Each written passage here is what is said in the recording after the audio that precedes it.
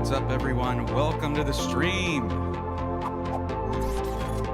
How's it going, everybody? I'm Braithorn. Welcome to the stream. I'm so excited. Sorry I was late, but you know, every time I got to move over to do these, there's camera issues, and I got it all sorted out, and we're here. Nope, that music was way too loud. You couldn't hear anything I said. But what I said was, super happy you guys are here. Thank you so much for your patience. Every time I got to move everything for an unboxing, there's some kind of camera issue that I got to sort out.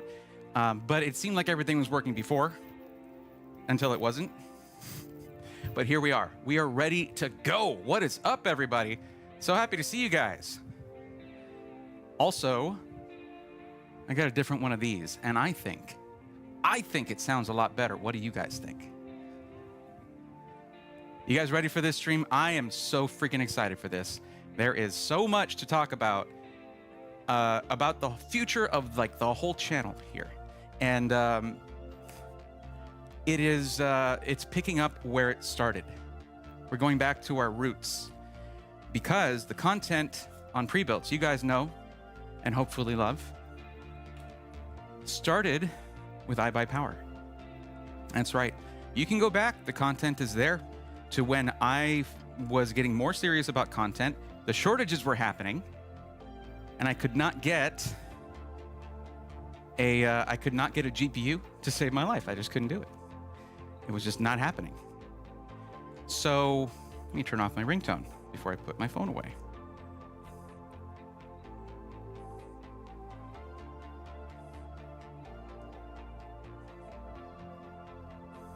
There we go. Nah, this thing is like at 90% all the time. Yeah, when I couldn't find a GPU to save my life, you go look on eBay, and it was $1,500 for a 3070, which is what I wanted at the time. And when I saw a PC for just a little bit more than that, it was an awesome PC, pre-built, ready, and they would ship out in a few days, and it had a 3070. I was like, why would I do anything but buy a pre-built right now? So that's what I did. I bought it from iBUYPOWER. I bought a Ready system. There's a reason when I cover iBUYPOWER, I cover those so often, is because that's kind of where I started. And the experience I had was so good, you can watch the whole thing in that first video where I got that PC. And I was sharing like, hey, you can't find GPUs right now. Well, yes, you can actually. And you can get it in a few days. And for like the same price people are scalping GPUs for, you get a whole PC. That was the start of System Integrators Weekly, right there. Was me being like, well, wait a minute. I should talk about this more. Let me do like a iBUYPOWER buyer's guide, which is terrible at this point. It's very outdated, and I didn't know as much about what I was talking about, really, because I didn't understand the industry as much as I do now. But iBUYPOWER has a lot of firsts with me. They are the first pre-built PC I had ever personally purchased.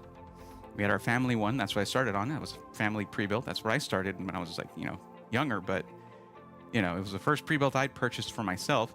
They were the first company to ever reach out to me and recognize what I was trying to do. And they were the first pre-built PC I ever reviewed, because they sent me the first review PC.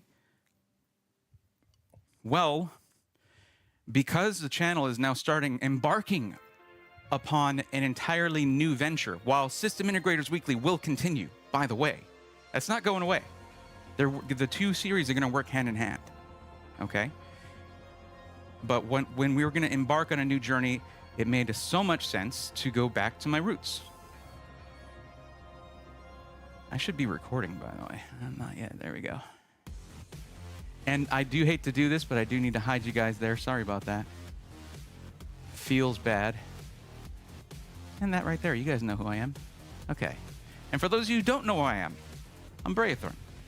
I am a content creator that focuses on pre-built PCs to help people who are just now getting into PCs start with the pre-built, just like most DIY enthusiasts did start with the pre-built. Let's go ahead and say hi to a few people in chat. What is going on? Man Zencow, how you doing? Crash, thank you for being patient with me, guys. I appreciate that very much.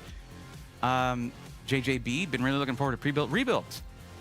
Bought one at the time, high-end, elegant PC about 2 years ago after watching some of Brave's videos. Really happy with it. Glad to hear that. But a year ago, I added a second 2 terabyte drive to it. Excellent. One of the easiest and most important upgrades is adding storage. Jeff's Trains, how you doing? Welcome. Glad to see you. Holliswood, by the way, thank you for joining the Swarmies. An exciting time to be a member. Hooray.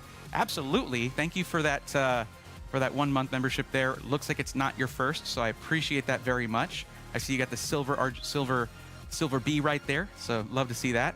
Road to 500, how are you doing? Alice Duck, welcome. Tank K DeMangalier. I don't know if it's a G or a J, but K DeMangalier. Happy Friday, all. Happy Friday to you. KD says hello, all. I say hello to KD. Goodness gracious, I'm actually here at the start of the stream. Hello. Hello. Getting my second custom from iBUYPOWER next week. Well, you're going to be really excited. You should maybe check out the link in the description there. And I don't have something for Twitch like that. I should set up a timer to put the link there. Road 500 just got mine from iBUYPOWER last week. No complaints. It's a good place to be. Tony Kraus, specs, check the description, Tony. I listed every spec in the description. Katie says, sorry, police were at the door. Well, I'm sorry the police were at the door. Is everything okay? Swifty says, Braithorn, you know any good UK PC companies for pre-builds? I would keep that for a Tuesday or Thursday stream, so I can actually help you out one-on-one, because I don't know them just off the top of my head like that, because very few of my viewers are in the UK. But come back on Tuesday or Thursday, and I do one-on-one consultations for free. You just have to fill out a form, and then you're on the lists. So, yeah, I'd be happy to help you out there. 7900X 3D with 4070 Ti Super. Sweet. Very nice, very nice. Sort of my King 95 PC and monitor. Just want to say thanks, Brea Thorn, helping you find the PC best for me. Virtue, you're very welcome. And Swifty, that's one person who I helped out in last night's stream, right there. Tony Kraus is getting my second custom from the next week. Did I already read that? I might have already read that. No, you're just spamming that. Okay, Tony Kraus, don't spam.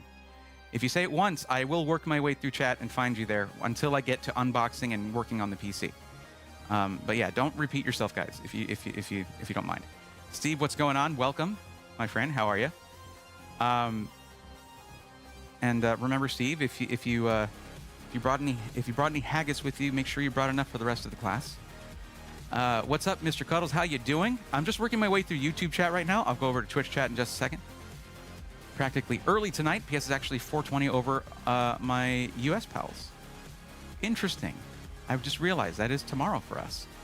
Looking dapper as usual. Like deployed, says Gary Lee Laster. Thank you, Gary. Appreciate that. If you guys want to get yourself the light mode jacket, check the link in the description too. And over on Twitch chat, if you want to check out the merch, just type in !merch and that link will pop up. I should have that be on a timer as well. Bill DeBurr, welcome. How are you doing? I'm looking at Twitch chat now. Mr. Knees Guy, hello. How are you doing? What's up, Cuddles, over there in Twitch chat? Glad to see you. And Alucard. Wow, got both my mods here. Sick. Glad to see you guys. Queso Goblin 101, what's going on? Cog says, Brave, Thor got sponsored by Starfleet. I saw that. I saw that. That was super cool. That was very, very cool. That was very cool. I saw that. For the Ferret stream. Yep. I did see that. Very cool. But we're not talking about Starforge in this stream. No. We are talking about iBUYPOWER. And I'll say this. This is not sponsored. This stream is not sponsored by iBUYPOWER. No money changed hands. They sent this PC for the purpose of being featured in pre-built rebuilt. And there's a mutual interest there. Because I'm going to show you guys the new case from iBUYPOWER, the Slate 8 Mesh Pro ARGB case, and their new AW4 all-in-one liquid cooler as well. And that's of interest to them. They want you guys to see their new stuff. And in every episode of Pre-Built Rebuilt, we're going to be showcasing just how upgradable a PC from iBUYPOWER is, because they use all off-the-shelf components like the other system integrators that I like to talk about in System Integrators Weekly. However, they did not provide any sponsorship support to the channel, to the stream, to those videos, none of that. So if I see something I don't like, I'm going to tell you guys. However, that would be totally fine, because the whole purpose of this PC is to be upgraded and improved, although it's going to be pretty good right out of the box. And if you guys want one of your own, there's going to be a link for you. In YouTube chat, it's already in the description. For Twitch chat, I can go and make one really quick that'll cycle through, that'll be on a timer as we're going. G-Code says, hello, everyone. Hello, G-Code. Triple B, what's going on? Bears, Beats, and Battlestars. We're making history here. We are. Araxnus, welcome. I ordered a pre-built just to get a 3090 FE. I feel that vibe. Yep. And let's see. King Hotshot, 13, welcome. Swifty's Rust, Bray, you know any? Yes. Okay. Are you asking this in both chats? Please don't do that. Please, you're spamming me in both chats. Please don't do that. That's how timeouts and bans happen. I appreciate you watching both streams, though. Thank you. I do appreciate that. If I'm not mistaken, I was browsing. I didn't have much time to reply to comments or anything today, but I was browsing through that and saw, maybe I saw the same comment there too, on a video. Archblade 1983, Bray, I love your stream so much.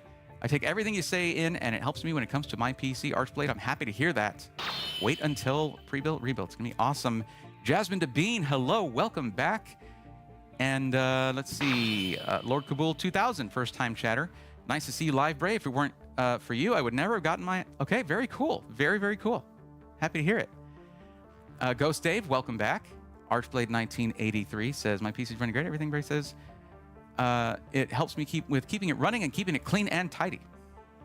That is awesome to hear. Cuddles is right. Okay. New series should help with that for sure. Although upgrading the motherboard is going to be a later video, so is upgrading the CPU, but upgrading your memory, that's going to be one of the earlier ones. Igor, 1980, thank you for the 2 gifted subs to the community. Let's go, nerds. That's a gifted tier 1 sub for Archblade 1983 and Mr. Knees Guy. Very nice. Let's see. Chaos says, wait for the Ryzen 9000 at this rate, to be honest. Yeah, we're maybe a month and a half away from an announcement from AMD. So I don't know that I'm going to make it to Computex at this rate. It is looking iffy, to be generous. But I would love to be there for that. I would love to be there for that. But who knows? We'll see. Let's see. Kupo Catnip, welcome back. Price is worrying for the 9000 series, mate. Is it? We have actual prices, not rumors? You never know. The rumors for, I think, NVIDIA Super cards were showing prices being at the like higher, if I'm not mistaken. So we'll see. The thing about price increases, if you have performance increase that is equal to the price increase, that's not progress. And that's not necessarily how AMD does things. Think back to the pricing when they launched, 7000 series was, I think the Ryzen 9, well, the 7950X was a little cheaper than the previous one was. I don't remember actually, so don't quote me on anything. Couldn't wait, got myself my first PC, Bray Thorns, King Hotshot. But your videos and insights helped a lot. Glad to hear it. Remember these streams where I help out one-on-one? These are for those who are not comfortable making a choice just based on the content. The content, though, is there to help you make those kind of decisions. So, like, you're good. From my 5950X to a 9590X will be a huge uplift. 9950. I think you might have put 9950X or Xness. But yeah, I mean, who knows? Basically, if you're upgrading the motherboard CPU, you might just want to change the platform entirely. Okay, so I'm a little worried about the 9000 series. I don't know if they're going to be pushing for the $800 price tag in the UK. There's no telling. We can barely figure out US pricing. Can't make it. There's always DreamHack. That will be cheaper. Yes, because I can drive there. Yeah. But like, I got my passport sorted out so I could do LTX in Computex, and like, got to do LTX by the skin of my teeth. But see, there I go using that turn of phrase. That'll be a nice upgrade at that point. Yeah. 5950X is still solid though. Okay, back to Facebook chat.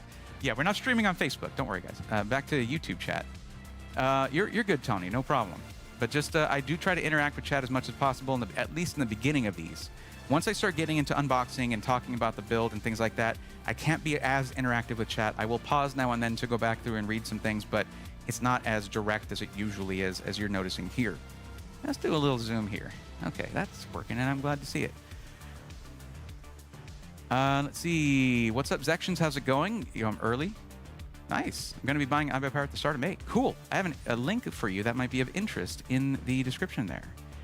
Did iBUYPOWER let you know who is the OEM of the AIO? I knew that I would get asked that, and I don't know yet.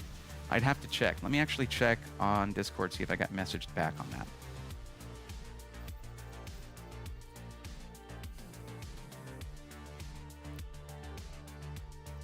Wayne Smoke, I don't really do peripherals and monitors, although I do have a monitor that I'm working on a review for right now. It's like one monitor, so I don't really have much to compare it to. So also, like, you need to, like, if you're looking at a 7900 XTX, go for a 4K monitor. Go to rtings.com or ratings.com. It's rtings.com and look at their list of top 10 4K gaming monitors. They'll have a list just like that and break down each one. Or go over to Tech Audit. Tech Audit has some great monitor videos for you, and they have their own website where they'll list different monitors you can buy at a good price. So Tech Audit is probably where you're going to want to go. Tech Audit TV on YouTube. Think about like audit, like an IRS audit, but Tech Audit TV. Has anyone got a custom collab PC with Alexander PCs? Okay, well, can't just talk about one SI during a stream for that one SI, can I? I do, as loves Mantis. I do. And there's still a couple left. And it's on their site. But again, this stream is about iBUYPOWER because they're the ones who are backing up pre-built, rebuilt. They believe in the mission. They believe what we're doing, and they're the SI that's been working with me since the beginning. Not since the beginning, but first. All right, Igor, thanks for coming in. I appreciate you. Pretty excited for this unboxing. Any pre-build, rebuild series? Yes, and the pre-built, rebuild series. I'm sure that's what you meant. Brady, going to any of the big events this summer from Intel or that? Probably not. Computex is the goal, is the one goal that I have. I haven't been invited to anything else. It's funny because previously I have gotten invites for things, and I was invited to PAX East, but as a content creator, and they weren't sponsoring me. That was just PAX East being like, hey, you've run a panel before, you've been here before as a content creator, do you want to come out again, run another panel? And I just didn't have any sponsorship to head out there, so I couldn't do it. Definitely curious about AIO for sure. Want to know how the fans work for that AIO. They spin a la carte. That's how they work. Just letting you know, in case you were wondering.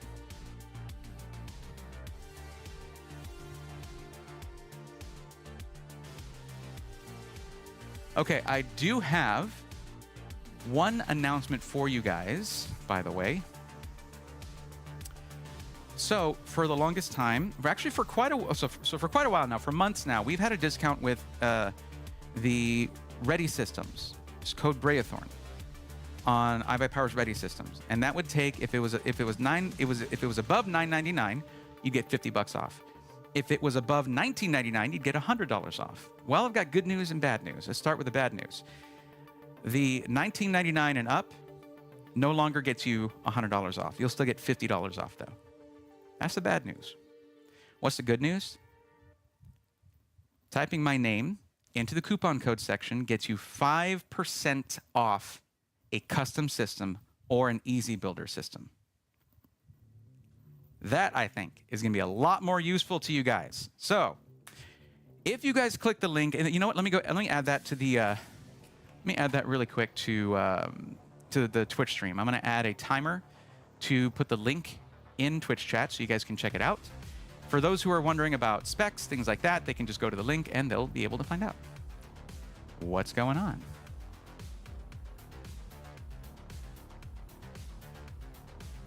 Timers.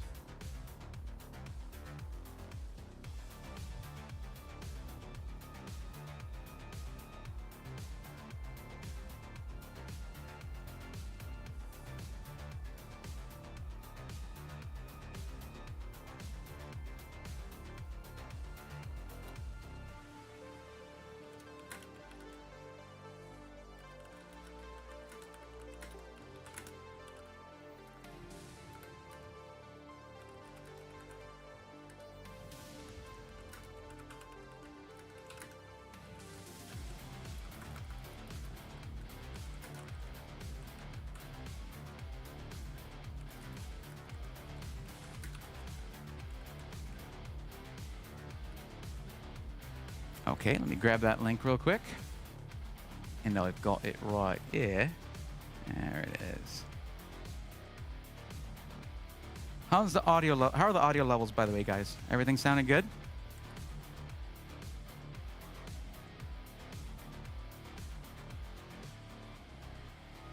Okay, we have the new timer.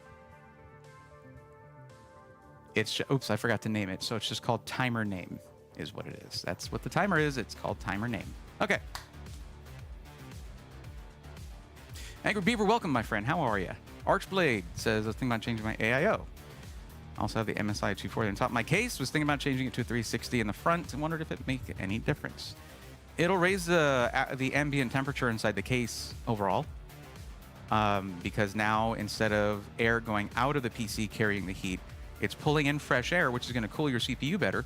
But that air then goes into the PC case, and it's going to be raising the ambient temperature overall. But plenty of people run it like that, and it should be fine.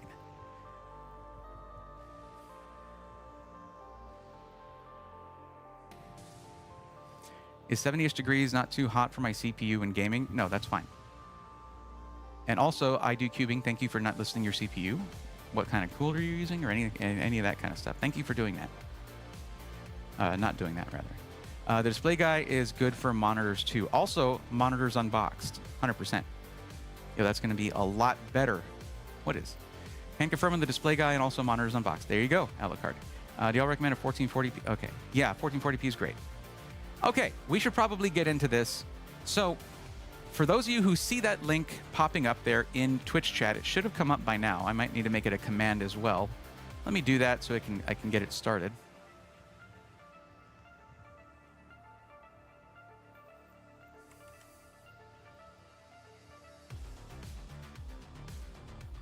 Okay. We'll go to chat commands.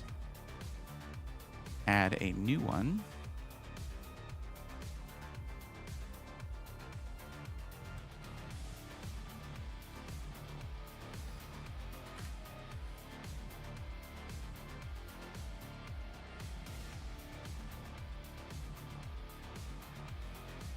And the command is PC, exclamation point PC. Don't do it, because I'm already doing it.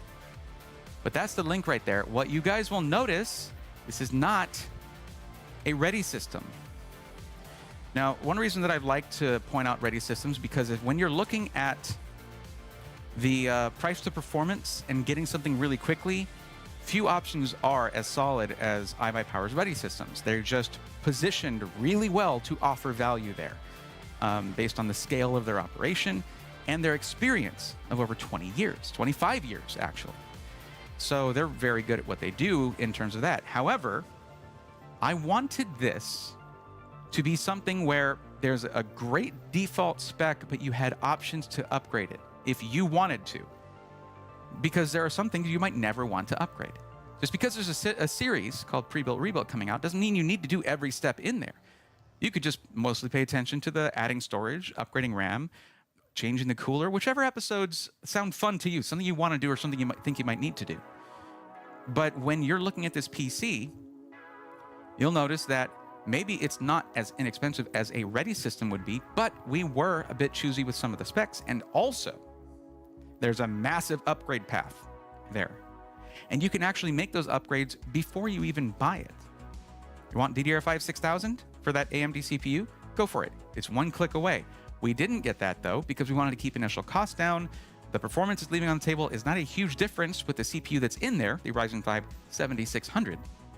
Okay, that's not going to be a deal breaker because this PC is designed for 1440p gaming with the 7800 XT that it comes with.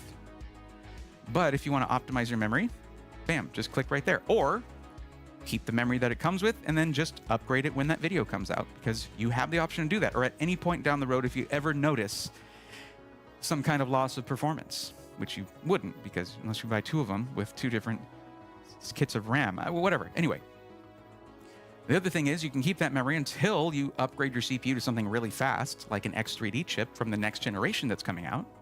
Whatever. There's so many options. You can even change the case if you want. However, remember this.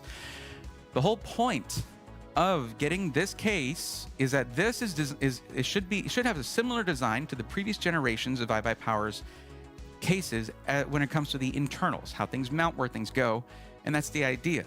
is that we want to give people a guide through pre-built, rebuilt that a lot of consumers will be able to follow, because a lot of people have bought PCs from iBUYPOWER. They're the largest system integrator in North America.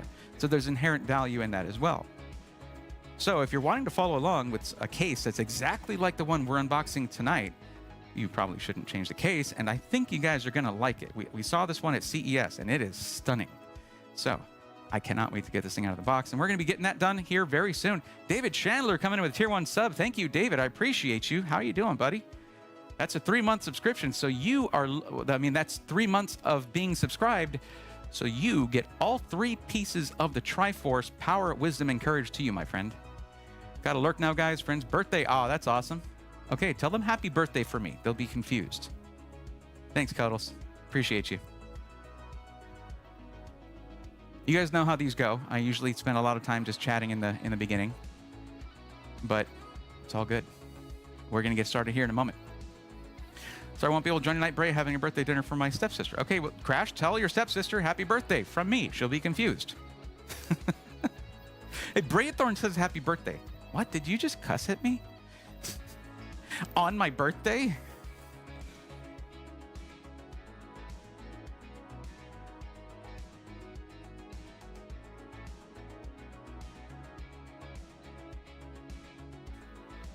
Everybody's having birthdays today. What is the deal with that?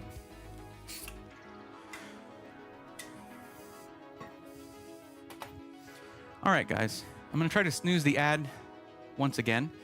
Actually, I should probably have let it run. I guess, okay, we're going to chat a little bit longer. Once the ad runs over on Twitch, we'll have like 30 minutes, I think, before another one runs. We'll get started. What's this song? No idea, Actions. I'm not really keeping an eye on that right now. The previous one, let me go back to it, was Binary Sunrise from backingtrack.gg, but I'm not sure when you posted that. Oh, 4 minutes ago. So it might have been the one before that, but oh well. Sorry about that. Everything else is going good. I'm excited about this. This has been a long time coming. We've been planning on this for like months now. That's right, Araxnus, absolutely. I mean, I color coordinated with my water bottle. Although I am also very color coordinated with this Stanley Cup style one that you can get on brayathorn.tech. Oh, here, I'll do this.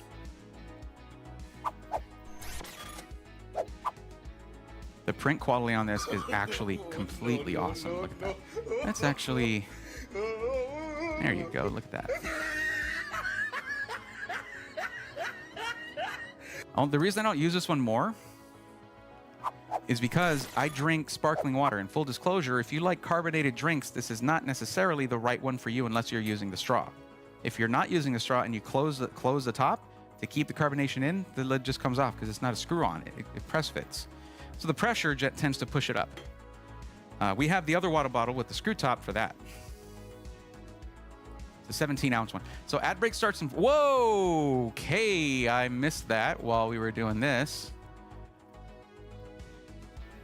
That's 20.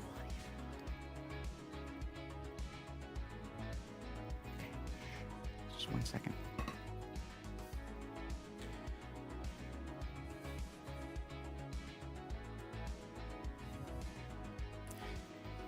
David Chandler 1 just gifted 25 Tier 1 subs to the community. Let's go, nerds!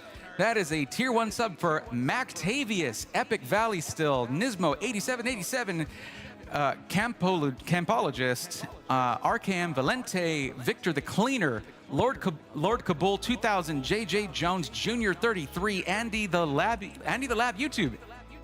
Dab just got a gifted sub. That's awesome. VTN Wesley, Rurutu, UFD Tech. You gifted to 2 content creators there, by the way, so far. But that's awesome. Art the Man, Zay's Legend, I am that Duck 66, Landon 4321, Kupo Catnip 502, DeVillain, Smitty 27, Torrio, Ultra Cracker, Swifties Rust 223 2N 223 Twan TV 2232 on TV. What? I don't know. She Loves Bubby and Nivex 007 thank you very much. And to all of you, welcome to the swarm. That is awesome. Thank you very much. That was very generous of you, David. I'm sorry I missed that for a minute, but I have no audio in my ear here. That alone was a level 6 hype train. Holy jeez. It says F ads. Okay, well, fair. Thank you, David Chandler. Thanks, David. I appreciate you very much. That number 1 in your name, username checks out 100%. Holy crap. Hype indeed. Alucard, it's not rgbstore.com anymore. It is breathorn.tech. The reason is because rgbstore.com doesn't sound like it has the extra 2 E's in it. It just sounds like the 3 letters. So speaking it out doesn't really work. Looks like someone's talking about an error they're getting. But that is a legend, absolutely. Thank you very much, David Chandler. Silent Furies, Braithorn, how you doing? Our Corsair desktops on their... Okay. Thank you for greeting me first, but we're not doing a recommendation stream tonight. We're doing an unboxing and testing stream. You can come back Tuesday or Thursday for that. And another one for Jasmine DeBean. Holy, look at that. 123 gift subs in the channel, David. David, you're good for the night. Like you're way above quota there. Not that there is one, but thank you very, very much. Nismo8787, given what I don't know what that emote. What is that? Who is that? Awake J, 1 mad. Well, I don't know why they're mad, but why are you mad, Nismo? Why are you mad? Oh yeah, I'm still echoey. My bad. Sorry about that. This is all controlled. The audio is controlled through the Rodecaster Pro 2, so I don't have that through this, or else I would do it through this. There's an echo, my dude. Thank you. Okay, David, another gifted sub for Ghost Dave 1. Thanks a bunch. You pushed it up to 126. Like, you're good. There you go. Sub-only chat. No, I'm not doing sub-only chat for this. I want everyone to be able to comment. Coggle coming in to gift a tier 1 sub to Magic Thisy4. Magic Thisy4? Okay. David is indeed a legend. Okay, Steve, I did get it. I did get it. Thank you. It is different when I'm sitting here and not sitting at the desk. I've got my workflow figured out when I'm sitting down, but yeah.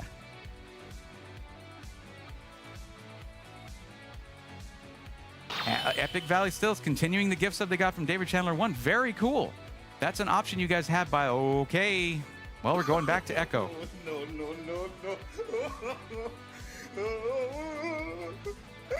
Braxton 1823 just gifted 10 tier 1 subs to the community.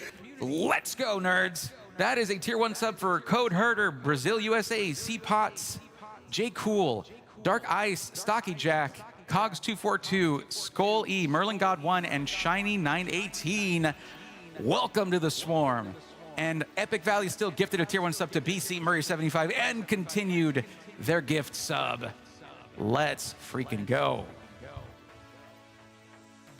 There, I got the echo off, but okay. I know if once I start unboxing this thing, if y'all do stuff like that, because I can't hear alerts, because I don't have monitoring on, I won't see all that stuff. So I'm glad you got it out of your system. Thank you. Thank you very much for the support. Thank you, guys. Have some mad lads in chat for sure. Okay. Thank you, Epic Valley still. I appreciate you as well. And Braxton, thanks a ton. Okay, let's get into this. Ed Mizak, how's it going? How are you? Welcome. We're going to get it. Let's get into this. The ad is in, wait, 3 minutes, 20. I didn't snooze it again. Why is it taking so long? Play the ad already. God. It's probably the first time I've ever wanted it to play the ad. I could just do it manually, I think. Let me go see if I can run it manually. And, okay. So, guys, I can run the ad manually. I'm going to go ahead and do that now. If you were gifted a sub, refresh the stream, please. I'll give y'all 10 seconds to do that. If you were gifted a sub, refresh the stream so it recognizes that you're subscribed and you won't get the ad.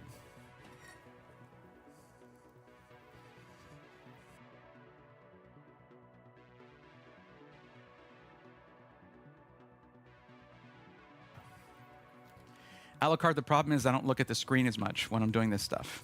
I'm looking at the PC. I worry that, if I miss something, the risk of someone making a purchase they regret or something like that is something I constantly consider. So I just don't want to miss anything like that. All right, guys. Running the ad now in 3, 2, 1, go. Of course, that's the amount of control that Twitch would give you. You can only snooze it 3 times for 5 minutes each. And you can also purposely run an ad, but once you have your schedule, they won't let you change it.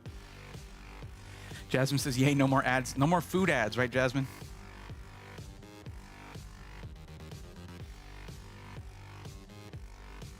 Balakatan says, hey there, Braithorn. Found you recently looking to get an AMD PC. And already feel like I learned a lot. This will be super useful. Thanks for what you're doing. Thank you for enjoying the content. And yes, I am currently kind of focusing on AMD PCs because they have that future upgradability. And I found about 65% of my audience is interested in being able to upgrade their CPU down the line. Will most of them do it? Probably not. But they're interested in having the capability to do so. David Chandler, God, come on. Holy jeez.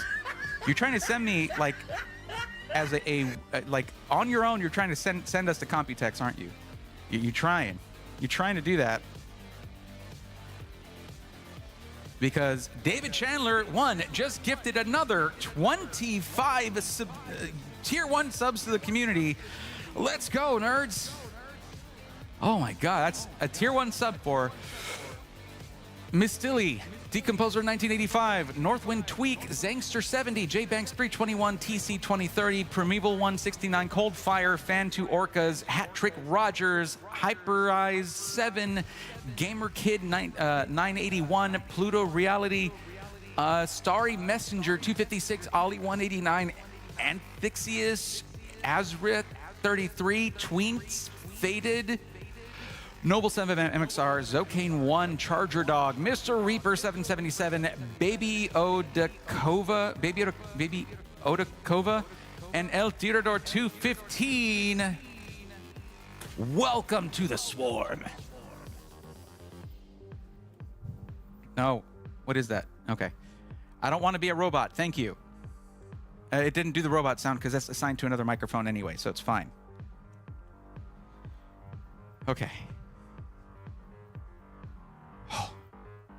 Glad to have you back, Ed. Absolutely. Wow. Don't like ads, I guess. Jeff's Trains, thank you for gifting a Braithorn membership. I appreciate that. And you gifted it to Laster Motorsports. Nice.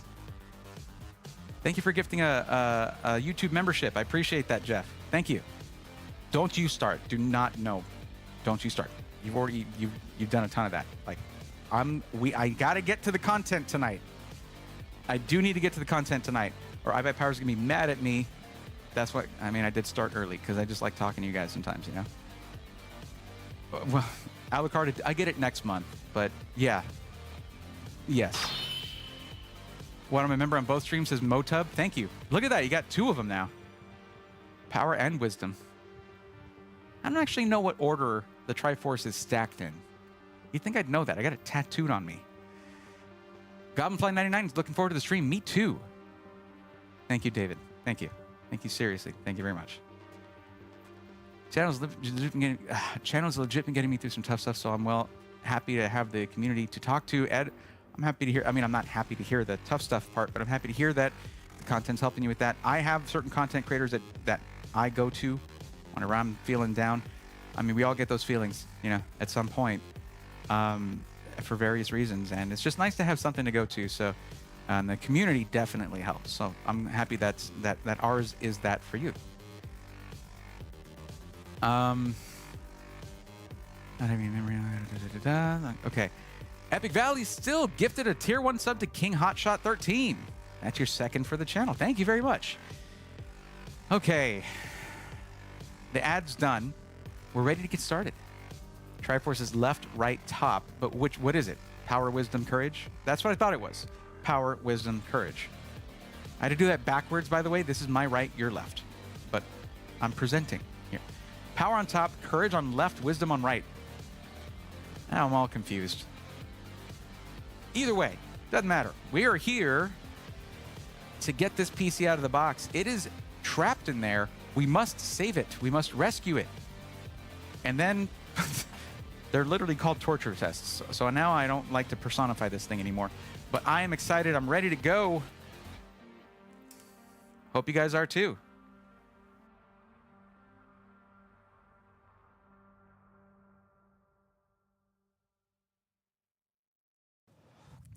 Now, the difficulty here is in the fact that it's double boxed, but that's a good thing. I can't think of a PC that I've gotten from iBUYPOWER that wasn't double boxed, particularly when they are sending it with the GPU uninstalled, which might be the case in this one. However, that's usually for larger GPUs, and this is not, I don't think, at least, that large of a GPU, but we will find out. But I'm able to lower the desk, so don't you guys worry about my back or anything. I'm good. Oop. Oh.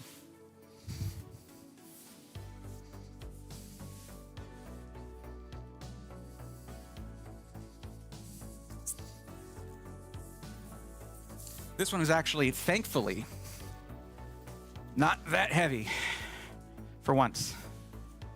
On today's episode of Man vs. Box. Man vs. Boxes, actually, because it's multiple. By the way, I added drawers to my work desk, which is just the best.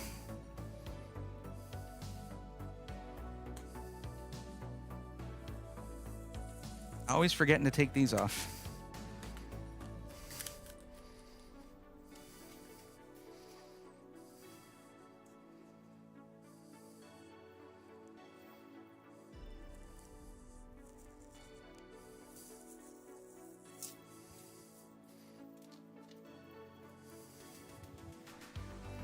So one thing I like to see here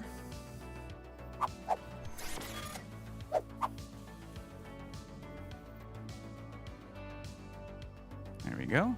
One thing I like to see here is this. If you get a double boxed PC, or maybe even a single box, it's hard to say, but if you get a PC like this, it has to go through the shipping system, the shipping industry, and you know, they put this red tape here because this clear tape, everyone's got it. You can just tape right over it. But if someone who's handling this thing decides to see what's in the box, clearly labeled iBUYPOWER, one of the most recognizable names in pre-built gaming PCs, they want to see what's in there. They could just cut it open and retape over it, right? Well, you can't retape that. So it's tamper-proof kind of stuff. Good knee bend. Thank you. Lots of practice of picking up heavy PCs. So practice makes perfect, I guess. But there's been so many dual-chambered cases, tons of glass. They get heavy, I'll tell you. I need to make a T-shirt that's like body by PC, you know? Oh, come on. New knife. Who dis? There we go. I continue to be impressed with iBUYPOWER's prowess in packing. When it comes to getting something directly from them, they have consistently pack things very, very well, and I'm always happy to see that. This is dense closed cell foam, and that is the box for the PC, and as I mentioned previously, the box for the GPU. So we get to have a little preview of the system because we're about to see the GPU itself. Now, this does mean that you need to install your GPU in many of the configurations you might get. If it's a triple slot card, I think that not triple slot, if it's a triple fan card, I believe that's one of the determining factors as to whether they're going to ship the PC with the GPU uninstalled. But the double boxing helps with that. Now, double boxing in general is a good practice. I typically like to see unlabeled outer boxes rather than putting the brand name on there for more, for additional security. But it is what it is. Still not sure what that thing is when I get one of these GPUs, but still, it's all good. Got this guy here, which is an anti-sag bracket. Very cool. Not installed in the PC, but neither is the GPU, so that makes sense. So we have here, almost. And yes, this is not brand new in the original box because they take it out to test it. Of course, they build the whole system together, put the whole system together, test everything, make sure it works, and then they box this thing up again. Really? Did I just do that? I did just do that. I missed one. Zutoro, I have missed one. And we got it.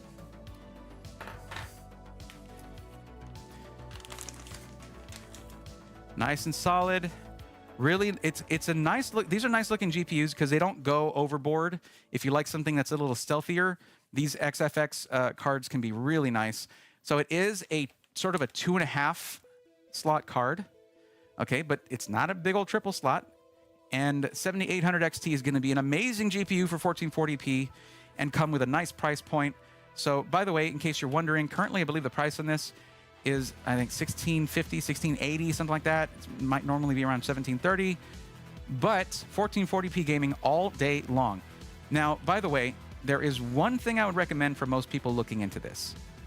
And we might go look at the page later on just so I can show you the specs and some of the options that you have. But there is an MSI motherboard upgrade that's there that I really genuinely like. And I'll show you guys that later. The MSI board we have in here is if it's a gaming-only system, that's the board you want. So,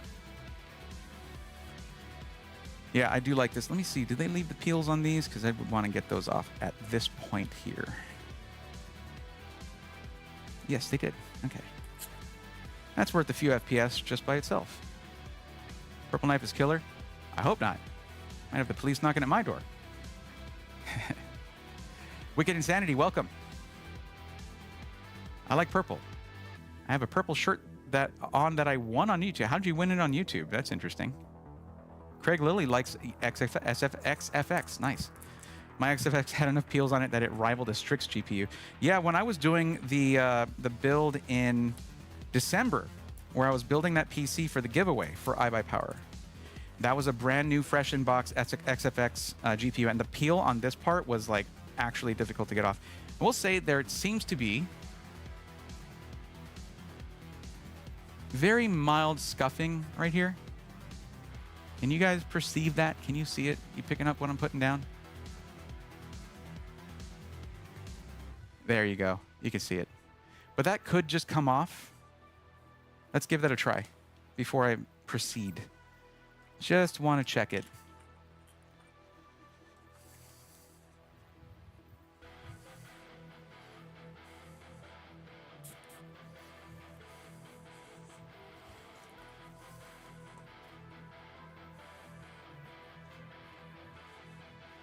Oh yeah, that's coming right off.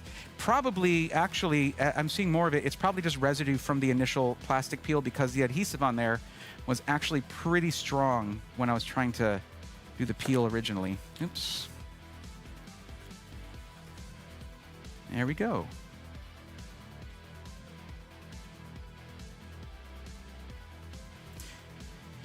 Yep, I do actually, now that I see it, I notice it all over the place. So you'll want to maybe, if it's one of these XFX ones, maybe you want to sort of give it a little wipe down with some IPA, isopropyl alcohol, something like that, you know? But yeah, it's coming right off.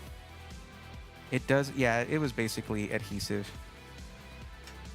Which is good. That's good news. Happy to see that rather than the alternative. But yeah, now if you look at it, so fresh and so clean. There we go. Of course, they did ship it with the PCIe cover here. And when we were look at this with the purple reflection on it, now I want a purple graphics card. Time to bust out the vinyl, right? Okay, so we have this. I'm going to go ahead and put this back in here for whenever it's actually ready to be installed.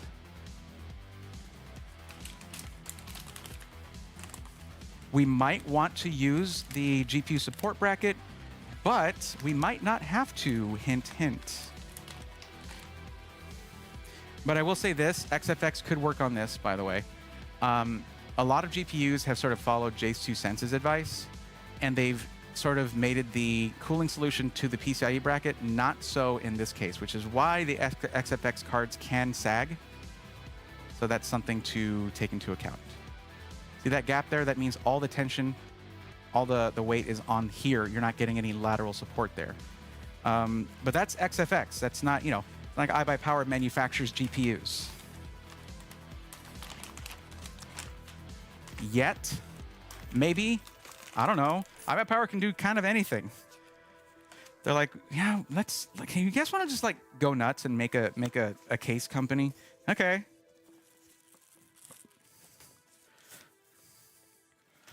What's up, Rob?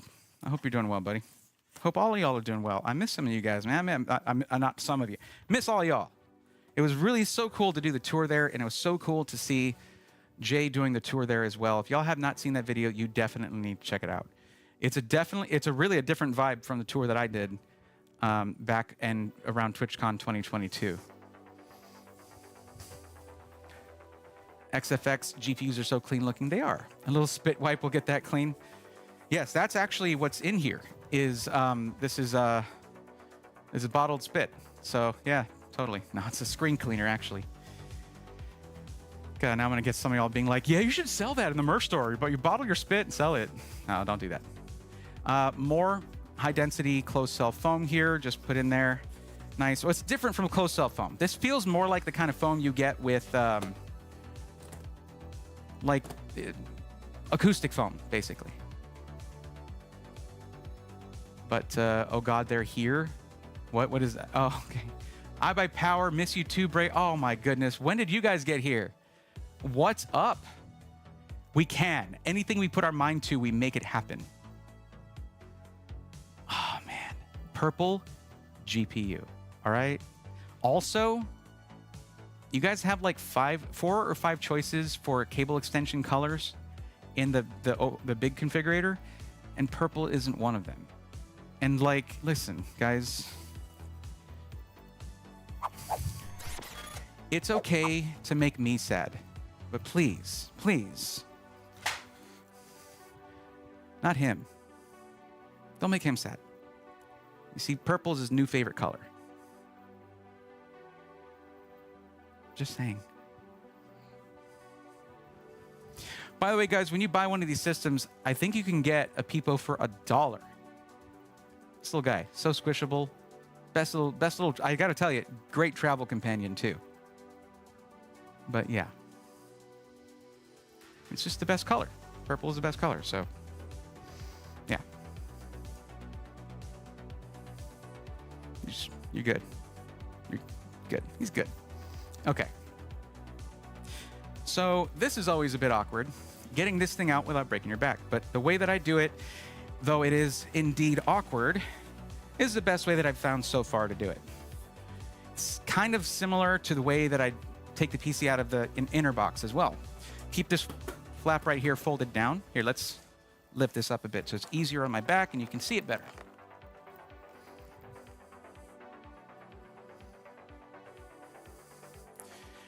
iBUYPOWER, what I want to know, when y'all gonna bring me out to one of those VCTA events?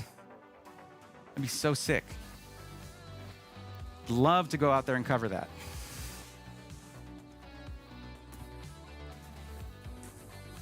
So you just do that and walk it out.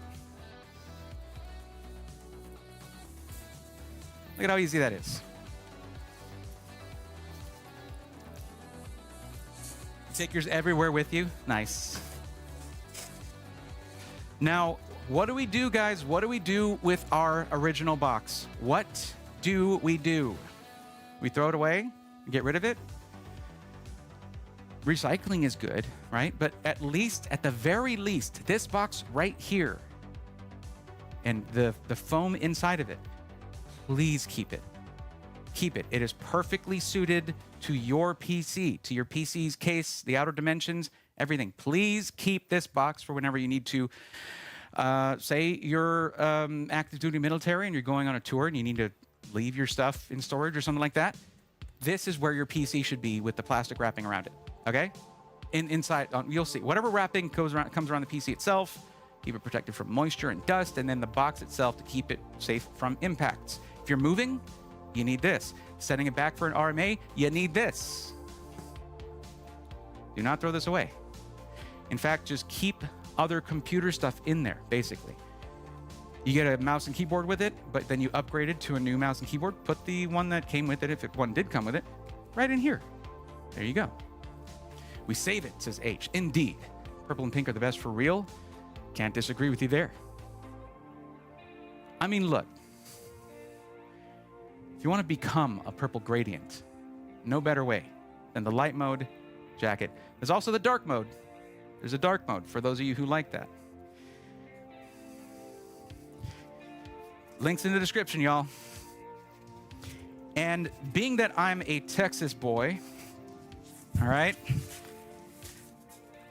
the main reason I love this jacket is how thin and light it is. For those of you in warmer climates, it's quite nice. All right.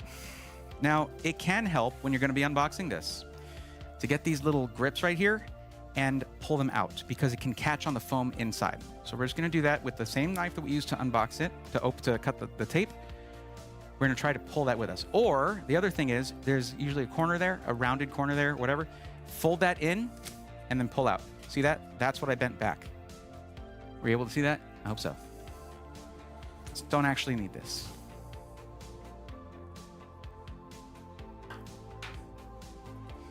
Ah, boy.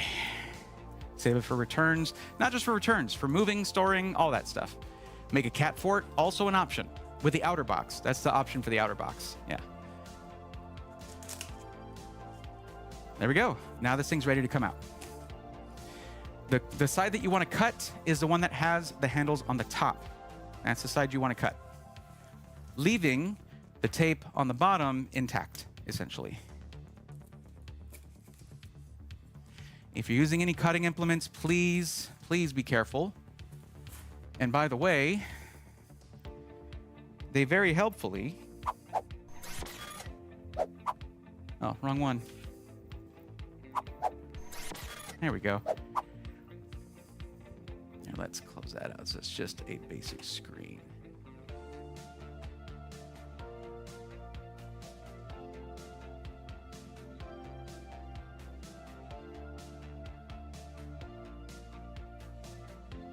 Okay, and move those over where they're supposed to be. There we go. Okay. They very helpfully, I guess I'm not going to be able to see this, provide instructions saying cut here. The reflections are kind of getting in the way here. It says right there, it says cut here, and it says it on both sides. There, that's it. That's all I wanted to show you. That's it.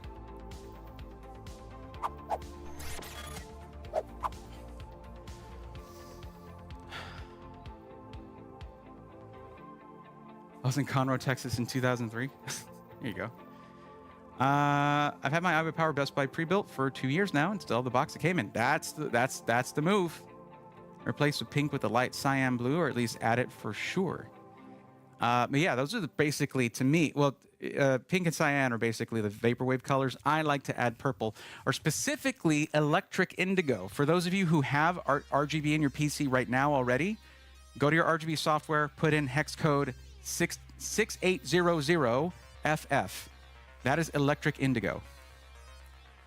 Because I very wisely, in my early days of making the brand that you watch now, decided that the brand color was electric indigo, a color that does not have a Pantone.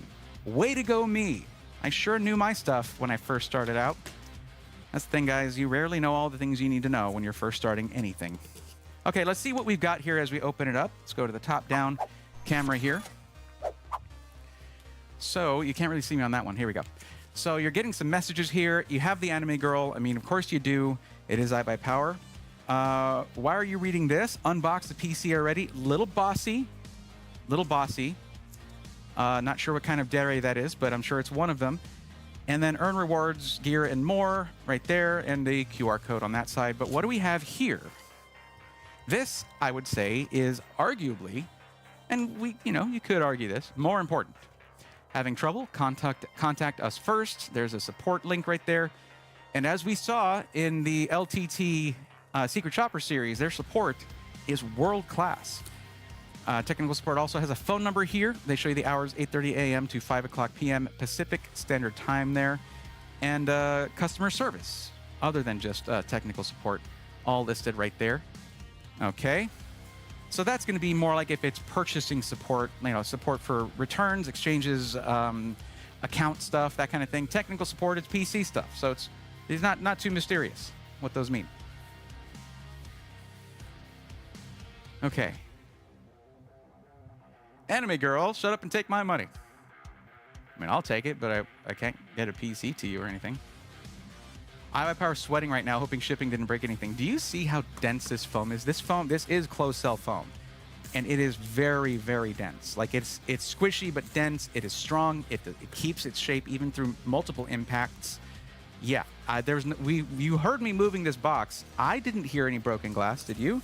Nope. I think they're doing just fine. So we take it like this here. We're going to go out to the front camera here now. I've done this a bunch of times, but I do it for every stream where I unbox, for those who are thinking like, he's done this before. So we open it up completely, fold this down right here, and then you just tilt it over like that. Then you want to get your hand in here, inside there on that foam, and just keep it from sliding out as you do this. I think I heard a keyboard sliding around in there, so you might have some things fall out when you do it like this. But it's safer for your back. You can do this on the floor if you want to. I'm doing it on a table so you guys can see the process.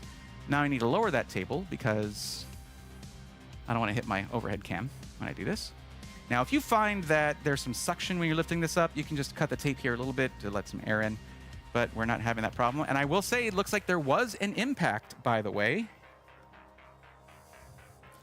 Look at that right there.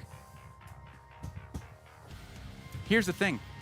That first pre-built I was talking about, back in, 2021? For my iBUYPOWER, I had a couple of I had a chip on the tempered glass panel and some denting on the right side panel. They sent me new panels. That was it. No questions asked.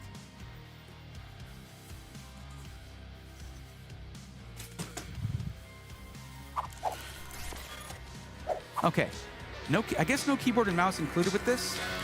Probably optional then. We do have, whoa, what happened? How did it go to that one? I didn't do that. We're not ending the stream. Boy, I can't wait for those comments to start coming in. When did that happen? How much was I saying? What did I miss talking about? I don't know why it did that. Anyway, I will admit one thing. I actually opened up this Stream Deck earlier today because I was sick of it not having a quarter 20 mount. So I put in a dual quarter 20 mount myself in it, but I had to open up the casing to do that. So it might act up. I don't know. Whatever. Yeah, you're real funny, guys. Real funny. I think the 7th, 8th, and 9th times that I get a comment about it are the funniest, but you know, y'all laugh it up, Chuckles. Anyway, just now it's fine. Thank you, Holliswood. Appreciate that. But let's go to the actual camera we're supposed to go to. Just want to show this to you guys real quick. So this is our bag. Now, this was not secured in the case. So if the case is jostled a lot, it could, you know, maybe...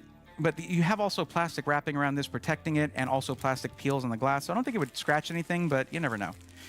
So let's take out all the stuff that's in here.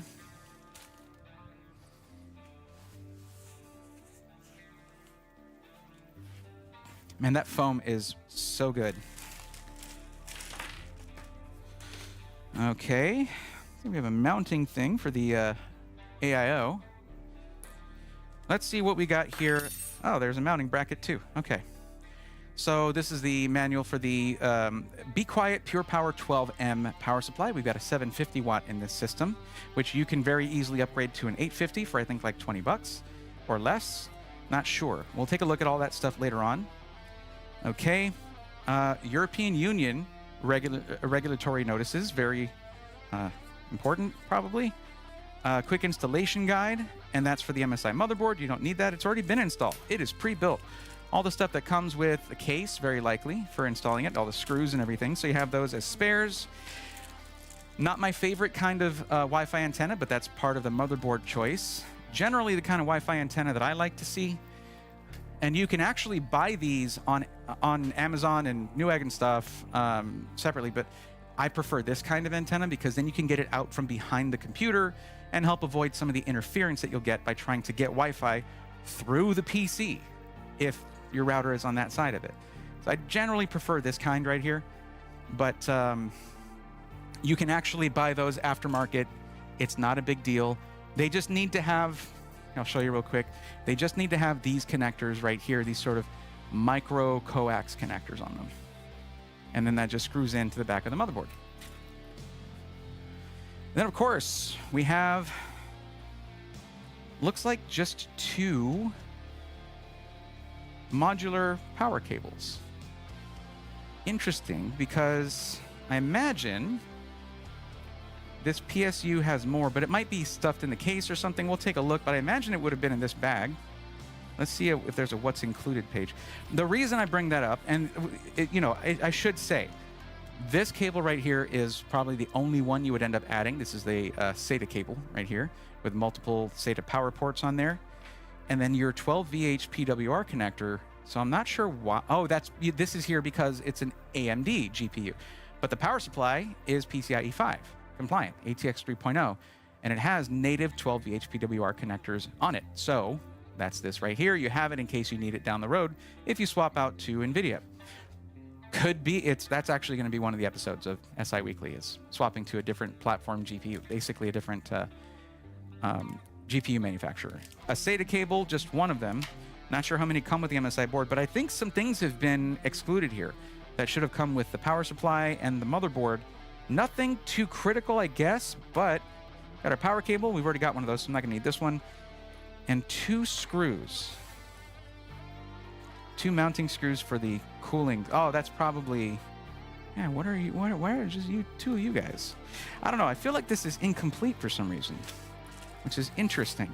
So I would say, in my opinion, I think that basically if a customer buys a pre-built PC, yes, it is one homogeneous unit, right? It's a PC, but it is made up of an amalgamation of parts. And in essence, the customer is buying those parts.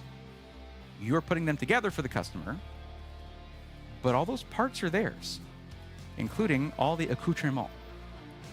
So if someone were to go and want to resell their PC and you have someone who's like, oh, I got this cool stuff. It has Molex, so let me go ahead and get the connector for the power supply that has Molex. What? Man, they didn't give me all of the, if they resell the PC, they need to have all that stuff. You know what I mean? It does help to have it. Yeah, just things like that. It basically, if a customer buys the stuff, it belongs to them. And if they don't want any of it, or they want it recycled or something, they can recycle it themselves. That's my opinion. And that's what it is. It is an opinion. I guarantee you, most people are never going to touch their modular cables. I recognize that. But I feel like it's more of a, sort of a, I suppose a philosophical debate. Like, does it all belong to them? Do they get the choice? I suppose it's very likely that if you as a buyer requested to get all of the modular power cables, you would. Now, also, I could just be wasting my time talking about this because they could be in the case. We'll find out. I'm leaving these out right here. Those are the Wi-Fi antenna. But okay. That, or at least give a flash drive with the drivers to install. That's always good to see, and I think it's an option in the full configurator, Alucard. In the full configurator, when you're looking at the operating systems as the options, you can get a recovery disk, a recovery USB drive. So, but remember, we're doing this through the Easy Builder, and not all of the options are there, but it might be part of it. We'll take a look at that later on. Anyway, time for the pièce de résistance. Here it is. So I like to see which side's the bottom. This is the side that's the bottom right here. All you got to do is lift it up a bit, pull that off. This goes in the box, the case box, okay? We'll pull this up a bit. So this thing, because you have the plastic covering over it, if you need to pack this thing up because you're going, I don't know, you're going to be an exchange student somewhere or something like that, and you want to leave your PC back here in the States, and you want it to be safe, you have a plastic wrapping that's going to be just for this, to keep moisture off of it, which would be good if you're putting it in like a not climate controlled storage unit. So we do that, and then we lift it up like this. There we go. Why do I go over how to unbox the PC so thoroughly? You would be shocked at, I just shocked myself when I said that. How poetic. You would be shocked if you saw how many times I've had someone tell me, hey, how do I take this thing out safely? I'm worried I'm gonna break it. Well, every stream that I do, that information is gonna be available. That is a commitment from me to you.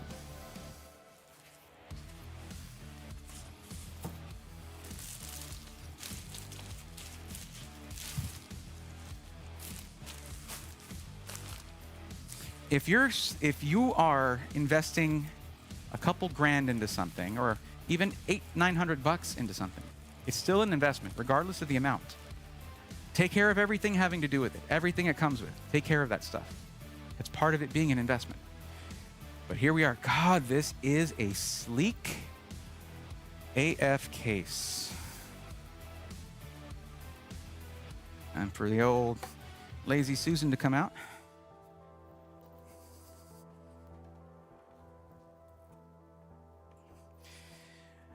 Now, one thing I need to ask you guys to forgive me for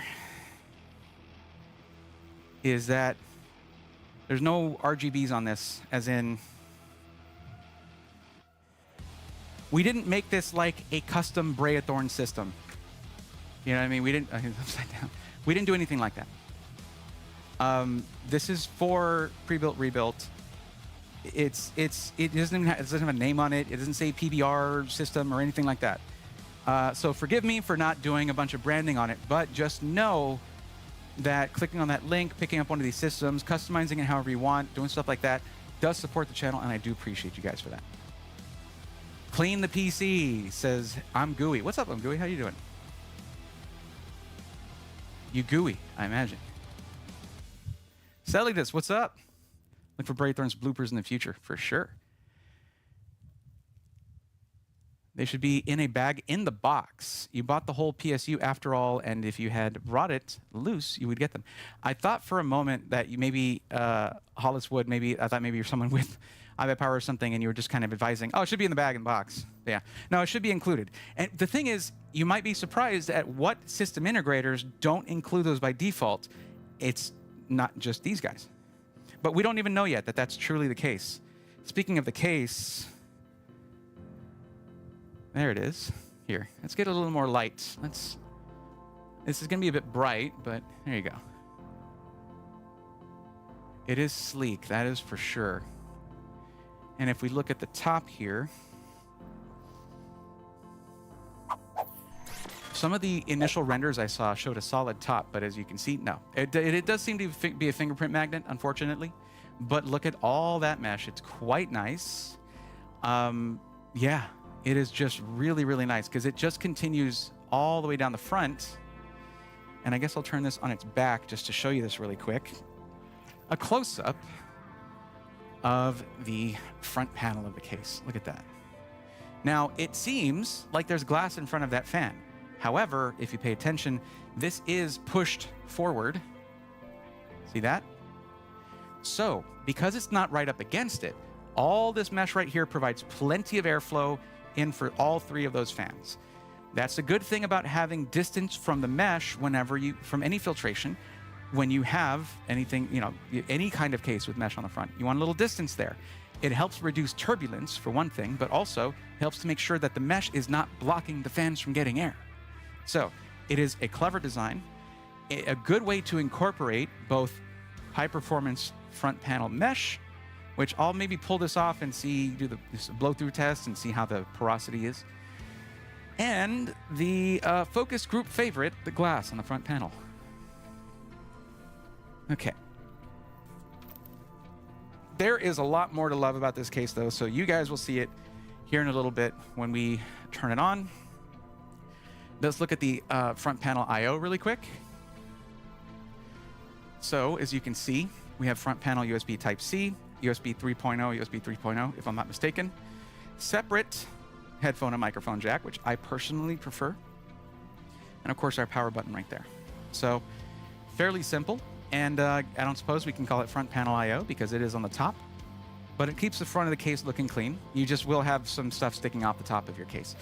One thing you guys can do, you can actually get 90-degree adapters for things like USB 3.0 and Type-C, even some that have very high transfer rates, and run your cables down the right side as an option.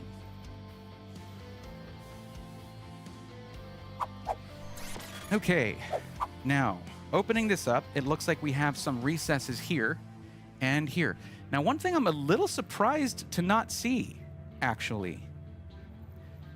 Nothing cut, and iBUYPOWER has done this in the past, where they would put a sticker over the motherboard I/O saying, "Do not plug in to the motherboard HDMI," or "Don't plug your monitor into the motherboard," and it have the arrow pointing down and saying to plug it into the GPU. That's not present. And with the GPU being separate, I imagine it's like, okay, it's obvious you're going to plug into that because you're going to have to install it, but I don't know. I'm used to seeing that from iBUYPOWER, so I'm surprised it's not there. Also, this motherboard is quite good for what it is. For the price, for a gaming PC, it's more than you need for I/O. We'll go over that later. Kind of looks like the MSI codecs, but with 3 front panel fans. I'm not familiar with it, so I couldn't say. I missed my Corsair ammo box case. That sounds awesome. Yo, Ed G, thank you for the $2 super sticker. I appreciate you. Remember, like I said, there's stuff I'm going to miss because I'm doing this, and I'm so invested in looking right at the camera or looking right at this. Sorry about that. And thank you. I appreciate that. So let's get this thing up a little bit here. Up and over. I guess that light is going to be reflecting quite a bit, isn't it? I wonder if we can change that a little bit. 1 second, guys.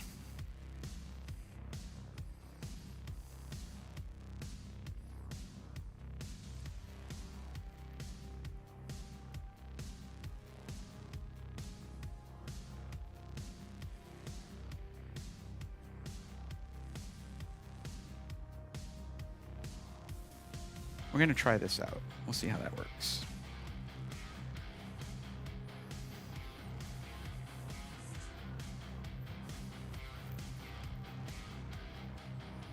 Is that still going to reflect? It still reflects, yeah, some. Not great, but still. I can turn it off if I need to. So we're going to go ahead and just put our thumbs in here and just pop that forward. Unless it's secured with screws. Let's actually do the top first, which has a recess right here. So that's going to be similar, just pulling up on it. Let me lower this down, actually. I've never messed with this case before in person, so I'm doing this blindly, but we're just going to try to pull up right here.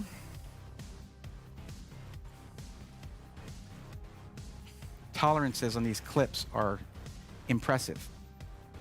A little tight, but there we go. That comes right off. Oh yeah, tons of air coming through that. That's good. It's good.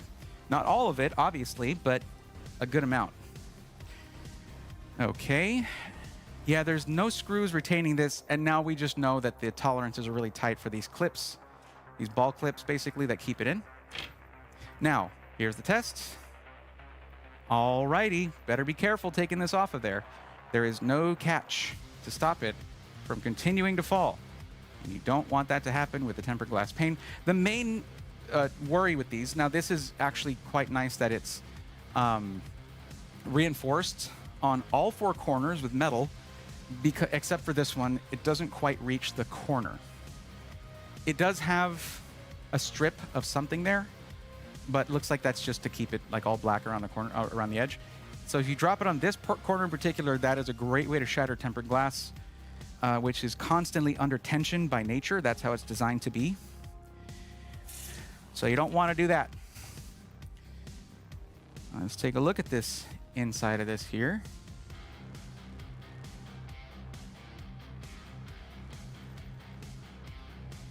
Now that thing you saw hanging up here, these are the power cables for the GPU right here, okay? These are pre-run. But they ran a lot. But what you can do, once you know how much you need, you just push the rest under here, right into there. This case is designed with a nice opening here for GPU power supply cables. Okay, whether 12VH PWR or 8-pin. But I'd say I should turn this thing on its side there, lift it up, and that way you guys will be able to see it a little better.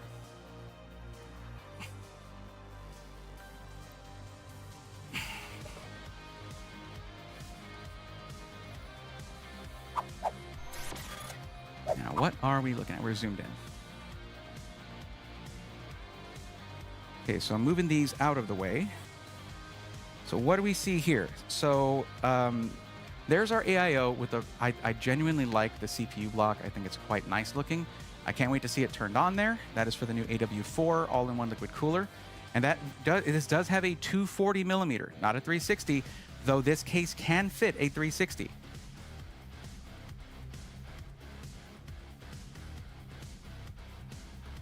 Ed says, Braithorn, that motherboard is so much nicer than the Slate Mesh 6. I'm super jealous.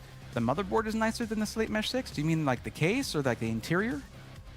So let's talk about the interior. There's a lot of opening here for running cables. They basically gave themselves a lot of leeway for that. The downside is that you're going to see cables through it. So you see the cables are managed and they're sort of peeking out there. Now, I also noticed this right here. This looks like GPUs, slots for a GPU support. But where is this support? I didn't see it in the bag. There's got to be some kind of thing, right? So where is that? That's why I was hinting earlier, because I'd seen the design of the case. That's why I was hinting like, hey, we might not need that GPU support bracket. And look at me now. I'm like, I don't know. We have our two sticks of RAM here. It's going to be 32 gigs of DDR5 5600, I believe. We'll check that when we get into the system. Our drive is going to be in here in the CPU-connected M.2 slot. And that is going to be that's going to be Western Digital drive, SN580, which is not, that is a DRAM-less drive using HMB, which is not ideal. But remember, you can upgrade your drive when you're choosing your build. And if you do end up going with this one to keep the cost down with the initial PC, don't worry. We're going to have a video showing how to clone your OS drive to a new one if you want to get a faster one down the road, down the line, and then upgrade that. And then keep this one as like storage for game library or something like that.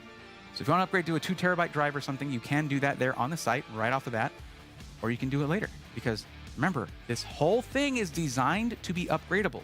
I did not obsess over getting the highest specs on every part that we could. We could have spent $19 and gotten a motherboard that is higher end than this one. In fact, you guys can do that too. There's an option for that, the MSI one. Has a lot more I/O. It is more silver though, silver and green colors on it. Really, really, really nice. But we didn't do that $19 option. We kept this basic because people who are getting this for just gaming don't need that.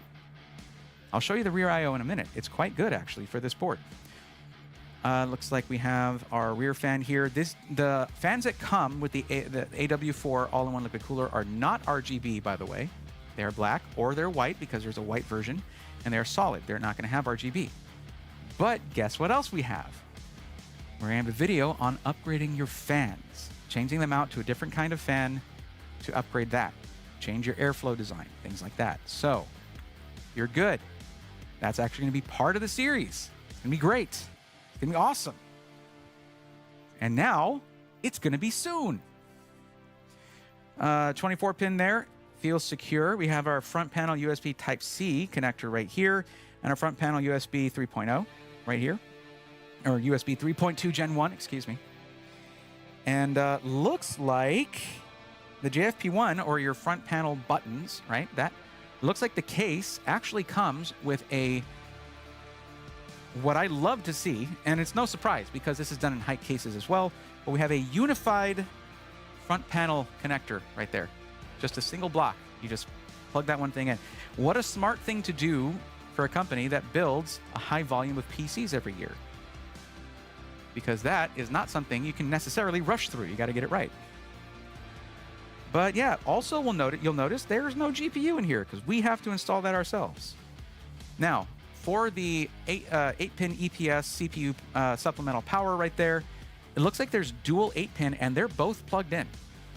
So that right there is stating like you're going to get all the power you possibly could. I mean, you're talking about 400 watts through one of those, okay? You're not going to need that much for a Ryzen 5 7600, but there you go. There it is. You got it anyway.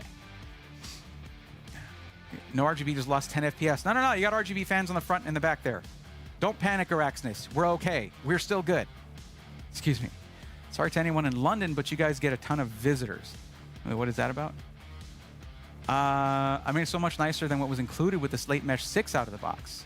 Well, the cool thing, Ed, is that even though the initial price is a little bit higher this way by going with the Easy Builder than getting a ready-to-ship system, you have the option to change those things. And some of them are very low-cost options. You guys, those links are popping up. I would love it if you were checking out your options while we're doing this. Go check it out. Some of the options you have are very inexpensive and drastic changes that can make the PC even better. I didn't want that because the whole point of this PC is for me to do that on camera with you guys. Not with you, but for you. But yeah. And in spirit, with you in spirit.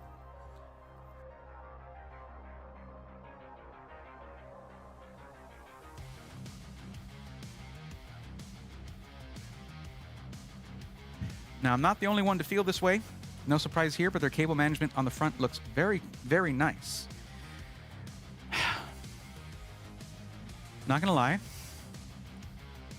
There at least is one SI that I know about that does a thing where they include the name of the builder. There's two that do it.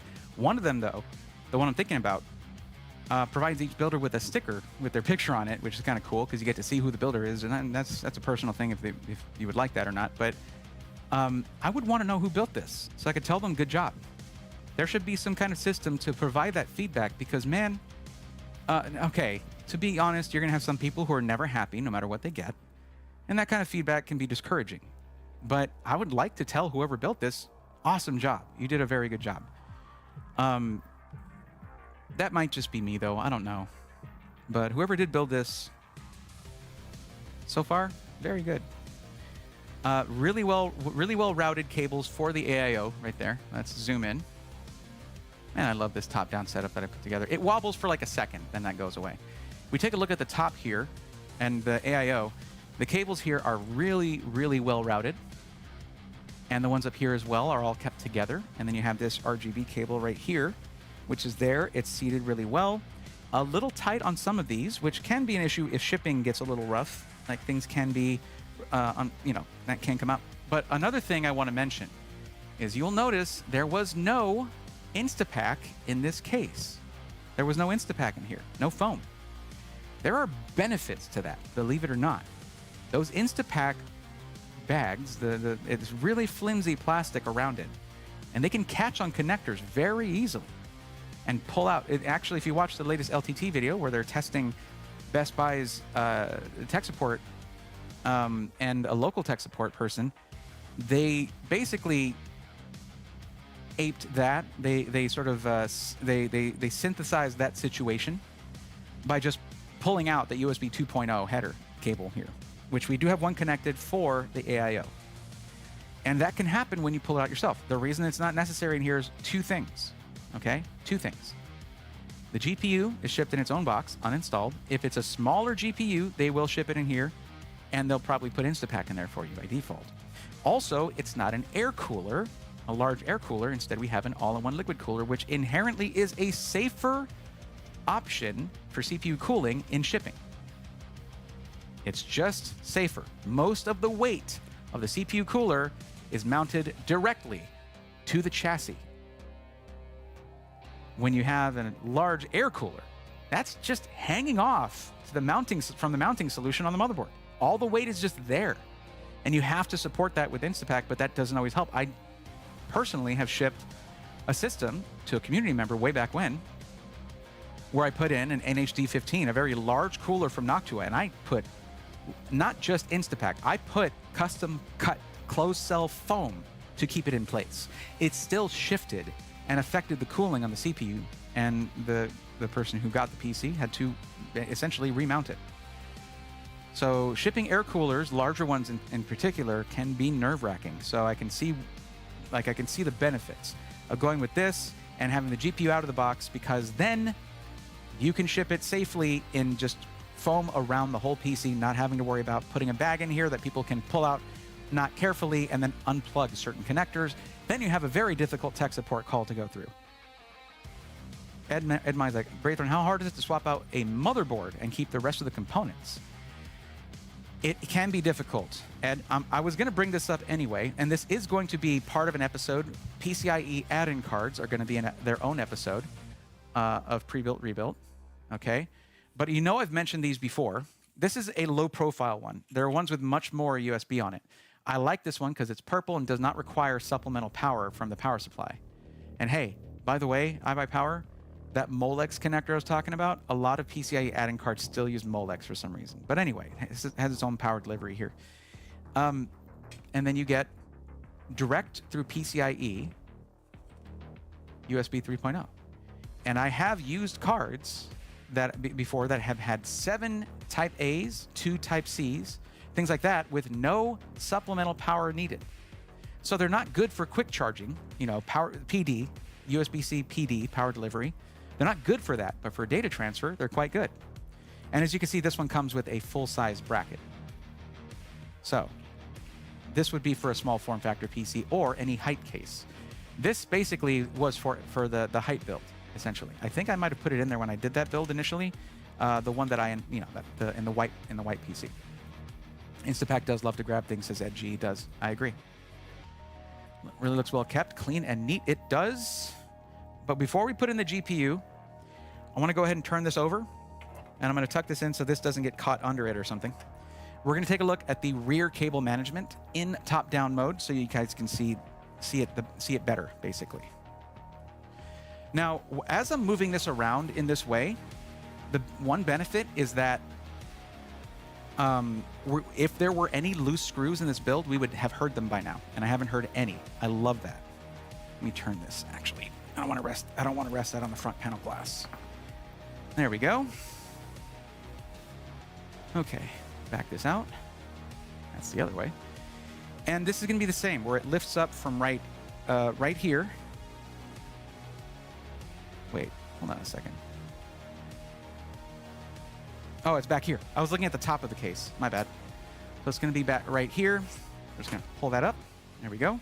And there are these tabs in the bottom of the right side panel that sort of go into it. Here, there we go. There are these tabs right here that go into the right side panel in the bottom in the case to help you line it up. And there is our cable management. Now, this is what I was talking about before, but because these openings are so large and don't have grommets, like rubber grommets that close if nothing's going through them, you can see this from the front. Now, they didn't use these tie downs here because you have mounting for a 2.5-inch SATA SSD right there, okay? But it, you know, some of it could have been routed that way. But basically, I think the mounting points, just like these for zip ties, are a little too close to this opening here, and that's why you have that situation. Now, it's not the worst, because when the PC is closed, you're barely going to see that. When it's on and the RGB is showing the parts that are visible, you're barely going to see this. It's just me nitpicking. I'm going to tell you something, okay? Here, does this work on the top down? I don't think it does. Okay. When I'm nitpicking, it's a good sign. It means I haven't found any massive problems. We want the nitpick. And I'm not trying to gaslight iBUYPOWER into believing that, okay? iBUYPOWER knows. iBUYPOWER knows how I am. They've known me the longest out of any system integrator. They know when I'm nitpicking, that's a good sign. Now, these seem to be some kind of quick loading. Let's get a zoom in on this. Let me move this to the box. Any panels like this, particularly your glass panel, when you have it off the case, put it in the box if you have it handy. Do not lean the glass up against your couch and your hardwood floor or something. Don't do that. Don't put it somewhere someone could sit. Put it somewhere where it cannot budge, okay? Well, let's zoom into this. It looks like we have some sort of slide-in quick mount for 2.5-inch SSDs right here. I don't know that I've seen that before. These are some tension tabs right here that press against it. And yes, of course, right here, it looks like it has a ridge right there. So you just slide it in this way, plug it in from the top or the bottom. It looks like you can do either way. And there's your 2 SATA SSDs right there. Now, as for 3.5-inch mechanical hard drives, where are we putting those? Where are those going? Okay, iBUYPOWER, I see you. All right, all right. All that complaining for nothing. All that whinging for nothing. That is a Molex connector. They have pre-connected any possible cables you might actually use right off the bat right down here. And I think that's because they're using a Molex to power something. I imagine that this is the PCB for the RGB fans. But that means that, and this is a combination connect. This is cool. You give credit for this to Be Quiet. But this particular modular cable has 2 Molex connectors and 2 SATA connectors. You might not need that quad SATA connector at all if you're just putting in 1 or 2 2.5-inch SATA drives. But where is the mounting for a mechanical hard drive? I don't know. So, okay, I may have been incorrect about something. I just want to be clear on that, if that's the case. No, I might not have been. I need a light. Give me just a moment.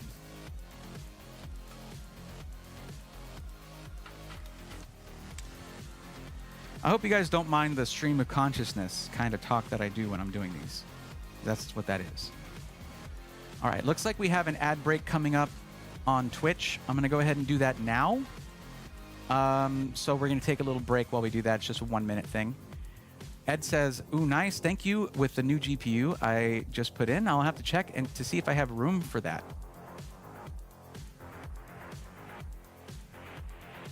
Yeah, absolutely. And generally, cards like that only utilize PCIe X1. So if it's a really small PCIe slot, that's the one you want to use. But okay, I'm going to go ahead and run the ad manually here, and it's starting right now. There you go.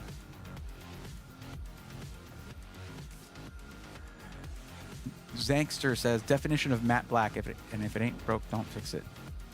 Must have included the pro wiring add-on, or have not, or not have.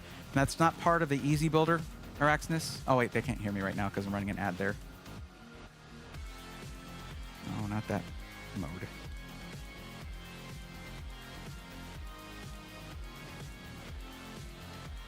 It's not party time. Okay.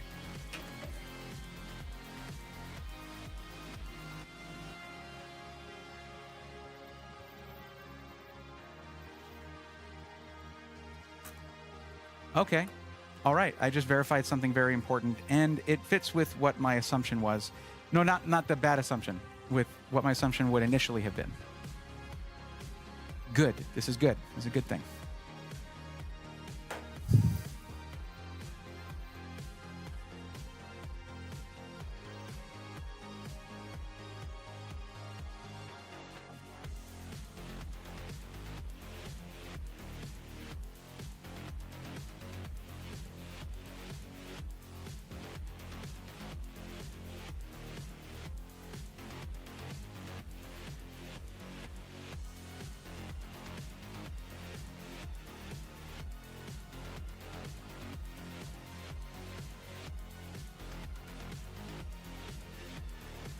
All right, I don't need 13 people saying I'm muted. I got it fixed already. Thank you. We're good. But there's a little delay, so we're going to... Okay. All right, guys. Thank you. And Triple B, thank you for highlighting that message. It helped me see it faster. All right, there's Angry Beaver. Zangstar, thank you. Zangster. And Manzakau, there we go. Now we're getting the first one from YouTube because of the delay over there. That just shows you guys how much things are delayed on YouTube. Okay. So, here's the thing. First off, I want to say I apologize to iBUYPOWER because I made an assumption that is not the normal assumption I would make. When I looked through this bag right here, I looked at the modular ports on the power supply, there's literally only one left because of the 750 watt Be Quiet power supply not having a ton of connectors. The 850 watt is probably going to have more. There's only one left, and that cable is in here. So unsurprisingly, iBUYPOWER should be including all of your power supply cables, all the modular cables should be included with your PC. Not a problemo. So this one is in here, which is great because you have two SATA connectors, one for, you know, putting a couple SATA drives right here if that's what you're going to do, and an additional Molex, which could be utilized if you get a PCIe add-in card that uses Molex, or add-in lights or anything that use Molex connection, which the fewer things using Molex these days, the better in my opinion. So I'm not super happy to see that their case seems to be using Molex, if I'm not mistaken. And if I tug on this, man, that is some tight cable management. Yeah. Now, speaking of the cable management, I'm going to talk about this briefly here.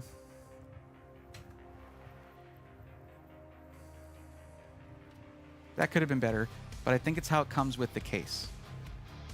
Because you have just a twist tie here, which is probably how the case comes out of the box.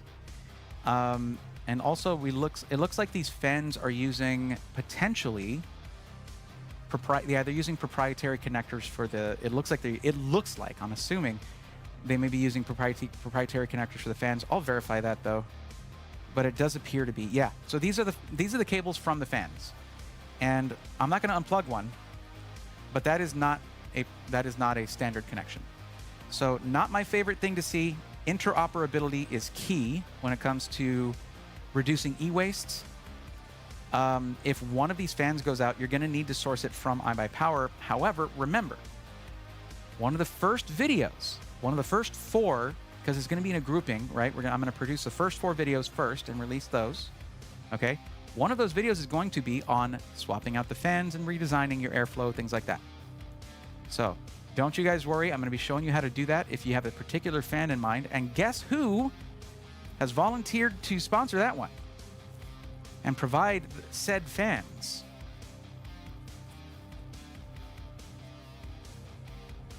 This is going to look so sick. Plus, they are also 30 millimeters deep, which is going to add more airflow. You have some very, very cool options here. And also, they did send some of the reversed ones too, which is what these are. We're not using the reversed ones really in this case. There's not really a use for them. Primarily in dual chamber cases where you can see the benefit of those, but we do have them. So yes, it's going to clean up the cable management because these do daisy chain right here. But I'm noticing these seem to daisy chain as well. So these fans that use proprietary connectors from iBUYPOWER do seem to have a daisy chain functionality similar to like EK fans, where they're wires just coming out of it basically. Also Deepcool does that as well with some of theirs. So that's nice, and it cleans things up here, but I feel like this could be not loose. It's just, this is fine, I guess. It makes these easier to work on. That's true, though. That's not a bad thing. And then up here, you'll see that you have your PCB, your hub, essentially. That's going to be, looks like an RGB hub, essentially, and a fan hub as well. Or is it just RGB? It might just be RGB. And coming off of this is an additional 3-pin 5-volt ARGB connector, so you can connect more RGB stuff. We might not even need to use whatever comes with the Fantex ones, but we'll see we'll cross that bridge when we get to it. And of course, you have your front panel or top panel I/O coming in and being part of this sort of larger segment of this main trunk of cables here. So it's very neat, very, very tight cable management. My one note would probably be not having it super tight like this would allow you to sort of push it over a bit. Even though that's not a major issue, as I mentioned before, it would allow you to push it over a bit. And also, it means less stress on the connectors at the ends if they're not super tightened. But it looks good. Wow, those look lovely. There goes my paycheck. Oh, yeah. Zangster, wait until we have that video out. I'll have a link for you guys. We'll see what Fantex wants to do. By the way, I do appreciate you guys for letting me know I was muted, of course. Triple B, Zangster70, Jasmine, Angry Beaver, all you guys, JJ Blinks, thank you guys, I appreciate that. And Men's and Cow over on YouTube, thank you. Country Bumpkin says, I almost missed it. I'm so happy that you didn't, and I'm happy to have you here. Holliswood says, of course, that's exactly the way I would expect a reputable company to behave. Yeah, good. And I know that that was important to you as well. You did mention it as well. So yeah, I'm glad to see that they include everything. So I think we're good. Oh, by the way, they also sent me the white fans. And I don't, I mean, mainly I'm going to use this for B-roll, but like I want to use these in a build. Also, hey, look at the holographic stickers here, by the way. Braythorn.tech. These stickers are gorgeous. Okay? All right, cool. That was accidental. I just have it under there, keeping the sticker flat. That's all, but yeah. Okay, cool. I think we're done with the inspection on the inside. The downside, I would say, on this one... Oh, by the way, I should mention this. Back up the camera a little bit. Extreme close-up. Whoa! All right. There does seem to be opening here in the power supply shroud right here for putting a front-mounted radiator. Oh, don't do that. But I don't see any mounting for a 3.5-inch mechanical hard drive. I don't see that anywhere. I personally would call that a downside because I'm a content creator. And you can get ridiculous amounts of storage for not that much money with a mechanical hard drive for long-term slow storage, essentially, for mass storage.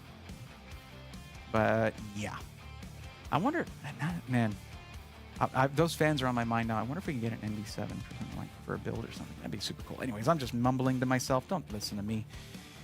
We're not talking about that case. We're talking about this case right here. And also, here's an example, so you can see it, of just how much space there is between this glass panel. For anyone worried about the glass, don't be, because I can fit my fingers in there, no problem, on this side, and there is, I believe there's an opening there as well, but also it's just pushed away, and it comes out all the way to here, away from the fans, which are mounted right here.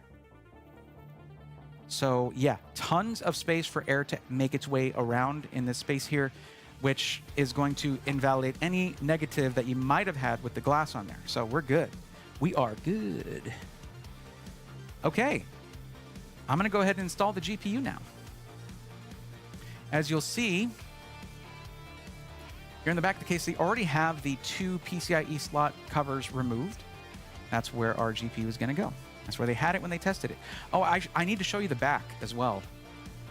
But that's going to be difficult to do because I can't really rest this on its front. So what I'm going to do, I'm going to see if I can take off the front panel so I can rest it on a flat surface on its front. Now, to remove the front panel from a case, generally you'll have a little handle under here, and yes, indeed, you do have that. I guess I didn't show you guys the bottom of the case. And actually the top. Let me show you this really quick before we move on. This is how you do exhaust. You see how little blockage there is here? Do y'all know who I'm talking to right now?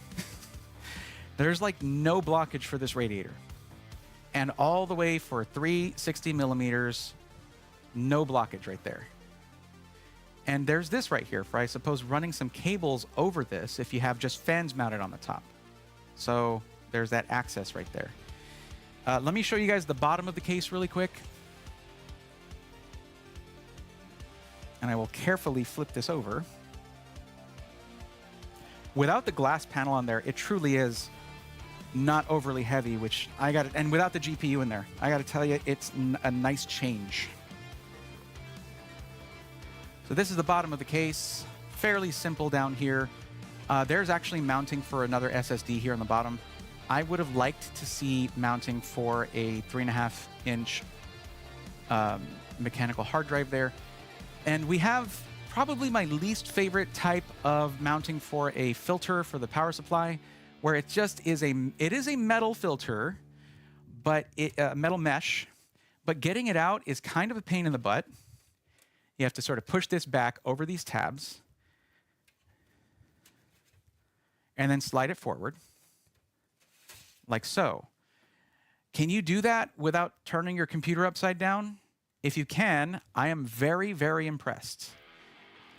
So what you'll want to do is every now and then just tilt your PC up and run a damp, clean cloth over this to remove any dust, and you should be okay. It doesn't have to be removable, but it is. I mean, it doesn't have to be easily removable is what I meant to say. Actually, bending this would be easier this way. Let's do this. So you'll want to go in from the back, and then you bend this like that. You don't need to even get these tabs on there, but I wouldn't leave those open because then it might hang down a bit.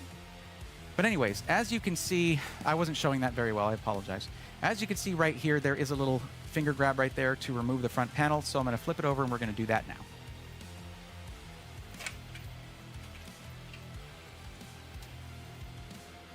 Just so I can show you guys the back of the case.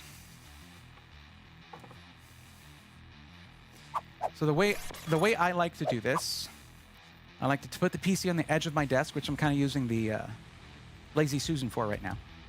I'm going to lower this down. Okay, just a little bit. I like to support this well and keep my arm to my body so I can control how much force after it lets loose. It's not just going to, you know, I'm not going to break any of these connectors.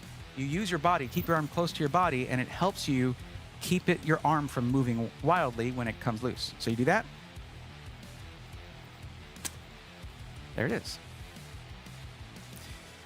And there is our front panel. Look at how good the porosity on that mesh is. I'm barely obscured here. Sorry about the blowing of wind into the microphone. But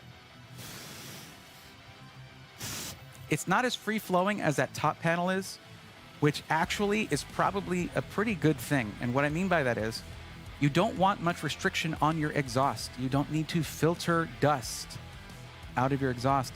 And with it being a metal mesh top panel, not a removable mesh filter with larger holes around that, you can't opt to remove the top filtration. So it should be pretty free-flowing, but keep large dust out of the system when it's not running. When it is running, if you have fans up there, it's going to be blowing stuff out and not letting things settle in anyway. This does let air through. It's not the highest porosity. This might be like 40% rather than the 50 that you'll usually see, but it's also not the worst. So there's that. And that's just what the rest of the case looks like without that. There is no secondary filtration on this, which I would say is a good thing because this mesh is not super open. So it's not going to let a lot of dust in for a very fine mesh filter to catch, and it's going to keep restriction from sort of doubling up. Plus, any mesh filter you put here is going to be right on those fans. So, yeah, okay. Also, I'm going to have to ask iBUYPOWER what's going on here. Why there are slots for mounting a GPU support bracket, but that was not included with the system. I'm really not sure what's going on there. I was all saying stuff about like, oh, we shouldn't be needing this all support bracket here from XFX. We'll be fine because this thing's got a Where's that bracket? Like, where's the XFX one? Because we're going to need it. So now that I have this opened here, let me go ahead and put this thing on its front. We're going to go top down. I'm going to show you all the rear panel I/O and the PCIe mounting. And look at how flat that is now. So I can totally do this without worrying about messing up anything. And this goes in the box while it's off the PC. It goes in the box.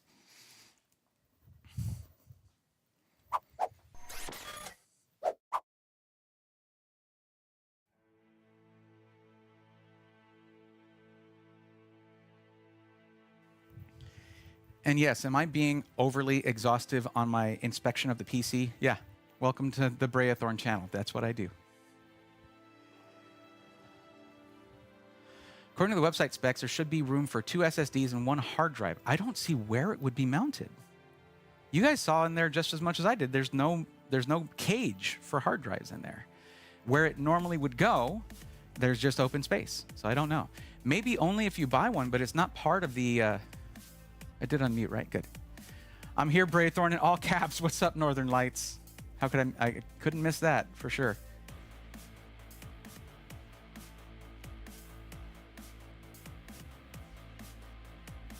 Man Zen Cow, that support bracket is an XFX specific support bracket.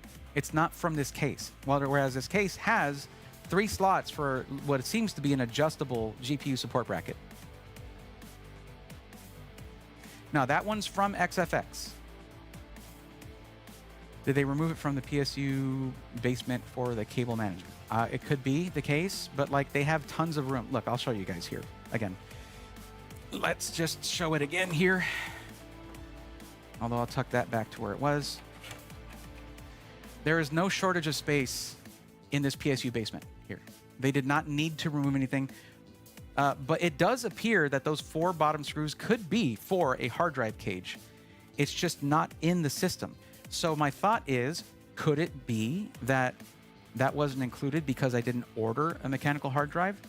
Maybe, but that's not an option in the Easy Builder. So perhaps if you get a mechanical hard drive in the full configurator, they would then include it. But it should be, as I mentioned with the power supply modular cables, included with what you have purchased just as an option. So I don't know. Brent Brown, welcome. How's it going? Now, again, this is me nitpicking, okay? This current spec of this PC is not as a content creator system. It's spec'd as a strictly gaming PC with a more entry-level CPU and a very 1440p capable GPU. And at 1440p, your CPU is not as critical, so it's a perfect pairing. Unless you're going for like very high refresh rate 1080p, in which case you would want a higher end CPU. Okay, but let's get back to the back. Oh, that's a little loose right there. There we go. Probably because I grabbed it from this, but we'll get to the PCIe stuff in just a second. First, I want to talk about this motherboard, which is, I'm just going to look at my own description here. No, it's not a good time to insert ads, YouTube. I don't have control of that over on Twitch, so I'm not surrendering that control on YouTube.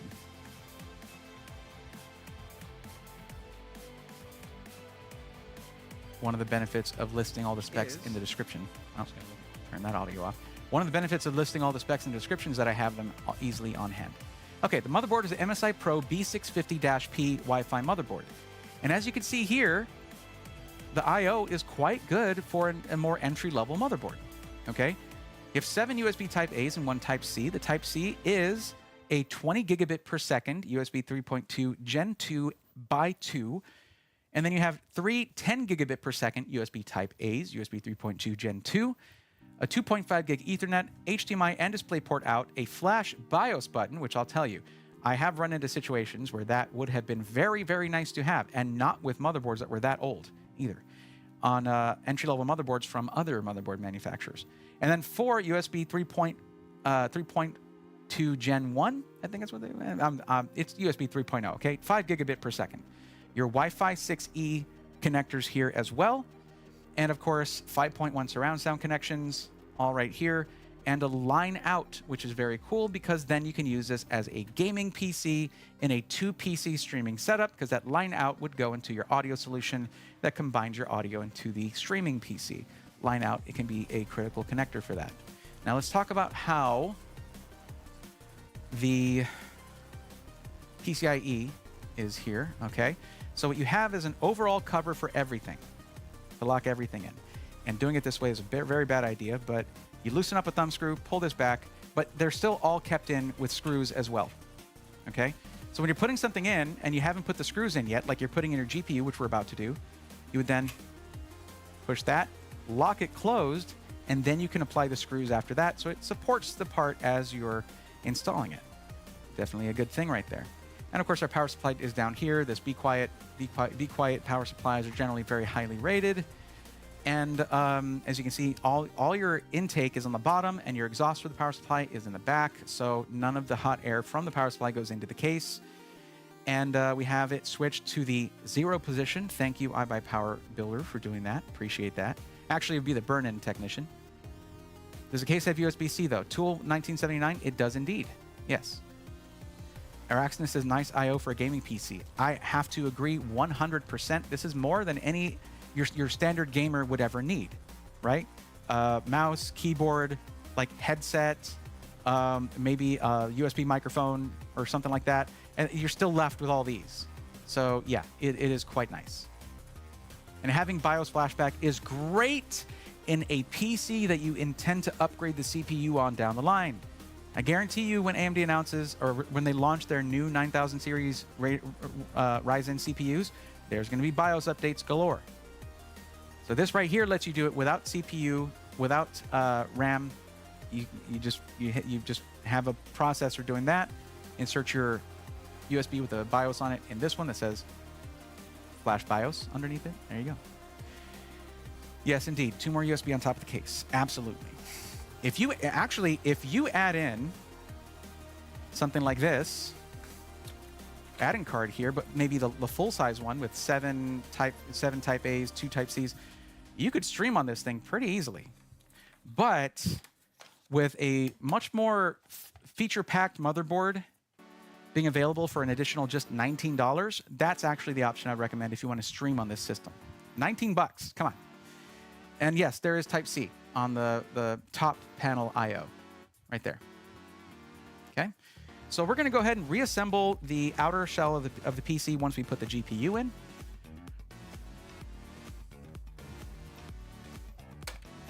As you see, I've taken off all the panels, the front, top, and both sides, so we'll have to put that back together before we power it up. But let's get our GPU in there first. So I need to loosen this up to be able to lift that. Also, the screws are already there. They left the screws actually attached. Oh, one thing I want to point out, one downside to this motherboard, by the way, and one reason I would recommend... Oh my God, really? I did both of my... Wow, okay, we're getting a bunch of them.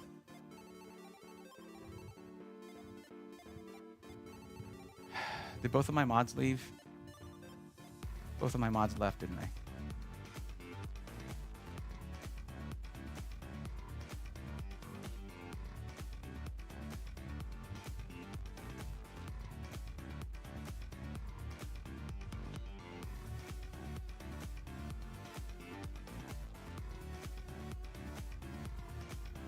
Yeah. If I wanted to viewbot, if I was viewbotting, I doubt that I would be a partnered streamer with 48 viewers. I'd have a couple thousand, wouldn't I? Anyway, you can just get a PC like this one or customize it to your preference by clicking this link, says Stream Elements. So there you go, guys. That's what you need to know. ABUD132 says $1,100 PC. Actually, it is not. BIOS flashback on an entry-level board is huge. I think Araxinus that MSI might have a cheaper board than this. I wouldn't go cheaper than this. But let me show you what, to me, the major downside of this board is as far as how I would use it. And that is you have 2 M.2 sockets on the board. That's it. So if you're not going to swap out your primary drive for a larger drive, right? There's going to be a video on that, okay? If you're not going to do that, and you're going to keep the 1 terabyte, that's default spec, I would at least suggest upgrading to the 2 terabyte. I mean, there's a Kingston Fury Renegade drive, very, very nice one. And you get another drive to upgrade your storage. Choose it carefully. Get one with a lot of storage, because that's it for M.2 on this motherboard. The board that is an additional $19, I think has like 3 or 4 M.2 sockets. I would need to double check that. How do you know when there's an update available for your BIOS? Valdo, if there are new CPUs launched, that's pretty much an easy tell right there. Aside from that, you just check the manufacturer's website, knowing the model of your motherboard, right? And this one being the MSI B650-A, right? MSI B650-P Wi-Fi. MSI Pro B650-P Wi-Fi. You'd basically type that in, and the first link should be MSI's website. Just be careful where you go, because you're going to be downloading something at that site. Make sure it's MSI's actual website. Mixelplix says, late but finally got here. Welcome. Okay. So we're going to put in our GPU now. And there is going to be an actual, it's only going to be a couple minutes, but one of the episodes of Rebuilt is going to show how to do this, because there are some upgrades that you're required to remove your GPU for, or if you have a large GPU, it can just help to get that out of the way. It helps to get the GPU out of the way. But now it's time to get the GPU out of the box and into the PC. And yes, guys, there is a GPU support bracket here. As you can see, it is actually from XFX. This is the one that comes with the GPU, not with the system. Okay? Unless I'm wrong about that. And if I am, iBUYPOWER, you were in chat earlier, please sound off and let me know. But this one came with the other XFX GPU that we had for the giveaway Y70 build in December. And that tells me it's part of the GPU packaging. That does appear to be, yeah, it's the same one that was in the thing before. So yeah, and these are the screws for mounting that right here, that come in this little area right there. So perhaps we'll install that. I probably should. I'd like to.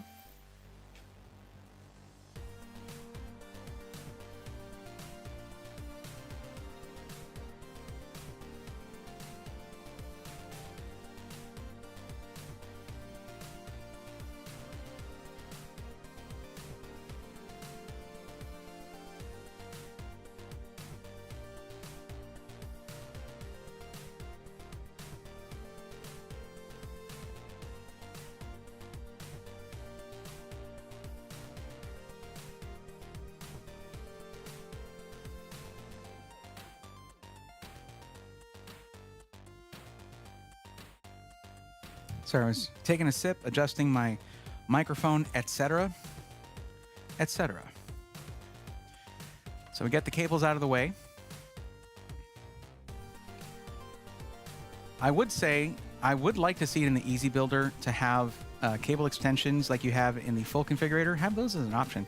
Have like just an aesthetic category and have cable extensions be an option there, because they really, really dress up a build nicely when you add those. But it's also a very small component of the build, other than, say, these right here that are sticking out from your GPU. It can be difficult to find a good, solid 12VH PWR extension that's, you know, reputable and all that. But, yeah. Okay, so we just lift up this. Remember this thing right here? I loosened up. Here, let me move this to the center there. So I loosened up the thumb screw right here. Oh, I haven't taken off these screws yet. I have the plastic for the GPU right there, so I'm gonna lay that there. Let me get these screws out of the way.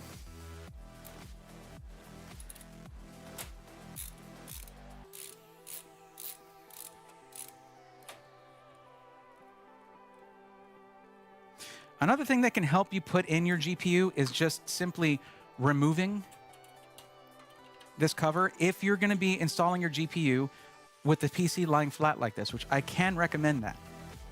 Lying flat on something of nice, flat, clean surface is a good way to install this, because you're not letting the weight just sit on the PCIe portion of the card that sticks into the PCIe slot. So that is, I can recommend that. So I'm just removing the screws that are there for the PCIe slots that have their covers removed. Now, how do you do your thing? I'm guessing that it's like this. So what's going to happen here is that you're going to have, oh, that's good. Drop that right on the motherboard ICs, or SMCs, or SMDs, I should say. SMDs. No, all right. So what happens here is, wherever your GPU is, it looks like this gets mounted to the PCIe mounting points here. And then it sort of, whoop, that was a great sound. I like that one. Okay, let's hit that motherboard again. This is going great. And then on this side, that goes there. You see why it'd be much better to just have whatever's supposed to go right there? I would really prefer that, and I don't know what happened. Is it an option or something? So I guess I'll try to do this.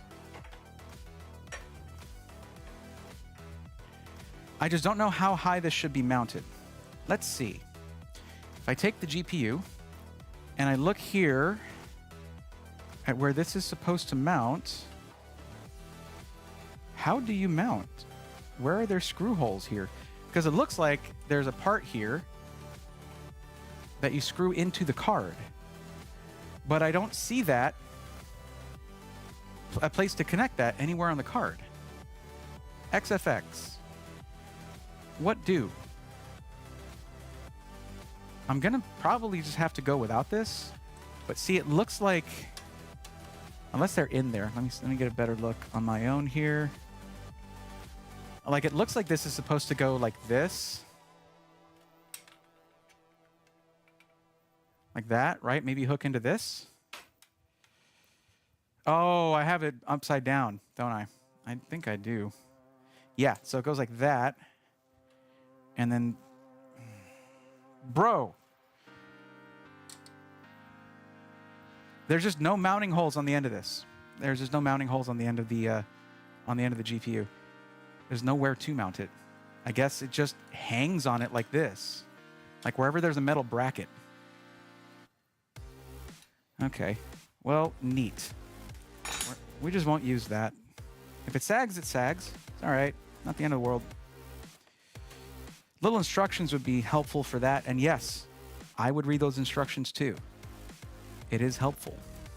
So what you want to do when you're installing this, you want to line up this part here, right there, with this slot. I'm looking at the, there we go, I'm looking at the camera there. Right there. That's where you want to line that up with, okay? There's going to be much better footage of this in the actual episode showing how to do this, of course. And if you go back and check out the video that I made in December, which is how to set up your new gaming PC, pre-built gaming PC, I do show this process at a much better angle, showing how to do it. I do it upright though, but the process is the same here. You want to make sure these tabs go into the right part in the back of the case here, where tabs like that are supposed to slot in, and I show that really well in that video. So if this thing I'm saying right now makes it into the final cut of the video that'll come out of this stream, let's go ahead and link to it right up there at the top of the screen. Top left, top right, okay. Let's link to it at the top right of the screen right there so you can check it out for yourself. But once the pre-built, rebuild episode is out showing how to do this process, that's what's gonna be linked up there. Please go check it out. And check out that whole series. This PC is designed for it. It's set up for it. And it is going to be awesome for it. So I'm gonna line those up. You can see what I'm doing, but I can't. Let me get this here. Line those up right there. We also want to make sure this is pushed down, this little clip right here. Okay, make sure that's pushed down. And there we go.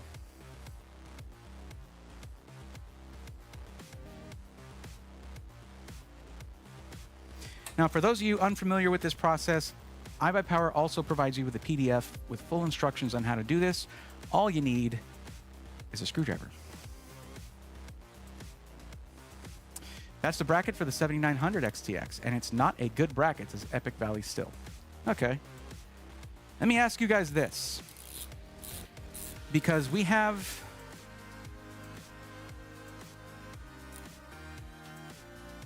community. A long-standing member of the community, a Radeon, has 3D printed some things, and they're very cool things.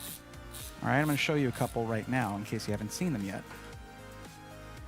Okay, so I had one of them. I put it somewhere as I was getting everything ready in here. But what would work with this case is actually the black one.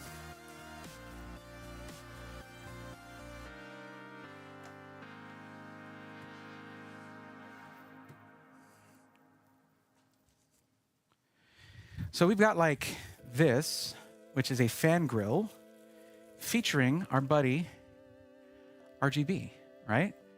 Awesome. And then he made me a bunch of stuff like coasters, magnets. Look at this. Look at that. Would you? That quality, that print quality with multiple colors is awesome. And it's got a magnet on the back. So let me ask you guys this. What would y'all think about a 3D printed RGB, as in this character, not lit with light? It's, you know, in retrospect, it wasn't. It's a witty name for this character, but for our little buddy mascot here. But having to explain all the time that I mean his name and not, well, anyways. But what about a GPU support bracket kind of thing with a little buddy RGB? What would y'all think about that? I think it'd be pretty sick. Put those magnets on the store. Yeah, I mean, it does stick to the case. And check this out. Not that you really want to block much of your airflow, but so you could have it like down here in the bottom. Look at that. Actually, he's usually tilted like that a little bit. Absolutely sick. You can feel the buzz. I have the lean lean bracket, and it's great and you can't see it. I've used that one. It's not my favorite. Roberto Rodriguez says, isn't that only for the 7900 XTX and 700 XT and 79,000 XTX? I don't know. They included it in the box, so I guess it is just for those. But yeah,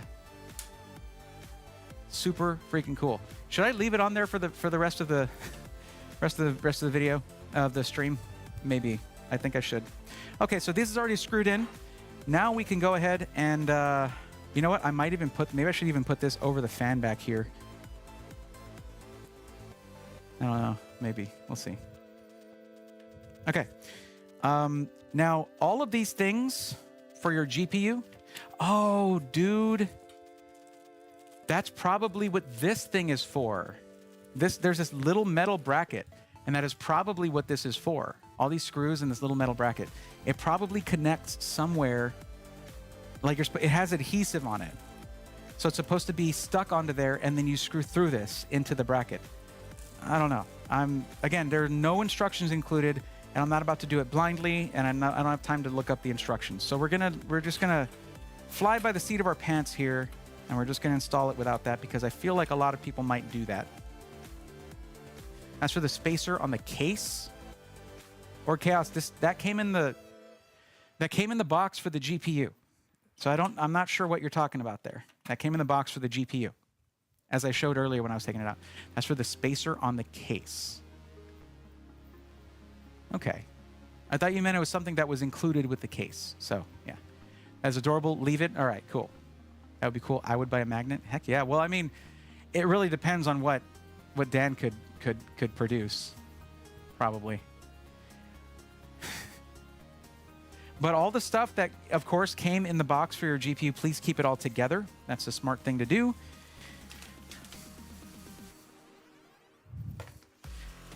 Because one of the downsides of not having this shipped with a form-fitted Instapack is that you don't have that to put in there if you're going to be shipping this thing.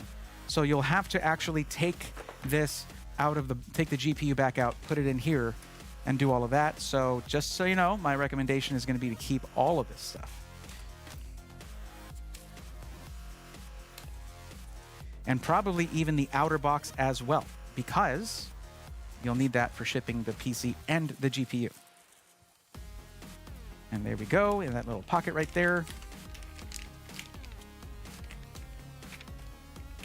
All together now. And of course, the little cover for the PCIe contacts right there. You'll know it's for the XFX cards because it conveniently says XFX. And then, not to leave this out, that's a top foam that goes in the box to protect the GPU from all angles of attack.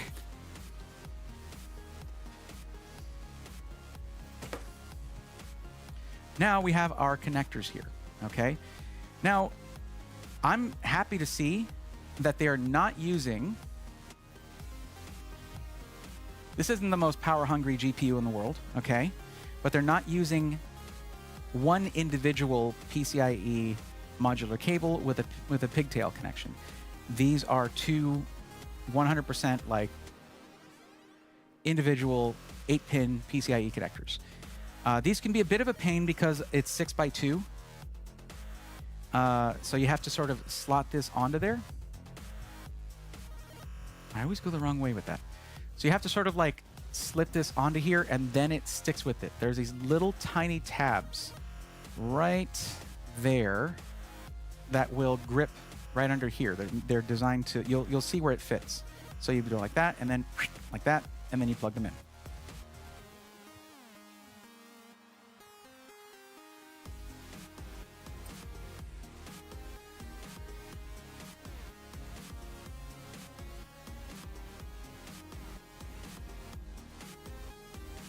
Before I click that in all the way, I'm going to go ahead and like sort of start both of them because they're zip tied together very tightly.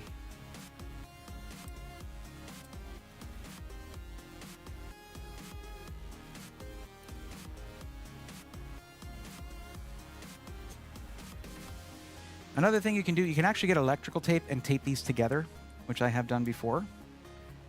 But yeah. And these don't seem to be true 8-pin because it's 6 wires and then it sort of doubles out from this to give you that extra 2 pins right there. But that's definitely better than having a single 8-pin and a pigtail, which is just it's like having, it mimics doing dual 8-pin PCIe cables. But it's not the same when it comes to actual power delivery. Anything over like 225 watts, I believe that's the right number, you don't want to run over just one 8-pin PCIe cable. They can oxidize, and by oxidize, I don't mean like cauliflower oxidizing. I mean it looks like it just melts the jacket. It can short out connections, things like that. Tech Yes City has a very good video on this. Move the zip tie down further until plugged in. Let's see if it's loose enough for that. It seems like it might be. I like all the matte black on this build. Can't wait until you fire it up. Yeah. Yeah, I can kind of. This might be the most difficult part of you installing your own GPU, by the way. But yeah, I would have to cut this, basically. It's a little too tight on there. It's not so tight that it's squeezing the cables that much, but they are rubber cables or PVC. So there's some grip to that. Let's just try to get this right. Not like I haven't plugged in a million GPUs. It's just, I generally would cable manage after I've plugged them in. This part you might want to do with it standing up, honestly. But you do need to apply downward pressure, so there is that. To make sure it clips in all the way. There we go. And I'm gripping the card, so I'm not just putting all the pressure on the motherboard, basically. And they are clipped. There we go. There's not going to be an audible click necessarily. You're talking about plastic on plastic. That doesn't always do that. What was the top for two? There you go. I finally gave in. I was answering your question without even having seen it. Dan says, some other Dan? No, Ameridan. Talking about you. People like the magnet a lot. Okay, there it is. Looks pretty clean. Because I can just, because they don't have the hard drive cage in there, I guess you could just push that in there and then there you go. There is some flex to that. Looks like I'd really like to have those little support right under here just going boop. But it's all good. I don't know if that's part of the spec of this case or if this is basically the motherboard tray part where those slots are the same between this and the other case that came out as well. They had another case that launched at the same time. Perhaps that one's a little more premium. I don't know. But there are some really nice premium features to this case. If that's missing, it's okay. You can probably fab something that will do the same trick because you have those slots there. You can use them. I do DIY stuff like that all the time, but it's okay. Let's go back to our main camera. We're going to get this thing reassembled and powered on. I've taken a very long time with this, but this is one of the reasons I started early. I didn't want to miss anything. I wanted to take my time with this system because it's such an important system to me. And yeah, there is some GPU sag. It looks like a lot at this angle. It's really not. It's not too bad, but it's not that great either. It's kind of, there's a lot of GPU supports where you can get just like a black one that'll match the case. That would just push up here a little bit and get that to be, you know, fine. So yeah, that's what I would suggest. That or take the time to actually look up the instructions on how to use the bracket that comes with the XFX GPU if that's what you get. Looks like there is no thing on the inside here. Let me get my fingerprints off of that. There you go.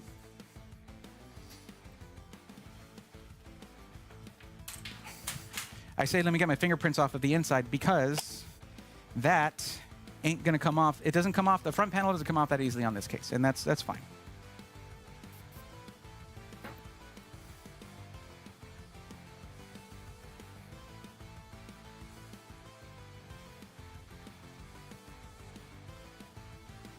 I cannot wait to get B-roll of this thing, and I'm going to do that many, many times.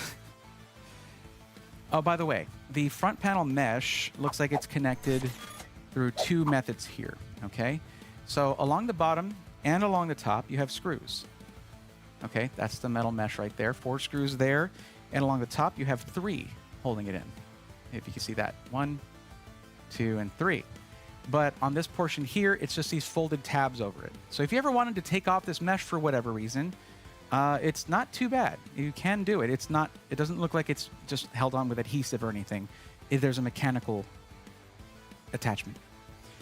So to put this back on, we're just going to put it right in front of the holes. It'll slot right into. There we go. There we go. And then just give it a little tap. And there, I wasn't showing that right, was I? Okay, cool. So you just kind of gently put it where it's going to be slotting into and just give it a few taps on the front, and there you go. We do have a peel here, and we'll do that in just a minute once we can do all of them. So let's get our other panels on there.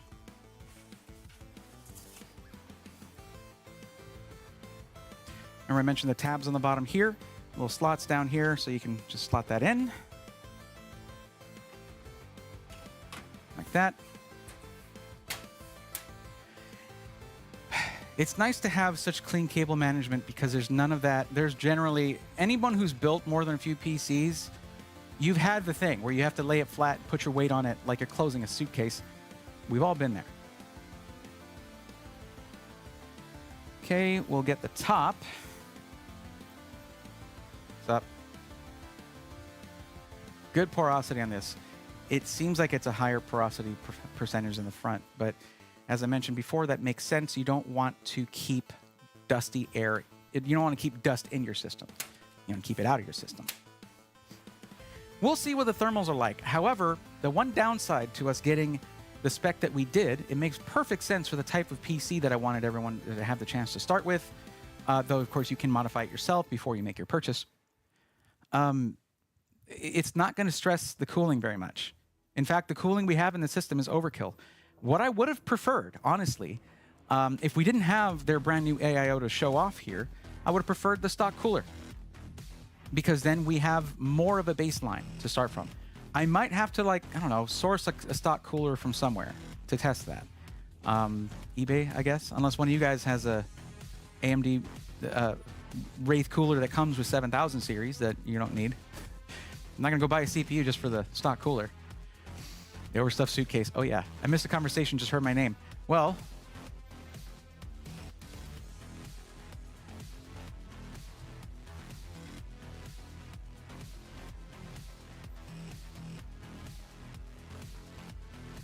everybody loves it.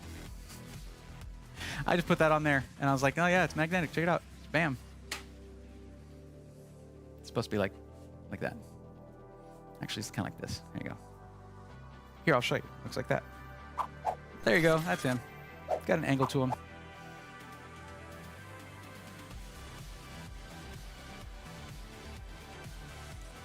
Absolutely cute. Yeah. I was wondering if I should put one of the grills over the back fan here, because that would be like the best way to display it.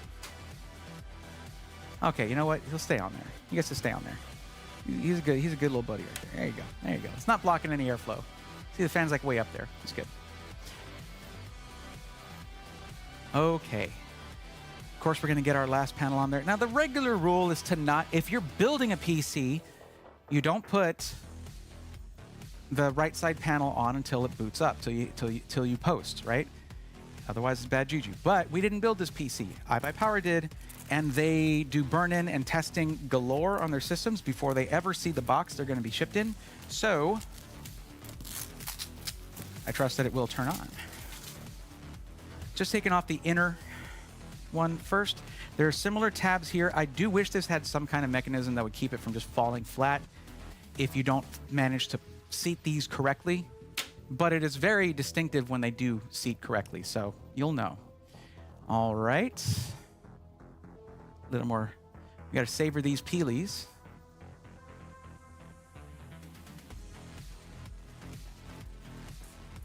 Oh, yeah. Oh.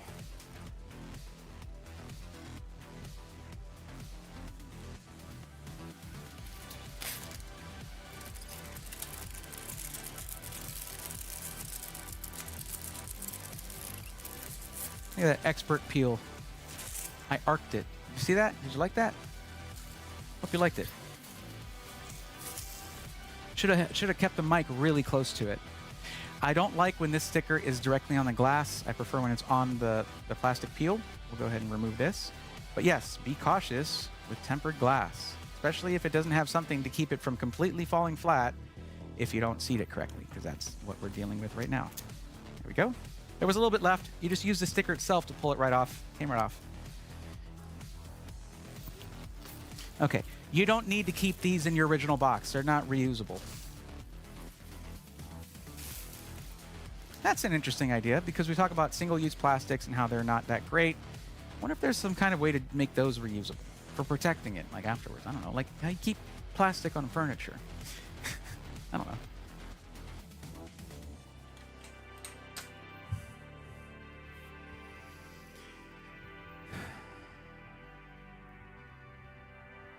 But yeah, Ameridan, people were mentioning that they would want to buy the magnet. So I'm not sure what your what scalability you have there, like what do you have print farm wise. But of course, you did design it. But there are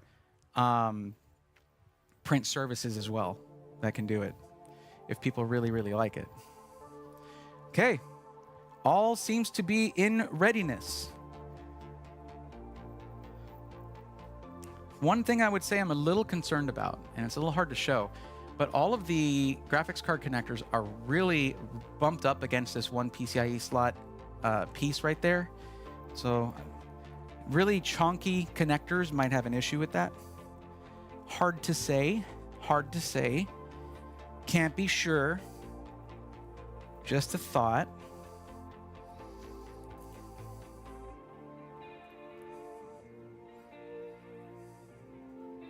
Of course, we're plugging into the GPU, not the motherboard. Okay, that connected just fine.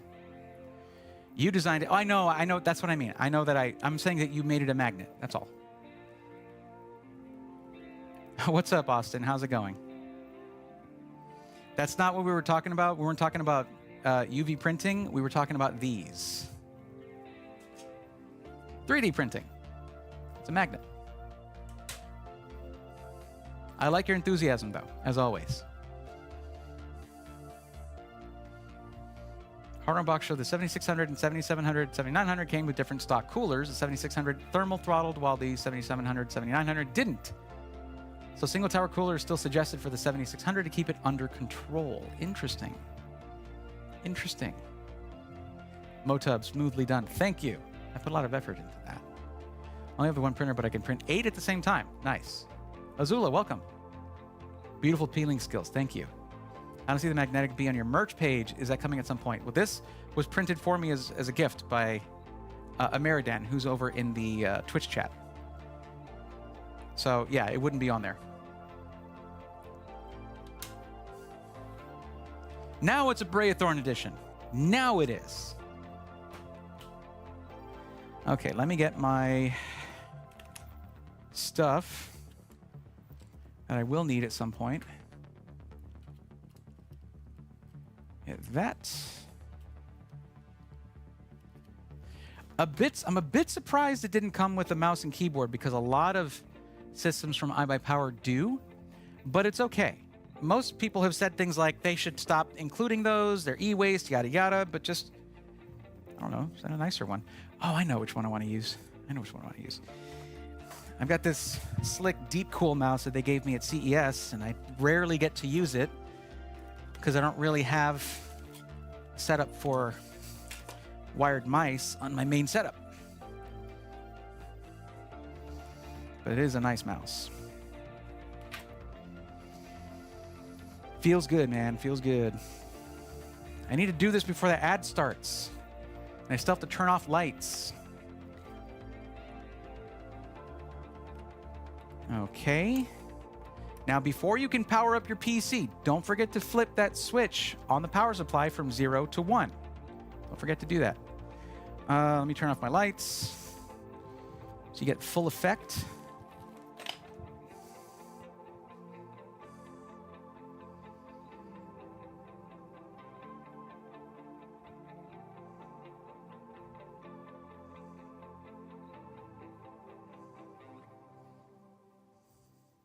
Don't really need you anymore.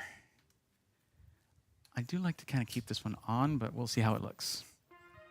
Be as gorgeous, looks perfect on that case. Heck yeah. You should see the print quality in person. It's quite nice.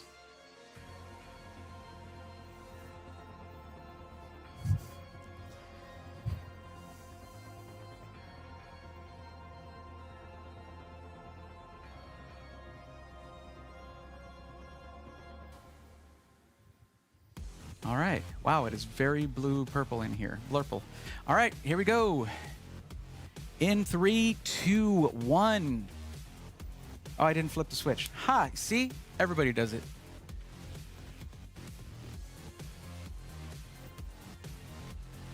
Oh, mama.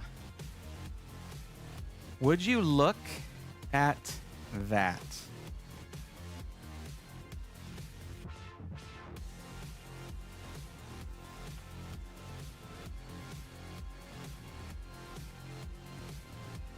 See, I would have liked to see these same RGB fans on the AIO radiator, personally.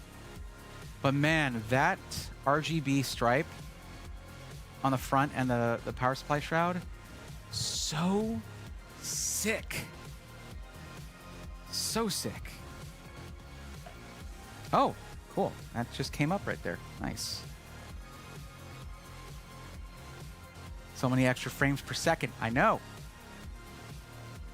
I mean, for most people, this side is going to be facing them. So having this stripe all the way from all the way down the front and all the way to the back is really killer, because a lot of the rest of the system is not going to have much RGB.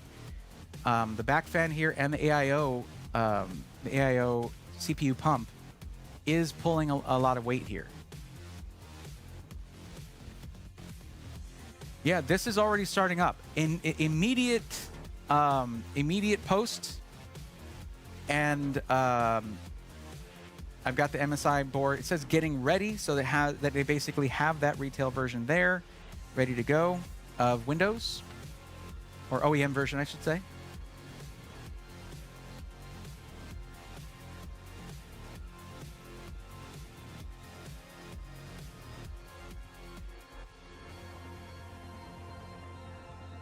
I want to mention for anybody watching this later, the codes we were talking about, where it's code Brayathorn, and you get a discount on systems $9.99 and up, and ready systems, $50 off, and for custom and easy builder systems, 5% off with code Brayathorn, just the name of the channel, the name of me, and all that.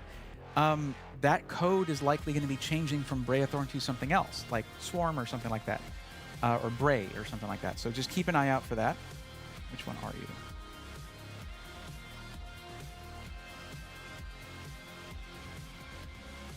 I guess that will do. I can even bump this up a little bit. That shouldn't reflect. It does reflect off a little.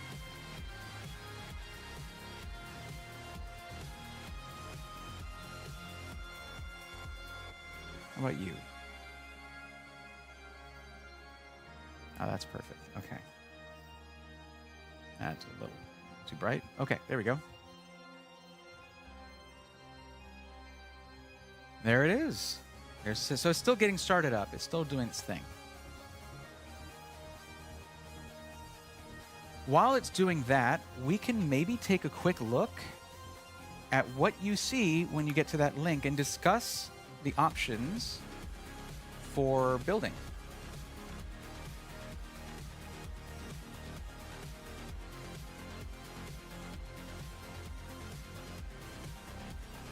Oh, well, it's ready, so there's that.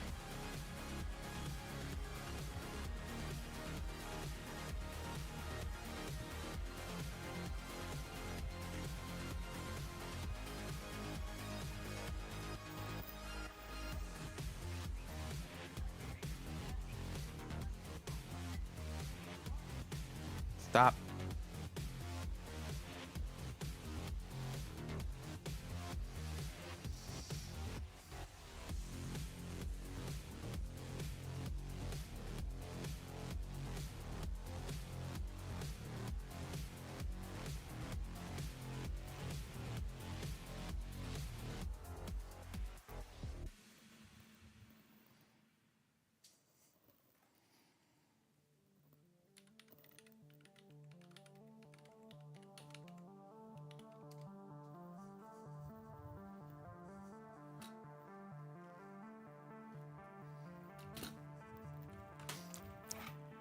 I should probably have some kind of KVM setup for doing this.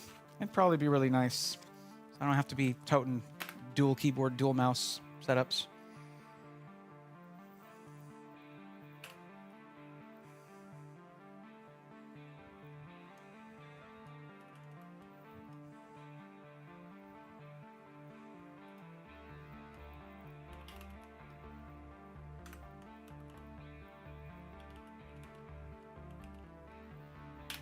There we go. So that's got to do its thing. Okay. So let's switch over to here. So if we take a look at this, this is what you get whenever you are, when you click the link that's in the description, or if you click the link that's been popping up in chat saying if you want one of these and you can customize it, yada, yada, click the link. This is what we're looking at. Okay. Now, oh, it's got chat there. I should actually, sorry guys, I got to hide you in case we use this for the video thing. So this is the default spec here. Okay. And that is going to be the iBUYPOWER Slate 8 Mesh Pro for the case, which you can change if you want to. The Ryzen 5 7600, if you're doing 1440p gaming, the CPU is not as critical as the GPU for that, and it has less work to do because there are fewer frames per second being sent to the CPU. So the 7600 is a great start because you have that socket AM5 platform, and you're going to have upgradability for a long time with that. AMD has anything to say about it. So the cooler is the iBUYPOWER AW4 20mm ARGB liquid cooler. I'm just going through the defaults, then we'll look at what options are available. Memory is 32 gigs DDR5 5600. We did already talk about that. Remember, this system is designed to be solid out of the box, but very upgradable for pre-built, rebuilt. If it was already perfect out of the box, like optimized completely, there's not much to upgrade, is there? The video card, AMD Radeon RX 7800 XT, 16 gigs VRAM. Now this one, you don't know which one you're going to get, which AIB partner you're going to be getting the card from, whether it's like, you know, Emmett.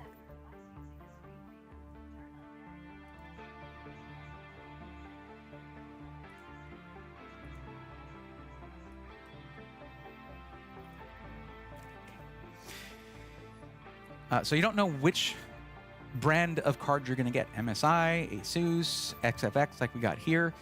So you can't really choose that. That's the thing about the scale of iBUYPOWER. They're going to be selling a lot of systems, receiving a lot of cards, and keeping up with that every single day would be not easy to do. But we'll take a look at that. And there are going to be a few options there, very likely, that you can choose where you'll know what card you're getting. For some of them, that's more likely to be in the full configurator. We are in the easy builder right now, where there's not quite as many options. But that is by design. So with the motherboard being the MSI Pro B650-P Wi-Fi, we saw that there was really good I/O on that for a gaming PC. A little bit lackluster in storage options, where there's only two M.2 sockets and one of them's already in use. But I got some options for you in there, and I'll show you.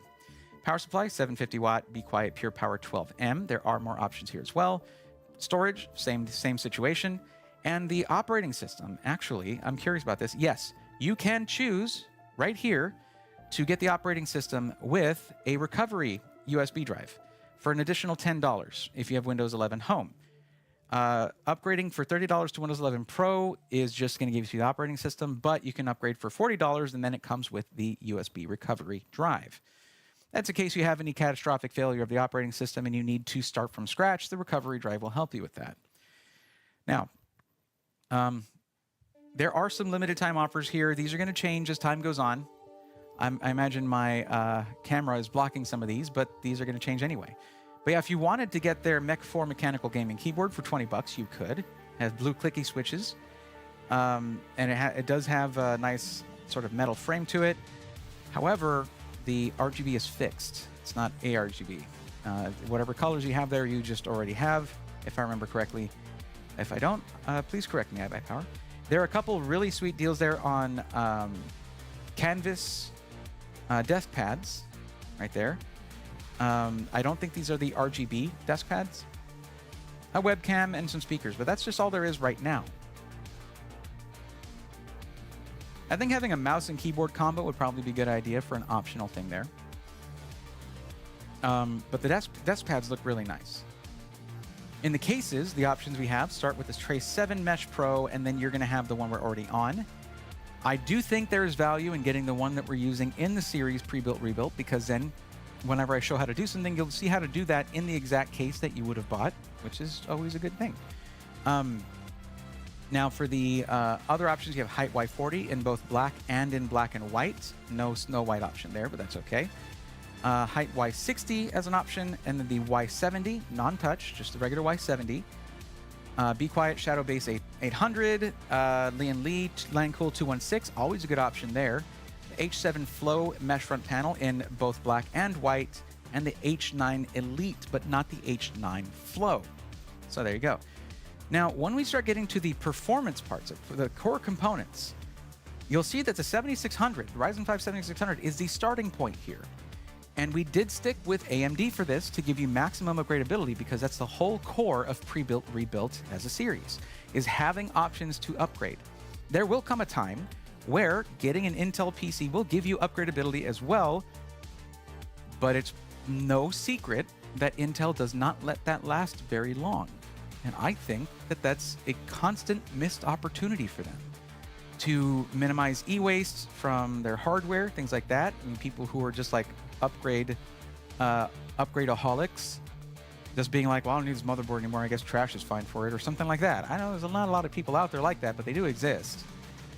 I would rather see the sheer upgradability that AMD tries to bring to the table make its way over to Intel. That would be nice.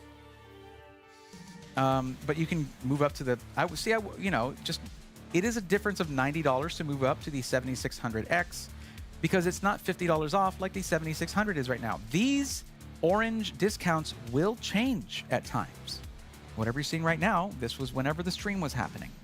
But that makes it a very big price difference between the 7600X and the non-X, which we have here. Okay? That means, though, these orange deals being temporary means that this price can change too. Any of the parts that are listed here could go on sale or go off sale. Keep that in mind. But you could move up if you're going to be using this for streaming. You might want more cores, maybe move up to the Ryzen 7 7700X. Because this is $50 off and the 7600X is not, it costs less to upgrade to the 8-core 16-thread 7700X than it costs to move up to the 7600X, which, just like this one, is 6-core 12-thread. And having those extra cores will help with more complex tasks like streaming, where you might be running a lot of programs in the background that are going to demand some attention from a CPU core or two. And then it goes all the way up, of course, to the 7950X and the 7950X 3D, if you want to get the top of the line stuff that AMD has to offer for CPU. So you have the whole range here of AMD CPUs. And then going here to the cooler, you'll see that pretty much the lowest priced option here is going to be the AW4 from iBUYPOWER, their brand new AIO, which I think looks pretty dang sharp. Still do not know who the OEM is, the original manufacturer of this AIO. And I would like to know that, because that would be good information to have. And OEMs get reputations, and knowing that reputation can be important for customers that care. Not every customer cares about that. They care if it's going to stay cool, if it's going to leak or not, and whether it's going to look good, usually, and how much it costs.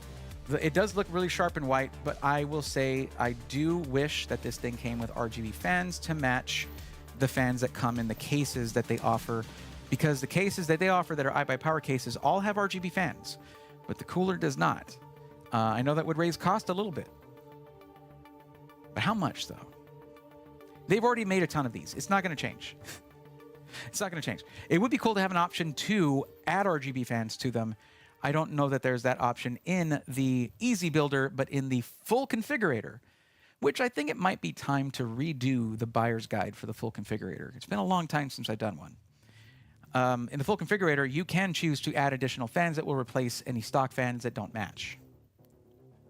Anyhow, like that it comes in white. I do wish that the Slate 8 Mesh Pro came in white, though, but it does not.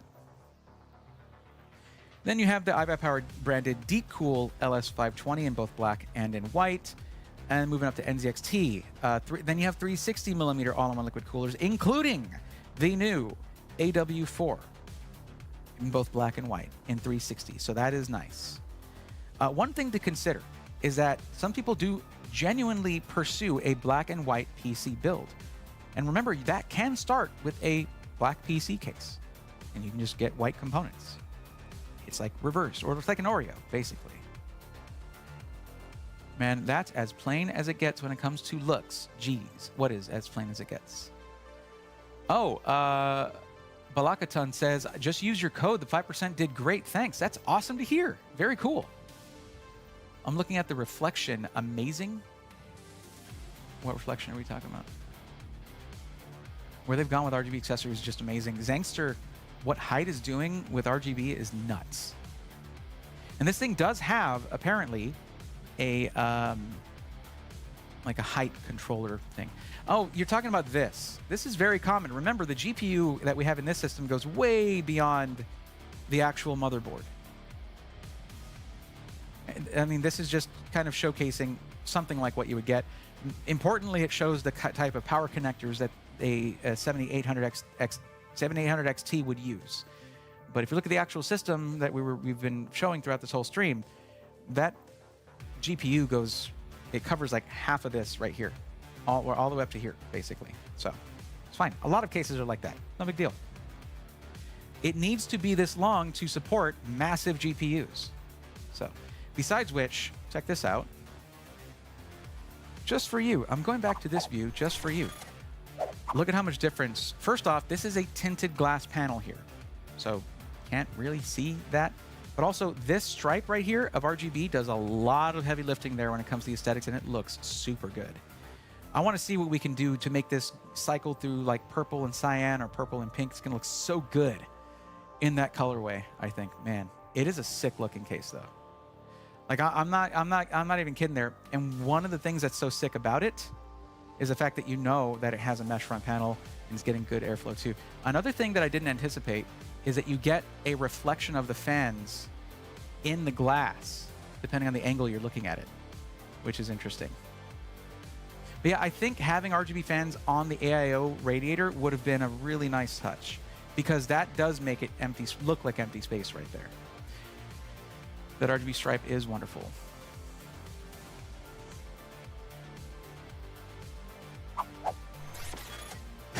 Common X26 coming in with some straight up judgment and then asking for assistance. That's awesome. That's great. Wow. I wish I could walk around with that kind of confidence right there. Man, that sucks. By the way, can you help me?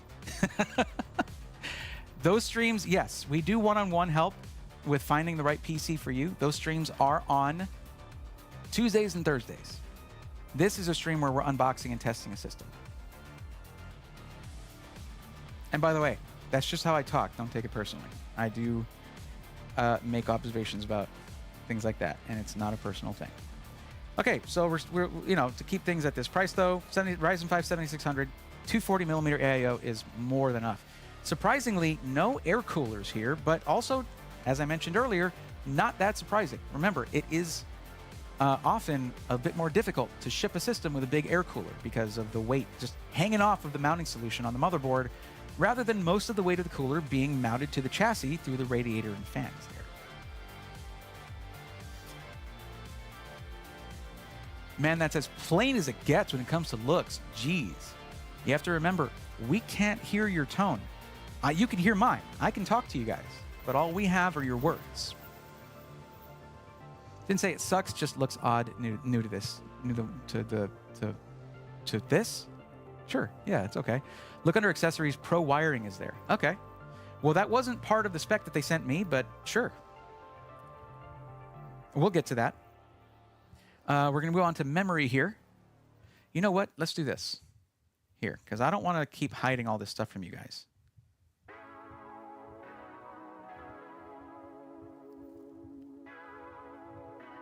There we go. Okay. So moving on to memory. As you can see, there are quite a few options here. I will say, and I've said this directly to iBUYPOWER. You guys know one thing. If there's one thing you know about me, you know that it doesn't matter if a system integrator says, yeah, you know, keep the PC, do whatever you want with it, do a backflip off of it, whatever. Or if they say, hey, you need to send that back when you're done, or whatever.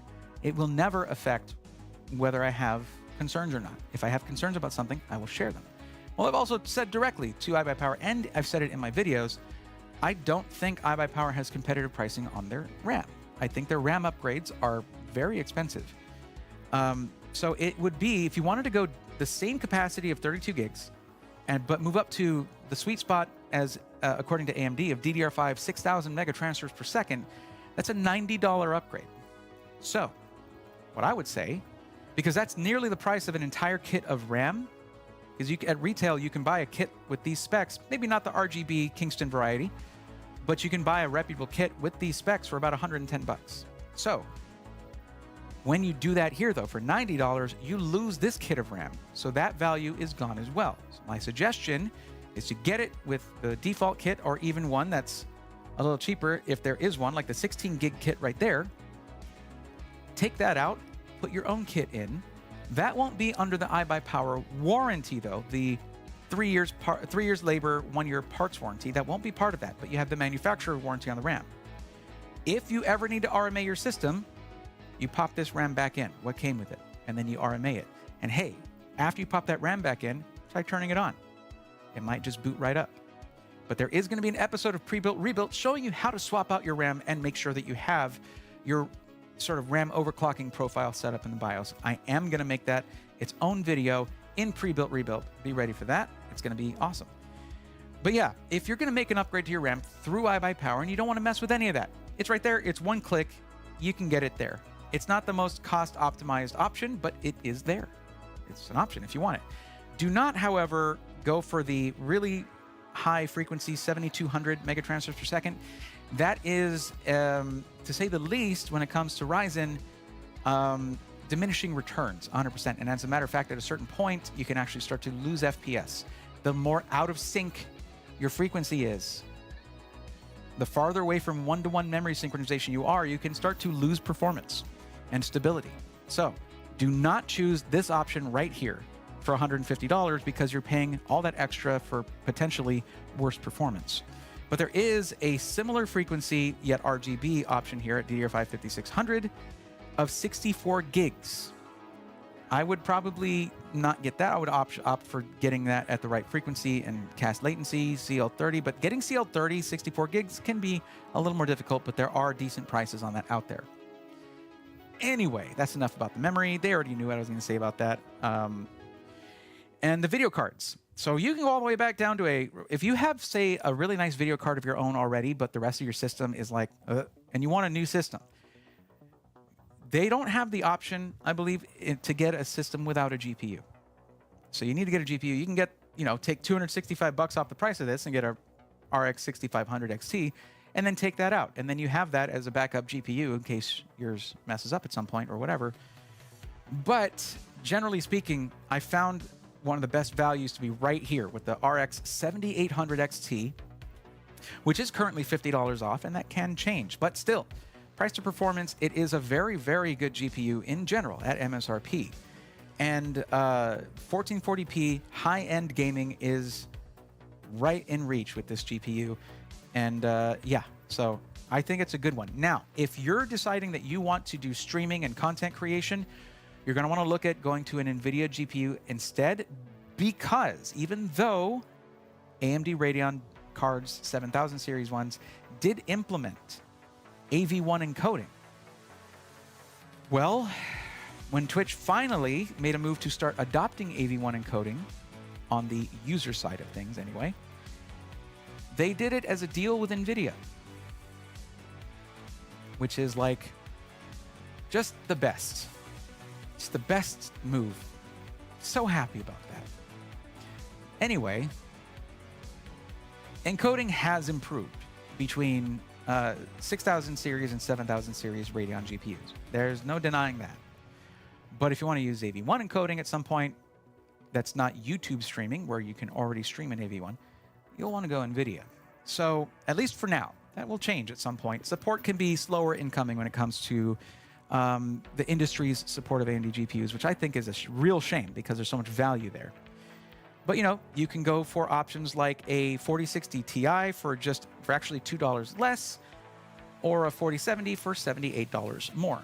There's also the 4070 Super, but that is $130 more because 4070s have been lowered in price. But yeah, I mean, it's not like it's going to make it completely unaffordable. And the 4070 Super is a fantastic GPU, but you can see what I'm talking about when it comes to price to performance for the 7800 XT. If you are really interested in ray-traced graphics, you're going to want to also stick with NVIDIA, at least for this generation. I'm excited to see what Radeon does with their third-generation hardware-accelerated ray tracing, but as things are right now, NVIDIA's ahead of the game when it comes to ray tracing still, and they'll probably stay there if they continue to prioritize it. That's just what it's like when you are someone who sort of really pioneers a hardware in the industry at the loss of sales that they had with the 20 series. They took a hit pushing for ray tracing when 0 games supported it for like a couple months after 20 series was launched, and it was kind of crazy.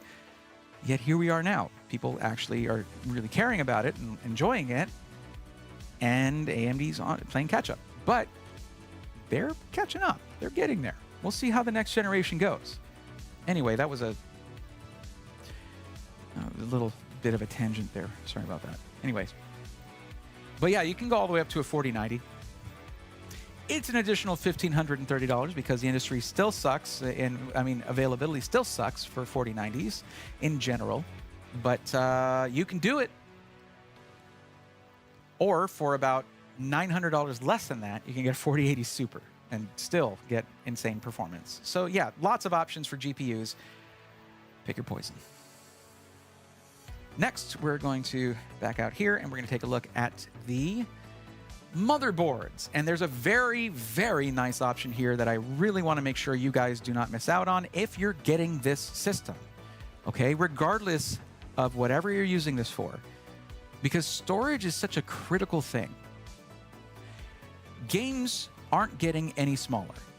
Okay, game design studios, game studios in general, are just, they don't really care too much about optimizing storage requirements, and they're not going to start anytime soon, I think. So, having just 2 storage options is okay. Having 2 M.2 slots is fine for most gamers. You know, you'll get yourself a nice fat M.2 drive to add in for your big game library, or maybe you're one of the many gamers who just plays 3 games pretty much, and like that's your life, like for gaming. That's your main thing. It's like a lot of people like that. You know, and then when the next one comes out, you uninstall the old one and you go to the next one, right? It's fine like that. But if you want to add more storage, you get 1 fat drive, you put it in there, you're good. But if you want a little more than that, and you want it for not much money, this guy right here, the MSI X670E, gaming plus Wi-Fi. We're talking about going from B650 to X670E for $19. You guys can see why I was pushing for that to be the default motherboard in this system. I might still rally for that a little bit. It's just such an insane value, and I can show you right here. Okay, you need to back out a little bit. But M.2 slots, 4. It doubles your storage options with this board, okay? Still Wi-Fi 6E. They both have Wi-Fi 6E. This is not a bad motherboard, okay? The B650-P is a good, the MSI Pro B650-P Wi-Fi is a good motherboard, okay? But can we just acknowledge how beautiful that is? This has the same amount of Type A USB ports, except that they added 4 USB 2.0 for like mice, keyboards, headset. So the rest of it, if you're going to be streaming, all those little Elgato devices that are like, you're not on a USB 3.0 port, I'm not going to work. This little guy. Right here. The little Elgato face cam. Any of their webcams. They want USB 3.0, period. Or they ain't going to work. And they want a good cable. They want all of that. Or they're not going to work. So you need fast ports and all that. You save those ports for those kind of devices if you're going to be streaming. I highly recommend this motherboard for that $19 buy-in. Heck, I recommend it to everybody. But they're running out of stock if people who don't need it are buying it. So mostly I'm going to say, if you're not just getting a gaming PC, that right there. Does it visually match the case that well? Well, kind of not really. It's got a lot of silver and some really cool like cyan accents on there. I think it looks sick. But if you want those kind of accents, well, there it is. It's got it. Power delivery is bumped up as well. VRM cooling, all of that. So if you're looking at still mostly gaming, but you're going to get like a 16-core CPU for some reason, if you're going to go for a Ryzen 9 for some reason, you don't need that if you're just gaming, by the way. It's max 7800X3D if you're just gaming. You know, the extra power delivery can be nice. Jasmine, thanks for hanging out. I appreciate it. Rare just beat getting over it again for the 4th time in under 30 minutes. Are you trying to speedrun it? Is that what you're working on? 750 watt with a 4090. Nakey Jakey. I wouldn't recommend that. Unless you're bragging about what you have. I don't know. Intel Arc had AV1 first is the funny thing. It is. And you can get yourself an A380 and just use that for encoding if you want. But if you just want to have one GPU, then don't. Okay, great. I have $3K I want to spend because my PC is 12 years old. Wow, you've gotten your money's worth out of that thing.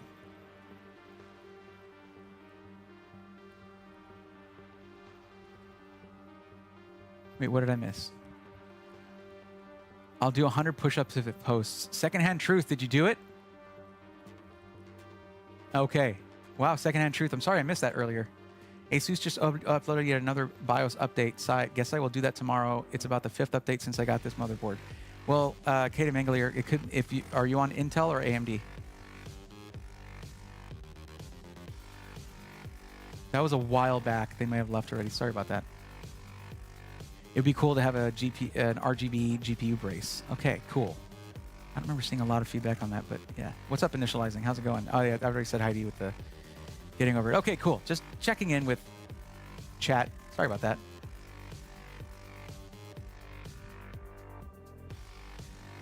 All right, 1 second.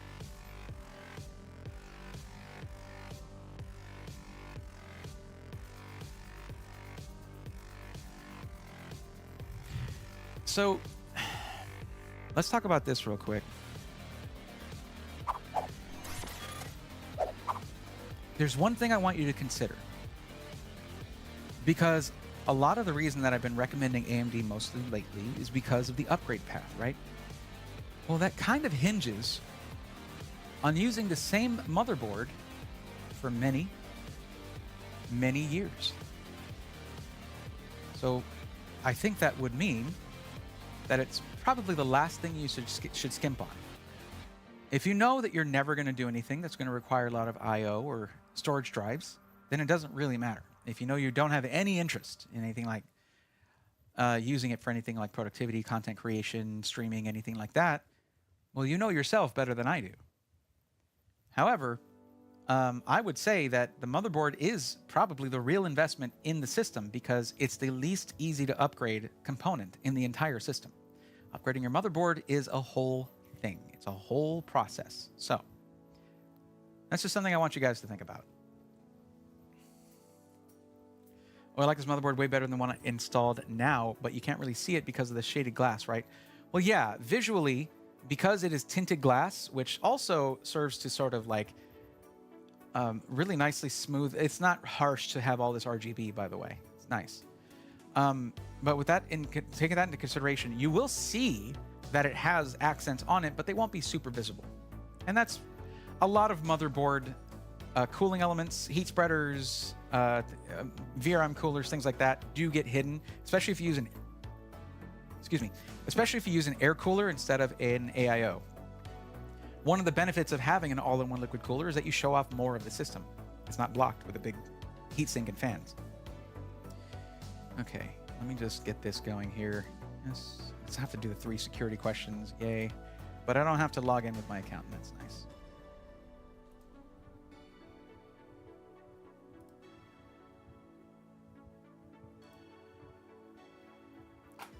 We're going to go back to what we were doing. I'm just getting this going because afterwards it has a, we're setting up everything for you, yada, yada. And I want that to run while we're talking.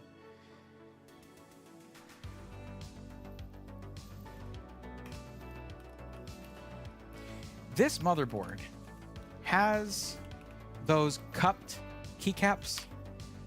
I don't think I like them. They're really nice looking keycaps. They're not purple, but that's the RGB behind them. They're like slate gray, lighter gray, and a few white ones. This is a Unzi motherboard that they gave me over at CES. But I don't like these cupped keycaps. It feels really weird. Here, I'm just going to do that real quick so you guys can see me a little closer.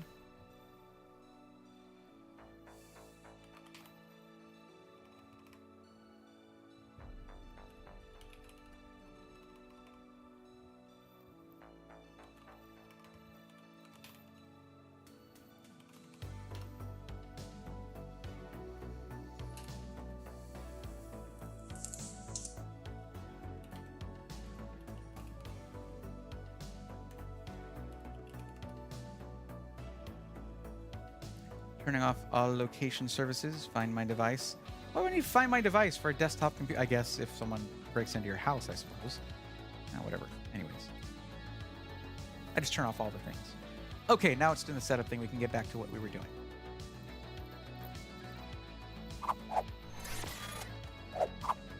Okay. But yeah, nice motherboard. 19 bucks. I don't know. You know, I don't think people should get it if they don't need it. Because the people who need it, I want iBUYPOWER to have these in stock, basically. But I do want to say, great job, MSI. That is a great motherboard for that price, whatever the overall price is. They also have the Tomahawk Wi-Fi, which is generally going to have even more power delivery, VRM cooling, things like that. But it does take a hit on rear I/O for some reason. So, but it will look better in the black case if that's the kind of system if you're going with the case that we're using here. They have the ProArt X670E Creator Wi-Fi. That motherboard, if you need 10 gigabit networking, is a great choice. If you don't need 10 gigabit networking, bit of a waste of money, in my opinion. There's a Asus Prime. It is only $15 more, but I will say that I kind of prefer the MSI motherboard over it. And then you have some MATX motherboards that I would not really recommend in a full ATX case, as you can imagine. Now that's it for motherboards. Power supply. So this is the lowest price power supply. Now, one thing I want to make noted here, they are running low on the Be Quiet version of this 750 watt power supply. So the default spec will be shifting to the Corsair RM750X, which is $23 more, but is also like tier A rated on the PSU Cultist tier list. And there is the 850 watt Corsair, and is the Be Quiet not on there? They used to have the Be Quiet one, but I guess the Be Quiet ones, I guess they're running low on for both 750 and 850 watt. But they do have Corsair as an option, very reputable, very solid power supplies. It's only $33 to go up to an 850 watt. If you're gonna bump up the spec on the GPU, definitely do that. And that gives you more upgradability in the future. But the reason we went with 750, remember the whole purpose of this system, pre-built, rebuilt. Of course, there's an episode on upgrading your power supply. What reason would we have for putting in an overspec'd PSU? That's the whole point of this. You don't need more than 750 watts to run what we have in here, the 7800XT and the 7600, Ryzen 5 7600. That'll be okay. It's getting a little close to where it's about 100 watts over the recommended spec, if I'm not mistaken, for the 7800XT. I could be wrong about that, but it is over whatever the recommendation is. I know that. The thing is, though, I needed it to not be overspec'd because then I have no reason for upgrading it in the series other than just demonstration. So, yeah, it's all on purpose. Every spec you see here is on purpose. It's not oversight. We discussed this for a long time, getting this exactly how it is. But yeah, you go all the way up to a 1200 watt Thermaltake Tough Power GF3, also a tier A gold rated power supply in the PSU Cultist tier list. There are genuinely good power supplies listed here Only good power supplies. And I love to see that. iBUYPOWER, thumbs up. Way to go. The storage, though, I'm going to take that thumbs up. I'm going to go, and the reason for that is not enough options, even for the easy builder. The only option you have is at minimum going to cost you $130 more. The only 3 options are much higher spec and double the storage at least. Now, I love the Kingston Fury Renegade. The 2 terabytes, a great drive. It's what I run my system on right now. It's what I have in this guy right here that I run everything off of when I do these streams. I've got it in one of these Sabrent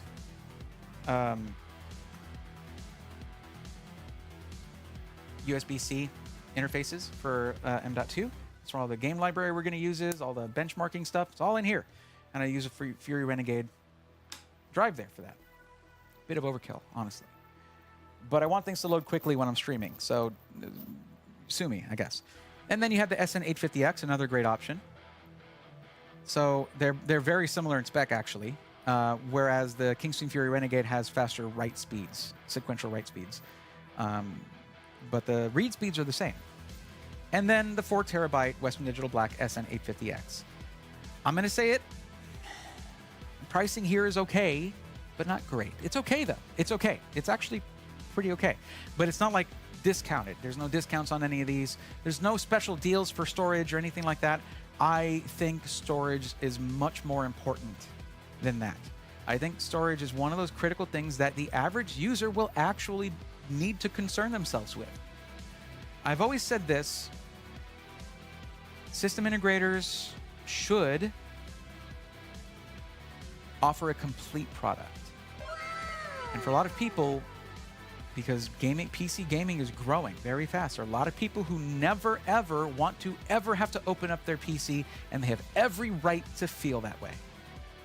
Every right. That's why they're buying a pre-built. For a lot of people, they just don't want to mess with the computer. They just want to use it, and they just want it to work. Well, anyone who's worked with computers for a while know that that's not always the case with a PC. Sometimes they're just gonna do what they do, and that's okay. But I think offering like an additional drive or having faster options for 1 terabyte at the very least, so that your boot drive is not a DRAM-less HMB toting drive, which HMB can be okay, but it's not as good as onboard DRAM. I think that would be helpful. Have the Kingston Fury Renegade 1 terabyte on there. It should be like $90 cheaper. So that would be a solid upgrade option. There you go. Jake, talk to these people. Send them some 1 terabyte drives. That's my gripe with the storage. I didn't want to add $144 to the base price, so we did go with the SN580, but remember, it is pre-built, rebuilt. The whole goal is to upgrade things on this PC. That's what it's for. Coalition, Chris. What's going on, my friend? How are you? I was going to zoom in, but I'm already zoomed in, which is fine because this perfectly shows the specs. That's what we're trying to do. How's it going, buddy? Check this thing out. Latest case from iBUYPOWER. Latest AIO from iBUYPOWER. All that part there is all mesh. So it's got a combination mesh and glass front panel, but it's spaced away from the fans to allow for better airflow. It's really, really nice. Rarutu says, release the lawyers. Oh, Zankster. Thanks for hanging out. Appreciate it. Was joking. When you click on the 4090 option, it showed a recommend. Okay, I'll actually do that so like we can show that off. What's up, Crash? Welcome back. Do you build PCs for folks upon request? Says Mixelplix. I've considered it, but it would have to be, I'd have to charge like a decent amount because time is such on short supply for a full-time content creator. And I don't have a business of building PCs, unfortunately, Mixelplix. I have done it before in the past, but like shipping PCs is so nerve-wracking. But yeah. Oh, thank you for the tier 1 sub, Chris. I appreciate that. I did not miss that. I did see that. I'm sorry. I need to make sure I mention that. Hey, oh, sorry, I hit this. Hey, and hey, all, just chilling. Glad it's Friday. Hope you're doing well. I am doing well. I've been waiting for this PC for a couple months now. This is the PC for this.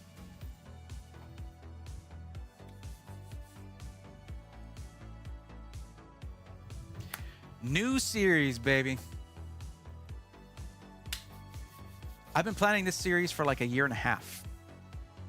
So many things needed to come together to make it happen, and it's gonna be sick. Oh man, wait till you hear the plan. Or like, I haven't even. There's maybe like 5 people who know what phase 2 is. Everybody knows what phase 1 is. It's all individual videos showing all the upgrades you can do to your pre-built. It's gonna be so good, dude. So good. So we're almost doing what I did as a DIY. Got a pre-built and rebuilt it with new parts. Only really kept the case, CPU, and GPU. Yeah, pretty much. But we're also gonna upgrade those because some people want to only upgrade those things. We're doing everything you basically can. If you were to follow every video in pre-built, rebuilt, just like it is with real life, where you get a pre-built and start messing with it, that's where many, many DIY enthusiasts started, with the pre-built. And by the end of that whole phase 1 of the series, you would be able to build a PC. I've got it on film. If you watch episode 100 of SI Weekly, Jay's 2 cents, Paul of Paul's Hardware, Pedro, founder of PCMR, Danny, Nerd on a Budget. All these different people confirming, yeah, I started with a pre-built. And they are known for what? For DIY. It is so cool to share that, because it means that message of like, oh, you got to build your first PC is a load of garbage, and it needs to go where the garbage goes, in the trash. Stop by for a quick hello. Oh, okay. You're gonna go bowling. Okay, well, I hope you have fun. And again, happy birthday to your stepsister from Breathorn. And then your stepsister will say Gesundheit, I guess. You got it. We're on it. Always heard iBUYPOWER wasn't that great. Ugh, yeah, that messaging, right? It had lots of flaws with their motherboards. They don't make motherboards. Where do people come up with this stuff? They don't manufacture motherboards. They're not a motherboard manufacturer. They're a system integrator. They buy parts. Now, there are some times in the past where you'll see SIs getting, like from the OEM, they'll get motherboards that are for them with lockdown BIOSes, right? That's not what they do now. This is a retail available motherboard with the standard BIOS that you can update. As a matter of fact, it has a flash BIOS button on it, so it's actually easier to do it. Rebuilt my friend's Skytech, added an extra NVMe, and swapped case in the process. Looks great. Used a Height Y60. One from UFD Tech, actually. Oh, sick. You got that from Brett? That's awesome. Brett got gifted a sub earlier tonight, which was really cool. I remember adding a 540 MB HDD, 540 megabyte HDD to my first PC. That's, I think, the size that mine was. Actually, no. I think 80 megabytes was the first hard drive I ever added. 80 megabytes, something like that. Started with CTX Computers family PC here. 64 megabyte PC, 133 RAM, S3 Verge GPU, Pentium MMX, 133 megahertz. Upgrading from 4 megabytes of RAM to 8. Yeah. I dive right in building my first. Definitely nerve-wracking to make sure you don't fry that amount of money for parts. It's a weird message, because you have to understand, electrothermal, statistically speaking, most of the people who are out there saying, oh, you got to build your first PC or you're not a real gamer or whatever, statistically speaking, most of them started with a pre-built. And for some reason, that's not okay for you. So the messaging digs into your brain. It's like, well, I have to do it. And then you are nervous instead of joyful. You're like, unless you got someone there, like uncle or cousin or whatever, someone who's done it before, it could be a really stressful process, honestly speaking. And it is. Heck, still building PCs today for me sometimes is a stressful process, if I'm being honest, which of course I am. What did I miss? Been busy. Oh, just, talking about the configurator thing. Looking for a pre-built under 800. Okay, cool. Limitless Spiders, this is not what this stream is about. If you want help like that, you need to come back on Tuesday or Thursday. In fact, why don't you come back on Tuesday and Thursday and also hang out right now? But yeah, this is not a PC matchmaking stream. I don't know if that's a good price for the parts. I mean, I don't really... we're in the middle of a review right now, so I can't really stop to go and look up pricing. And especially if you're getting anything like used as well, that's not something I always recommend if you're new to PC stuff. So that's definitely something to keep in mind. Anyway, back to what we were doing. So we were on storage, and then in the operating system, you can go in and choose to get a recovery USB drive if you want to, or switch up to Windows 11 Pro. But I'll put it this way. If you have to ask what's the difference between Windows 11 Home and Windows 11 Pro, you probably don't need the things that are the difference between Windows 11 Home and Windows 11 Pro. I'll put it that way. And that's not like to be demeaning or anything. It's just you probably wouldn't use those features if you're not already aware what they are. So, yeah, there you go. There's the thing. $1689 is a great jumping in price. The price might shift, of course, because, you know, temporary sales are what they are across every builder. That's how that goes with iBUYPOWER. Could go up, could go down. But I'll say this, use code Brayathorn and you get 5% off of the system at the already good price. That's like a step up in the GPU right there. Ish. Get that 2 terabyte storage right there. Get that 5% off. It could somewhat equalize. I'm paying for half your storage right there. There you go. So it's definitely a good time for that. I will state again, as of May, the code might change from Brayathorn to something else. Just keep abreast of the content on the YouTube channel, and I will let you know. Also, I'll let you know on my Twitter account, and I'll let you know in the announcements section of the Discord. If codes change, I'm going to start doing that when codes change, just so that that's out there. And also, there's the coupon codes section of the Discord that has all of our current codes there, and we do try to keep up with that there. Pentium MMX 233 megahertz actually, whoops, wasn't till the third PC that they finally let me build one instead of buy a pre-built. And that's okay. I feel like upgrading is a great way to do it. Upgrading a pre-build is a better way to start, I think, than starting out from scratch. The thing is, if you are interested in building your first PC and not buying a pre-built, you will save money that way. There's no mystery to that. You will save money because you're not paying for the service of having it built for you, tested for you, warranted for you, all of that. That's a service that you pay for. Okay, we are going to utilize this top USB Type-C. Imagine a case in 2024, a brand new case, not coming with USB Type-C front panel connection. So, we are going to switch over to the other PC here, and we're going to do that like now.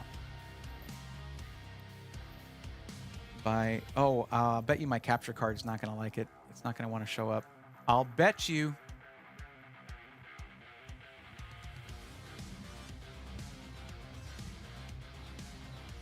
All right, I have to add it again. Every time I use this thing, I got to add it again. Stupid Asus capture card is the worst investment I have made. And it's not the newer one either. It's the last version before. I think they have an HDMI 2.1 version now. I doubt it's any better, though. I was supposed to get one from AverMedia, but they kind of ghosted me, so I don't review a lot of that stuff, so I get it. I do get it. Limited amounts of things that you can, samples to send out. Oh, wrong keyboard again.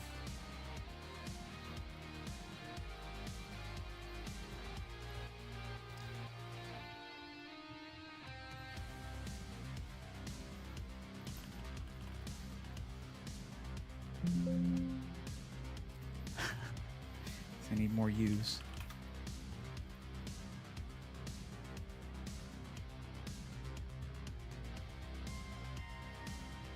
Okay.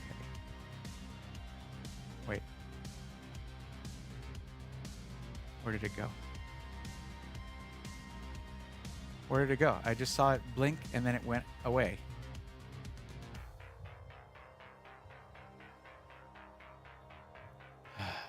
All right. unplug the Type-C, plug it back in.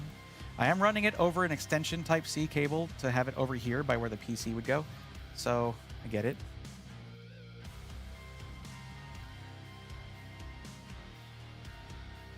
Yay, we got it. I had to unplug it and plug it back in. I tried turning it off and on again.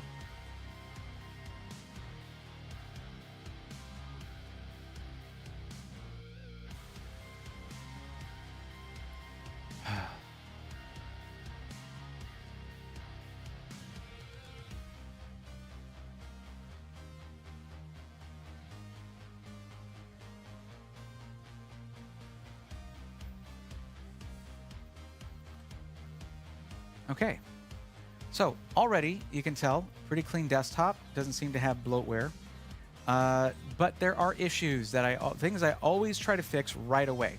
And one thing we're gonna do, we're gonna go to our display settings and we're gonna add some scale here so it's easier to see stuff. Because we are currently showing 2560 by 1440, let's do it at 150%. That's a little too big, let's go to 125, there we go. Alrighty. And we'll look at our advanced display, see what's available there. 144 hertz, baby, there you go. That's one thing you guys must do. If you get a high refresh rate monitor, you actually need to go into advanced display settings and set it to the higher refresh rate or you'll be at 60, very likely, okay?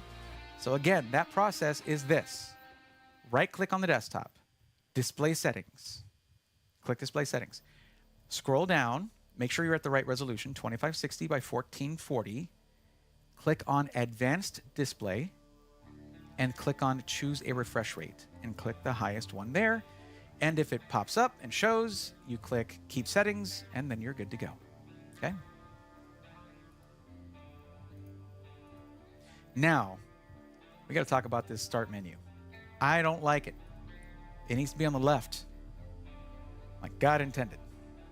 So we go to taskbar behaviors, taskbar alignment to the left. I also prefer to hide the taskbar automatically. That's me, you know. If you don't like to do that, that's okay. You're just wrong, but that's fine. Another thing is turn all of these off. Good Lord, nobody cares. And we go to search, and we do search icon only if you want to use the terrible thing that they call Windows search. Sure, it's your life. You do what you want. Frantically tries to figure out why my PC made an error sound.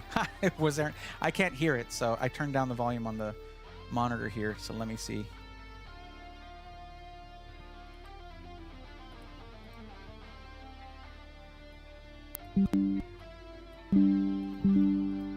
Y'all having fun with this? The volume's really high on the system. Let me turn that way down. There you go. Sorry, it was still at 100% gain because I had to make a new source. There you go. That's more reasonable. Sorry about that. Sorry, Chris.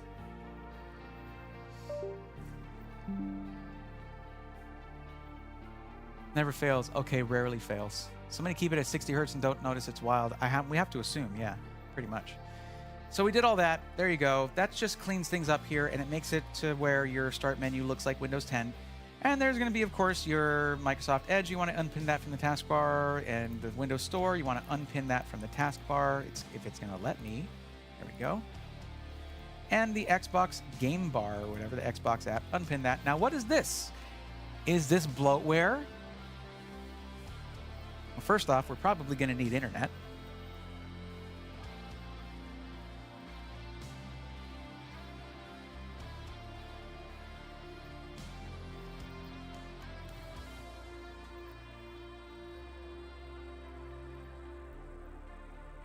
I need to replace this RJ45 fitting because it does not click easily, but there we go. Internet is a thing now.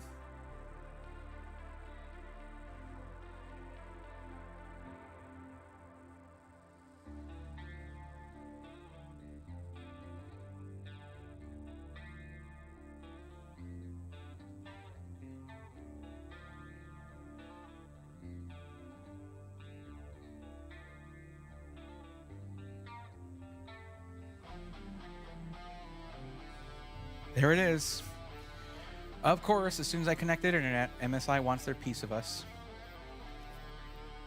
Love MSI motherboards. Love their GPUs. Their cases have become really nice.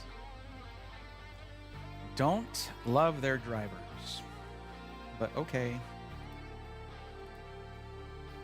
So, Dropbox Redeem Launcher, no. Adobe Redeem Launcher, no. PCIe network drivers, okay. HD universal drivers, yeah. Norton 360, no. Never, ever. Windows Defender is plenty of protection. Just keep it up to date. CPU-Z MSI Gaming, I've got my own benchmark stuff. Our AW64 Extreme MSI Edition, does that mean I do not need to pay for it? Maybe I'd leave that in there. MSI wallpaper, cute, but no. AMD chipset drivers, installed. So AMD Bluetooth drivers, all good, all good. So there we go. We'll just go ahead and install all that stuff. Down with Norton. Norton is the virus to me. That's good, Araxis. I like that. Yeah, this does have RGB controls, yes. I was thinking Signal RGB, but also Height has their own software. The Height Nexus software. I'll be there on Thursday for sure. I don't know if I can build a PC after all those years. It's okay. There's plenty of people, Mixelplex, that have built PCs in the past and are cool with not building their next one. Yeah, now that you mentioned, I learned about PCs from rebuilding a hand-me-down 286 in the early 90s when 486 was a generation. In those days, 80 megabytes of storage was huge. That's what I put in the 90s. And because I was tired of having to uninstall StarCraft to play MechWarrior 3. And I was like, whoa, I can have both now? And now Activision is trying to do the same freaking thing. Call of Duty installs are ridiculous.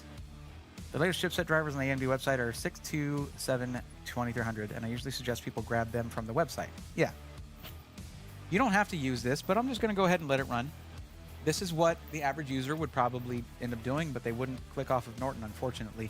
So here's the thing, MSI. iBUYPOWER did an awesome job of not putting bloatware on here, yet you tried to bypass that and put it yourself. How about you not do that? I know you're making good money from it, and in this economy, that can be make or break. Come on. There's got to be another way. Just made me realize I have that again on mine. It was set up when I first mined, but was using HDMI because it wasn't working at first because I didn't push it in all the way. Oh, okay. Yep, you got to seat your connectors properly, no matter what the connector is. But Northern Lights, we went over the whole configurator, basically, that you get through going through the link that is in the description, and all the myriad options that are available. Now, one note I want to make, you do have more options available if you go through the standard configurator that has basically a whole wall of components. And that's cool. There's more cases to choose from for sure, but I gotta say that there is something about this case that I really like. Wait till you guys see the B-roll I'm gonna get of this. It's gonna be really good. Yeah, I'm tooting my own horn there a little bit, but you know. Anyway, while that's happening, let's click the iBUYPOWER thing here on the bar here. See what it does. Oh, I should not have done that.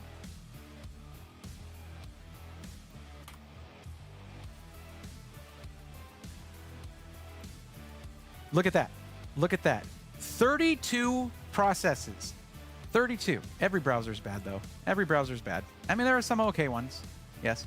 But from what I could tell, it just took you to the iBUYPOWER website. So you can safely get rid of this. It's not a support link.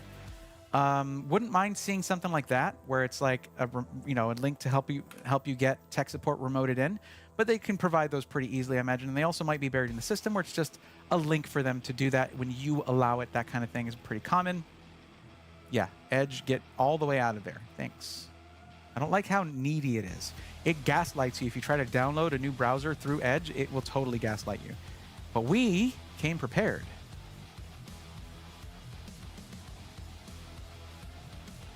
Just copy those over. Let's see what kind of write speed we get here, copy speed we get here from a pretty fast drive. a very fast drive. It's a Gen 4 drive onto this SN580, which is less fast. This is already done, so this is not affecting that. Now, this is also on a Ryzen 5 7600, pretty much the baseline CPU that you can get from 7000 series Ryzen from most SIs.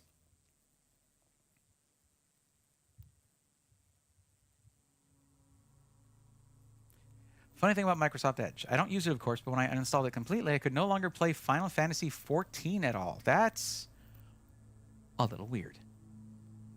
Some programs might use IE/Edge as a runtime for stuff. You just got to look at your program, your app defaults. I'd give Edge a chance if Microsoft did not keep telling me to use it. Yeah, that's right. Fight the system. That's the man telling you what to do. We don't want that. Are we still calculating? What is going on? Let's pause this. Pausing is 0% complete. Is it pausing that's 0% complete? Let's try this operation again. It was in the middle of installing something when I did that. Generally, I would walk away when I'm installing stuff. Let's try it again.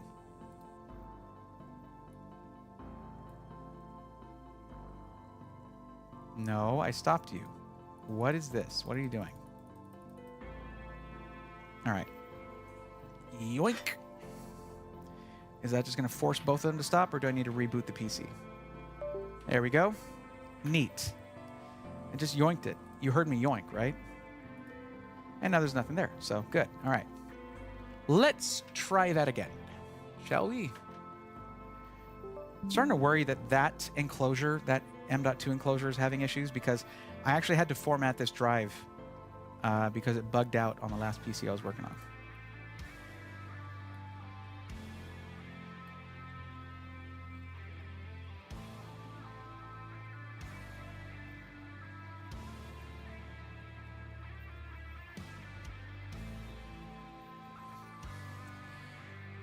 All the PCs that I sell have a 3D printer GPU, 3D printed GPU SAG bracket with my logo. I don't see why you wouldn't do that. Yeah, there you go. Yeah, we were talking about this before, which you might not be able to see that well.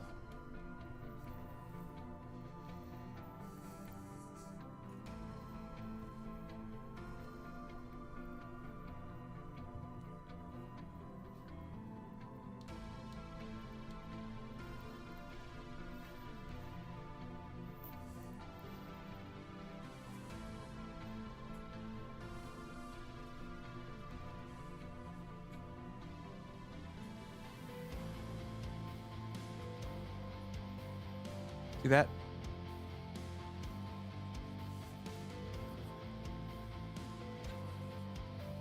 Magnet.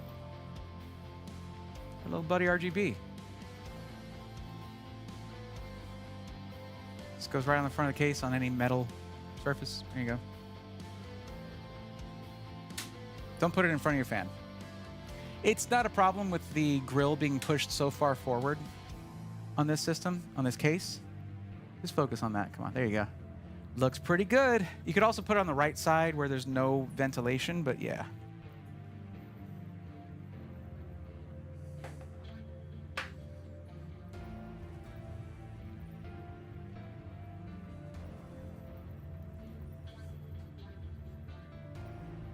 Interesting. Why did it do that? It's not going back to full. Okay.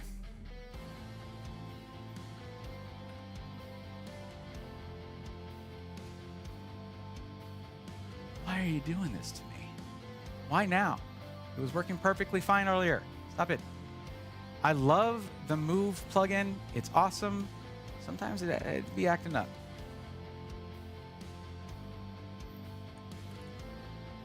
Oops, wrong thing.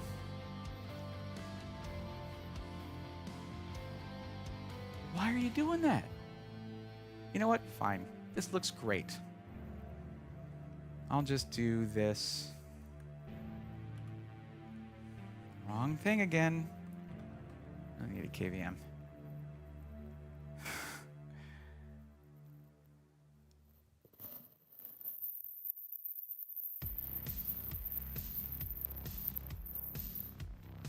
But did you not still have to move stuff around to get that 640 kilobyte from the IRQ ports to actually run Wing Commander? Why are you trying to give me like flashbacks right now?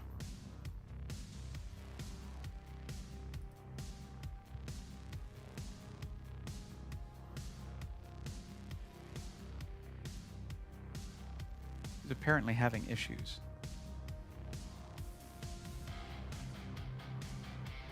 All right, I have another enclosure for this. I'm going to give it a shot. Where is it, though?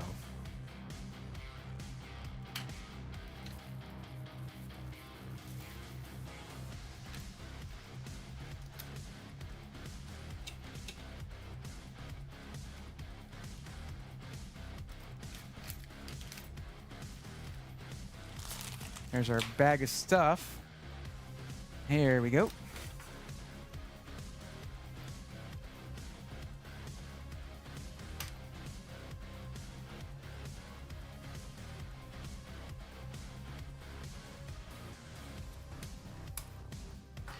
Chris, it's one of my favorite things is these little Sabrent USB-C M.2 enclosures. They're awesome if you need to clone drives, do things like that. Very cool for that. And they're like 25 bucks. But I don't know if that one is causing issues with this drive. I've had them for a long time, and I usually have 2 of them, so that's nice, but it might be causing problems.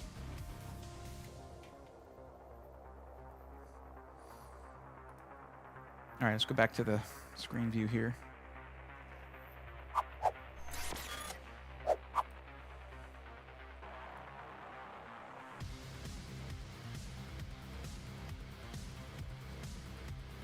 Yeah, it's this one.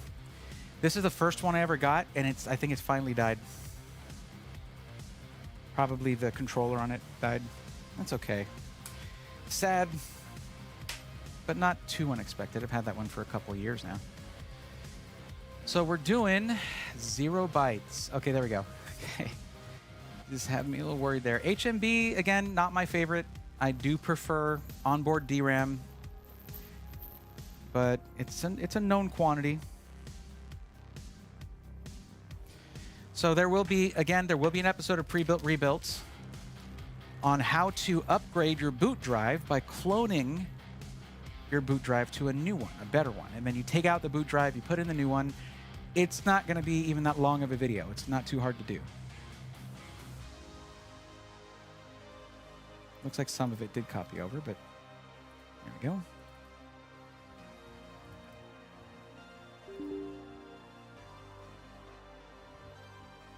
Really great to download a setup file, and it's not the setup file. It still has to download it. Like, I want a portable installer that doesn't necessarily need internet, even though it's an internet browser.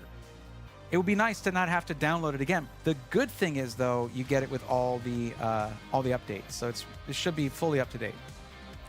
I'll set this as default, and here's the fun thing: you go to this, and it gives you the option to make Chrome your default browser, right? Neat. You do that, and like 2 things change, 2 or 3 or 4. And they keep Edge on some of these things. PDF. Really? Every time you open a PDF, it'll try to open Edge and make you agree to give them your information. Every time you do that, if you like Alt F4, not Alt F4. Alt F4 doesn't even work on that. It doesn't let you Alt F4 out of it. You have to end the process in Task Manager. This is why I don't use, look at this. I try to click on that to take PDFs off of there. Before you switch, try Microsoft Edge. It's fast, secure, and built for Windows 11. Stop gaslighting me. I don't want that. I don't want your product because of how you try to force it on us. That's something that I think the whole antitrust law people might want to have a little look at. You jerks. Make a good product, people will want to use it. And they're like, it's Chromium based anyway. So it's like, then there's no difference. Then who cares? I'm already all set up in Chrome. So whatever, I've been using it since it was launched and it's been okay, it's been fine. It's not great. It's not the best.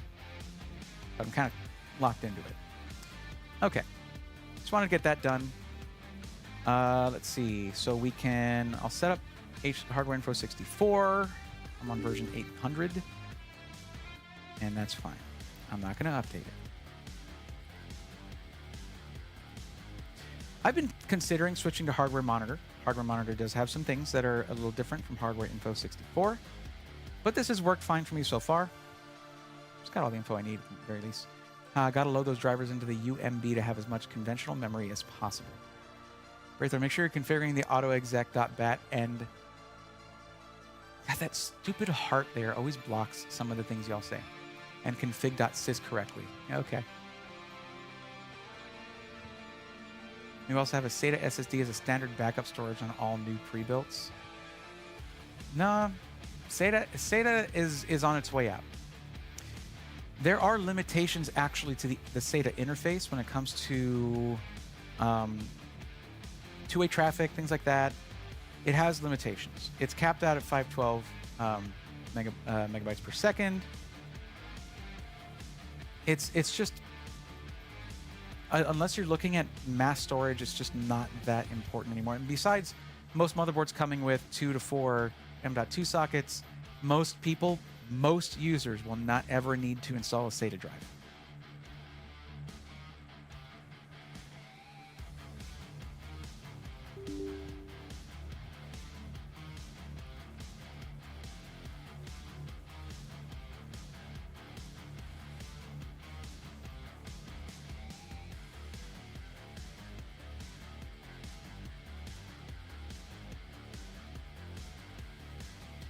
If you really look at it, entry-level M.2 SSDs have reached parity with SATA SSD pricing. There's really no reason to buy them anymore. If you have a bunch, then cool. If you have a bunch already, then go for it. It's still usable, very, very usable. And it's still decently fast for most applications. But the price benefit is not really there anymore.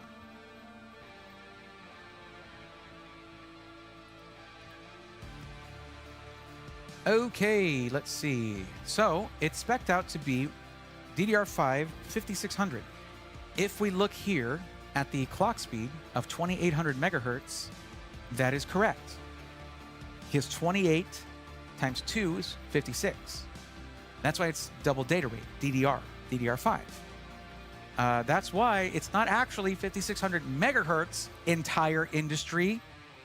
I don't know, like the industry knows that it's not megahertz, but it's mega transfers per second, but they keep labeling everything MHz, and it's really annoying for uptight weirdos anyway, like me. Everything looks good. We are running on gigs, we're running by X16, everything's good, no bifurcation on the X16 slot. And TDP 65 watts. This 240 millimeter AIO is definitely overkill for this thing. I'm wondering if the height software would work with this, because supposedly this case comes with that PCB that we saw was like a lightweight version of the height controller, okay, the height Nexus controller. But we're gonna go ahead and let's actually mess with the RGB real quick. Let me bring up. I know the MSI thing is here. You're here, aren't you? Where are you? Did I close it? I think I closed. It's there in the background, right? No? Did I close it? There you are. You ain't gone away yet. Finish. There we go. You can shut that heart off, but I like to see it put out little hearts when people like the stream, which, by the way, guys, you can do that if you want to. You can totally drop a like on the stream if you feel like that, if you're liking it, if you're having a good time. I know things have calmed down a lot. I spent a long time on the configurator looking at this, which is something I could have done in SI Weekly. But, you know, you could like it anyway if you want. If you don't like it, if you don't enjoy it, but you hit like anyway, that's like reverse psychology, right? Probably. I don't know. Okay, so that's finished. We go here now. It's in the tray. Right. Where the heck is the MSI software? I thought it was going to be like all up in there. Okay. MSI Center. There we go. So MSI Center, again, not my favorite. Yes, we actually have to read all the way through this, or we can just grab that bar and just pull it down and say that we've read it. Okay, cool. Yes. Notice though, iBUYPOWER didn't install any of this stuff. They didn't install MSI Center. There's no NVIDIA GeForce Experience or anything like that. That wouldn't necessarily be a bad thing. There are cleaner ways to install your graphics drivers, but for the average user, it's usable enough for sure. And they're taking away, eventually, they're taking away the requirement to log in. Of course, we're not going to use NVIDIA GeForce Experience for this because it's an AMD GPU, so we would get, Adrenaline. But they didn't install all that stuff. They left this as a clean install of Windows, which there's all that stuff from Windows. But so they put the AMD software Adrenaline Edition apparently. So that's actually good. I'm glad to see. Like, there's certain things where it's like that should be on there. No antivirus that I'm seeing. None of that stuff. It's all Windows tools, Windows' own bloatware, and then of course MSI. They know MSI's motherboard is going to reach out to the internet to download its own software. And in the grand scheme of things, that's just okay. It's fine. But it's not something that iBUYPOWER did. They sent a clean system. I'm so glad IE is dead on the consumer desktop. HackDivX was such a security issue. Yeah. I don't know why you got the GPU bracket with the 7800 XT. It doesn't come with it. It could be that that's just the packaging they have for mid-range to high-end XPG GPUs. So I couldn't figure out how to mount it.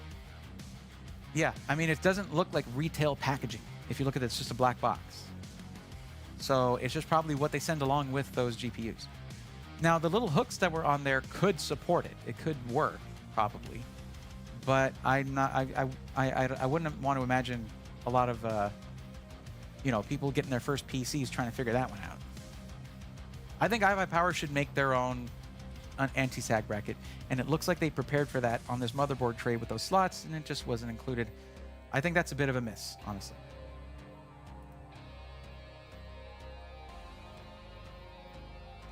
Hey, which one do you guys think I should pick? Here's my idea. Skip. That's the one you should pick. Okay, so we'll go to Mystic Light, which at least in itself is a clean application. I mean, it's not too busy, it's not too crazy. And we don't even have to worry about the RAM because the RAM is not RGB. I think having RGB and RAM in this, by the way, would help to fill out some of that empty space there with some RGB. But you know what would look good in that space, sort of that empty space back there? Something like a screen for telemetry. That'd be awesome. Okay. So that is installing. We'll let that install. And it's done. Okay. It also doesn't install all these things by itself, which is good. You have to pick your programs that you want.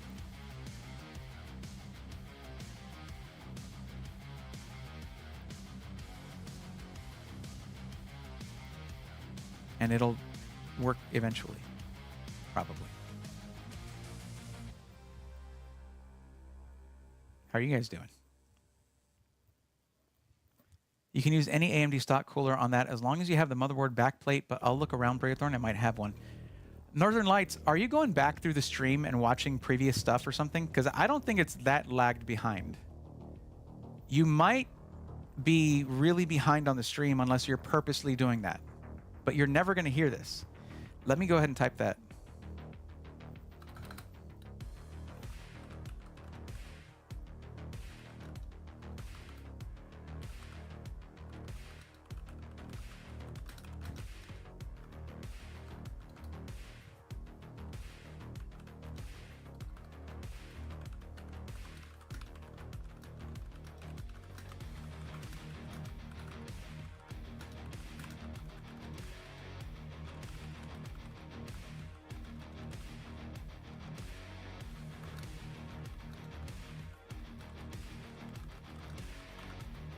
There we go. Okay, so currently we're set to, it is controlling it, or at least it's noticing it, it looks like. Let's see here. Does this change anything? Yeah, it does. There we go. You can't see what's happening, but yeah, it changed it. Here, I'll do this. This cuts off some of it, but I can move that. All right, so let's go with... That looks pretty smooth, though. Just breathing, single color. Do color shift. Oh no, I can't choose color wave. Can I choose colors for that? No? Okay. No. Okay. Let's just see. Let's do... We'll do flame, but we'll pick our colors. No hex codes. That's unfortunate.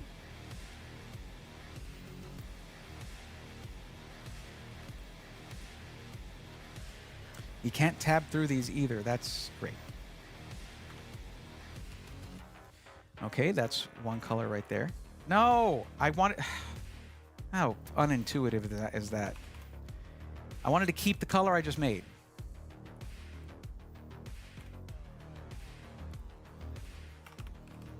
There, that's one favorite color. And the next one, we'll just go full on cyan. Wait, can I just pick any color on the screen? No? Okay. Ooh, no, no, no. Can I Control Z?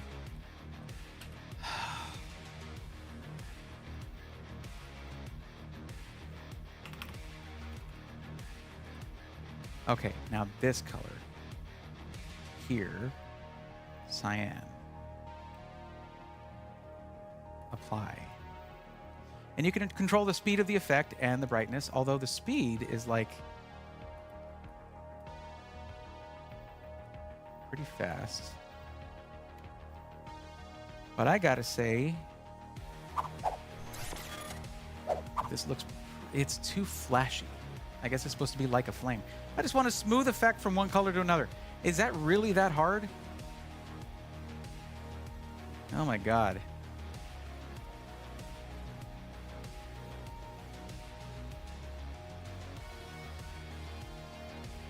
All right, we're gonna go with a solid color.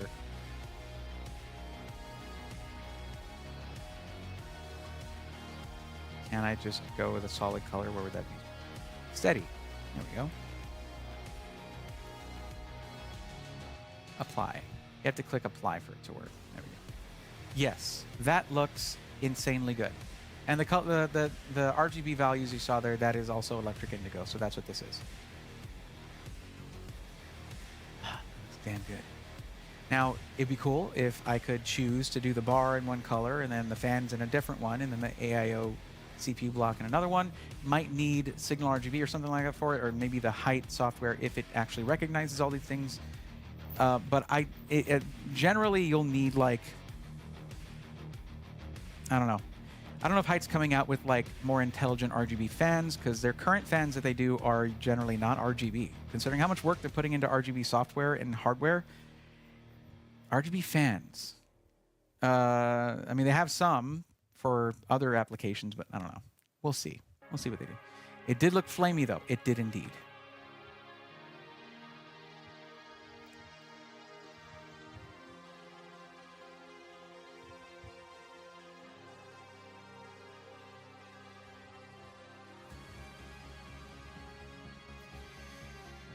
Well, Ivan Richardson, I did have a long talk. I don't know if you saw my video scrutinizing exotic PC. You might want to watch that. But I did talk to them, and they're going to be making a lot of changes that are very necessary, in my opinion. Yeah, this looks pretty rad. I mean, seriously, if you want a nice case with some good options on it and some really nice RGB, this is a good option. And you can buy the case by itself, too, by the way.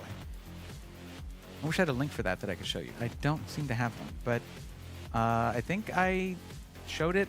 It's in their gear store on iBUYPOWER. I'd need to see what the price is, though. But you can have multiple profiles with this, by the way. We'll go back to this. You can have multiple profiles. You can do game sync, ambient link, mystic light settings, things like that, whatever that might be. LED power saving mode. Okay, when the monitor's asleep, it turns off the lighting, which is cool. And it will overwrite third-party RGB software after system restart. So, like, if you don't want that, if this is installed, okay, and you put in Signal RGB, this will overwrite that. So if you're ever like, I'm gonna check out Signal RGB, oh man, this stuff doesn't work, it's probably that. Okay, but we're leaving it like that for now because it seems to be working just fine. Okay, time to install other stuff as well. We got our Hardware Info 64 there. I don't know why that closed, but let's get our sensors up and running. Looking good. Do that and this. Close out that.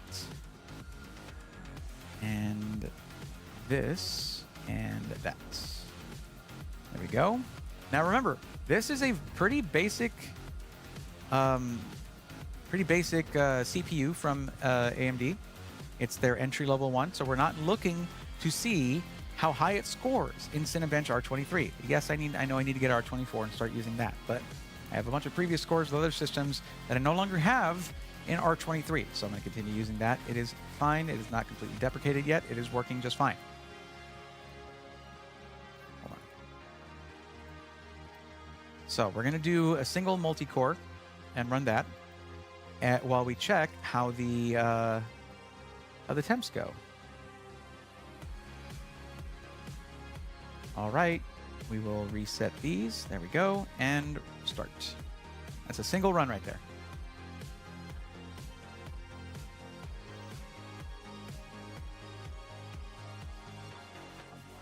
See, that's something I'm trying to build. I love MSI software for the most part. Ivan, my recommendation to you, on Tuesdays and Thursdays, what I do, oh, I'm not showing the screen there. I do need to show that to have it recorded.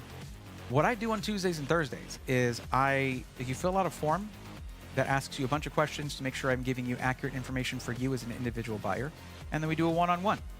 There's a list of people who, you get in the list, your turn comes up, and I help you out for free. One-on-one with all of the SIs that I know. I'll see which one is best suited for your needs, and I'll take you there and show you what I think would work best for you based on the information you provided. I prefer that to a very quick interaction in a stream that's not designed for this kind of interaction. The stream is me looking at one system, checking it out, and this is very far from the system you're talking about. No 4090 in this thing. Though you could choose to get one through iBUYPOWER in this case if you wanted to. Okay, looks like our max temperature was 66.6 degrees Celsius. A little evil, but there you go. This thing is not going to come close to testing this AIO. We're probably going to have to wait for the upgrade your CPU episode for that to happen. Probably one of the downsides of this being the system that we get to test out their new AW4 AIO from iBUYPOWER, but it has no issues cooling the 7600 with its 6 cores and 12 threads. No problem there. I don't even know about running like 10 minutes for throttling, but we'll go ahead and start running it, see what happens. It is quite chill, 65 watt TDP, yeah. It's hard to get this thing out of sorts.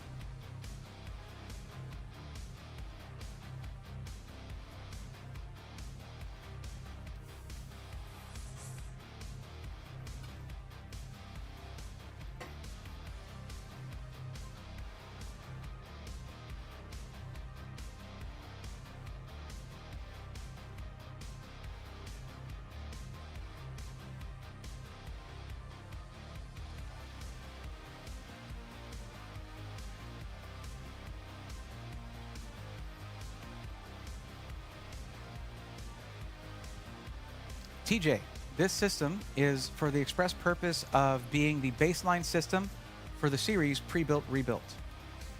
iBUYPOWER's provided it for that reason. It's not a fun little computer for me to play with or sell or give away or anything like that. This is basically the system that is going to be upgraded throughout the series. There are many benefits to iBUYPOWER for that, but they're not sponsoring any of the content. They're not sponsoring the stream. Their system gets to be featured in every episode of a series that is likely going to be bigger than anything I've ever produced before. So that works out well for them. But I was also very frank about some of the case's shortcomings and any critiques I had about the build quality itself. Really nice case overall, though. And it's their new Slate 8 Mesh Pro ARGB case. It's quite nice.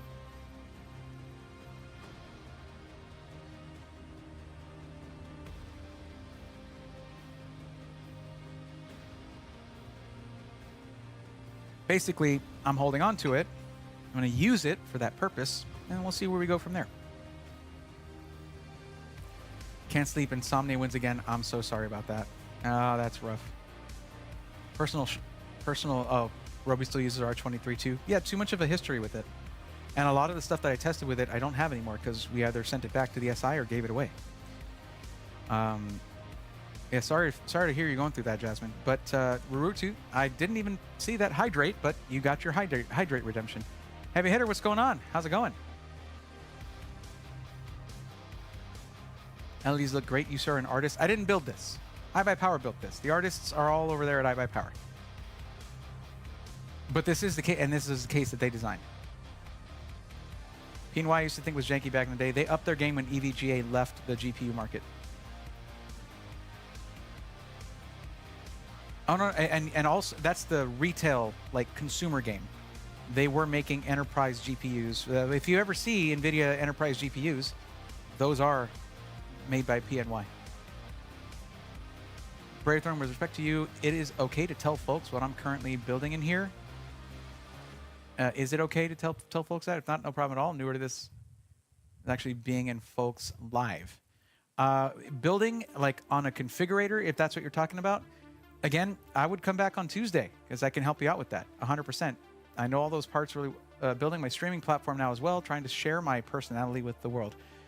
I mean, where the best place to do that, I'll tell you, we made a place like that. An awesome community called The Swarm. It is a Discord community, and that is linked in the description because we have a whole channel just for tech discussion.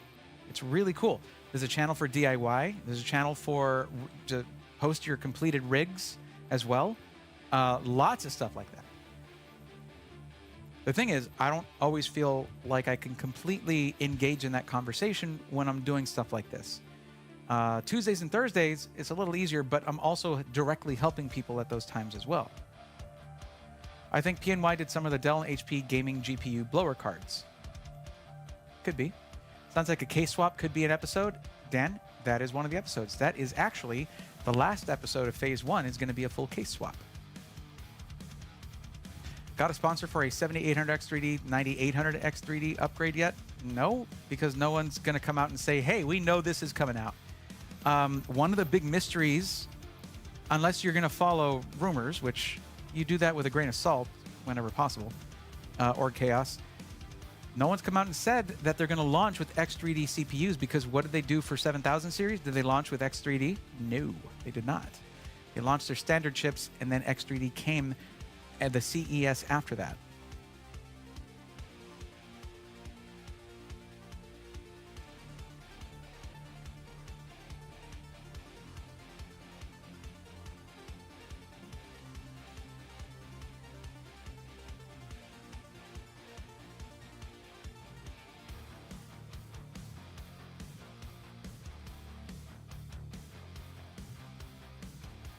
Let me get a little more lighting in here now that you guys have gotten a really good look at this RGB. Let me give you one last one with most of the lighting off.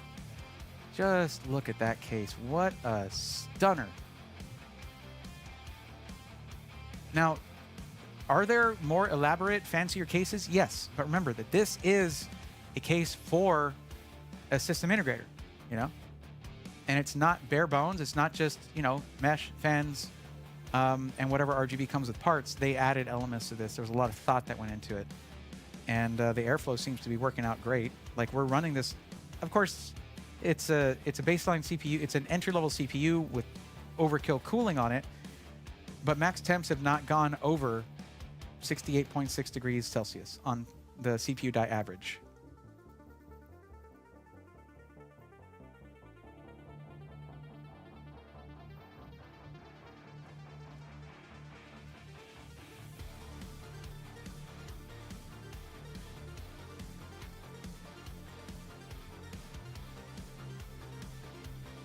How much longer we got? 3 minutes? We can do that.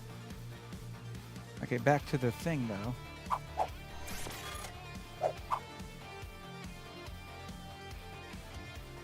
Dan says, spoiler alert.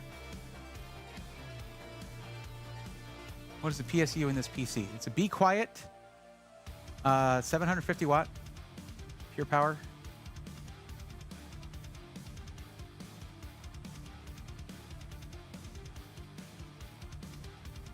M. Remember though, that link that keeps popping up in Twitch chat and the link that's in the description of the YouTube stream, you click that, you can modify the components to your personal budget and needs.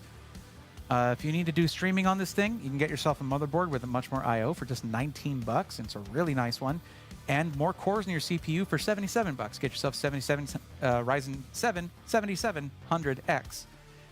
You can upgrade the GPU if you want to, though the 7800 XT is an awesome 1440p GPU. We'll do some game testing here in a bit. You know, not overly power hungry. 16 gigs VRAM, I believe. Yes, 16 gigs VRAM. So kind of future ready for games requiring more VRAM. And 32 gigs DDR5 5600, which could be 6000 if you click a button on there. You can upgrade to that. And the overall system is really nice. You can choose from a lot of different coolers. You can choose from a few different storage options, different RAM options, different GPU, CPU options, all kinds of things. So you can fully customize it. You could even choose a different case if you don't really like this one. It is up to you.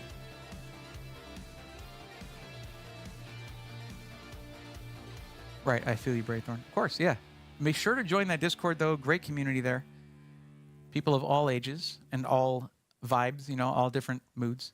You made a place called the Swarm. I like the name. Well, we do have a bee as our mascot, little purple bee, so kind of made sense. For the Swarm. Oh, that's what happened, right? Making stuff for everyone, not just specific group. Yes. Though that's what the streams on Tuesdays and Thursdays are for helping individuals. Because sometimes the content just isn't quite enough. But yeah, I make a video every week. We make a video. We have a series every week called SI Weekly, System Integrators Weekly. We cover pre-built, not from OEMs like Dell, HP, Lenovo, but from system integrators like iBUYPOWER, like Power GPU, like different companies like that do use off-the-shelf components with full interoperability and upgradability, repairability, all that stuff. Standard ATX cases, form factors, things like that. It's kind of what I focus on the most. Now the new series is going to be pre-built, rebuilt, showing you how to take a system that you already have and upgrade it to, you know, whatever your needs are. You know, after a while, most PCs that you get are going to be great out of the box, but eventually you'll find where there's a pain point that needs to be upgraded. There we go. We're done with our tests, and our max temperature reached on the average CPU die average was 68.6 degrees Celsius. And the T-die was 69.8. Nothing above 70 degrees Celsius, of course. This is not a monster CPU in this thing. It could definitely do with a single tower air cooler and just be just fine. But there we go. That's that test done. Now we'll test the GPU temps, because the GPU is in a bit of a higher bracket there. We'll set up Firmark real quick and let that run. Firmark, to be clear, is essentially just a power virus for your GPU. It just pushes all the power through it that it could possibly want. And the result is a floating fuzzy donut that looks a little weird, but it does the trick for sure.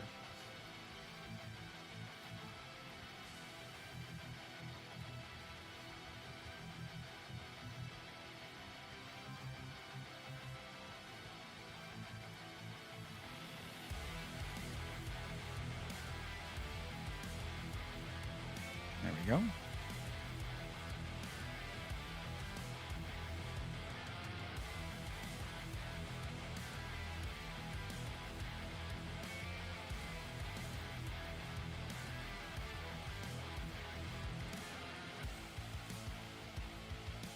Alrighty then, we'll see what temperatures the GPU reaches.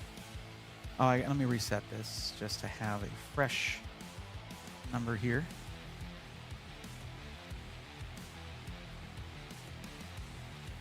Definitely a nice case for an SI for sure, says TJ. I agree. You were talking about the SAG bracket. Oh, okay.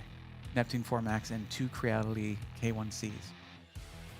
Not Creality. Sunk a ton of money into a Raise 3D unit at work. Machine was junk.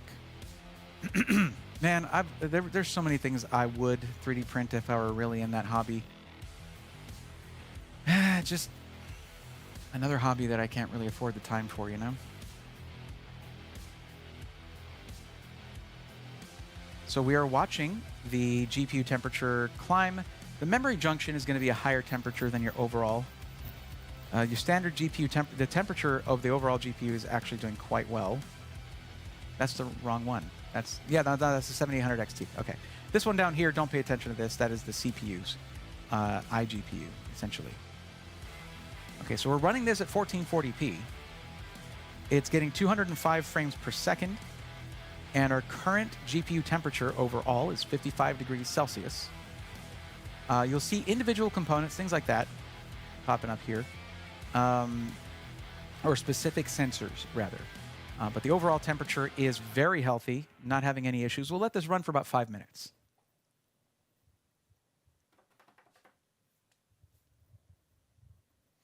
AMD skipped 6,000 to go to 7,000, like they will skip 8,000 to go to 9,000. Did they skip 8,000 though? Look up Ryzen 8000 APUs. They're out there. It's just that they're not the mainline desktop consumer processors like you put in a custom PC. That's not what those are. And also, some of them are going to be OEM only as well. So, but yeah, that's generally the, you know, they went 3000 series, right? And then 4000 series was like laptop stuff and all that. 5000 series, mainline desktop CPUs. 6000 series, you know, again, skipping that for the main product lineup. And then 7000 series was their mainline desktop CPUs for consumers. There you go. So yeah, they've got a rhythm going. Don't really need that monitor anymore.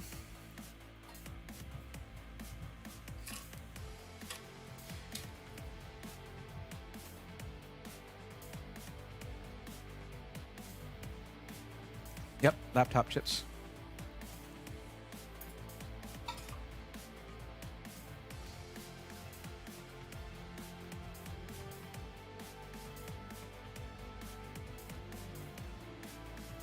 Besides, Barutu, in regards to your question, it's already frustrating enough that their GPUs and CPUs line up right now. So it's like, it's got a Ryzen 7 7700X and a Radeon 7700 XT or something. It's like, oh my God.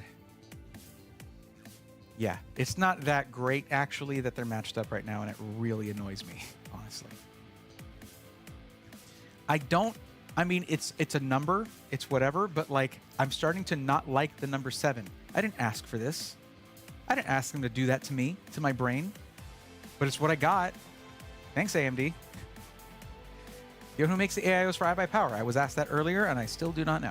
They are looking at that. Basically, I don't deal with the acquisitions people, the people for engineering and R&D, although I know some of those guys. I deal with their marketing people. They're the ones who determine what gets sent out to who and what kind of collaborations we can do.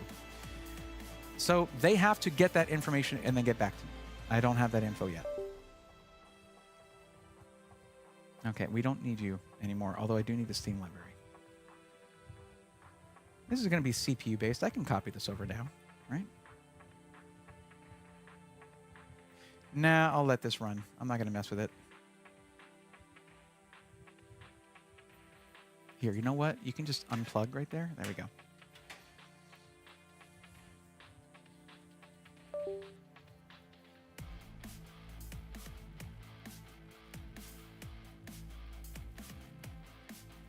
Jasmine, I can tell.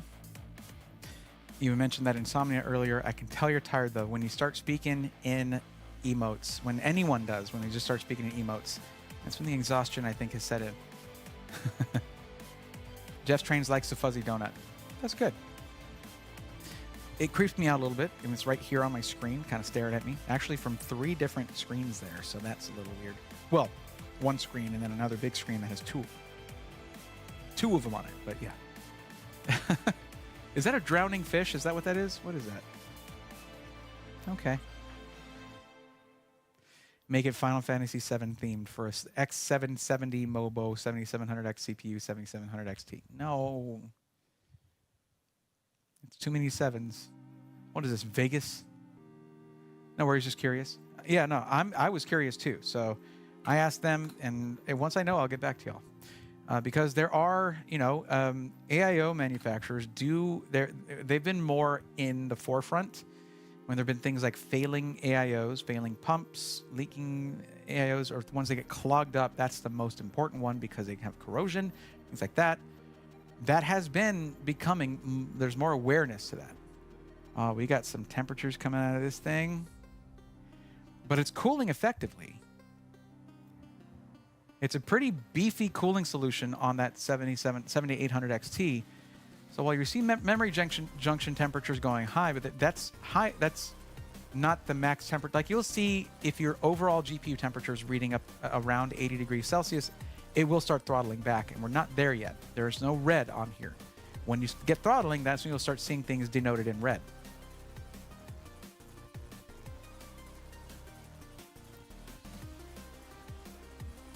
Yeah, this is running great.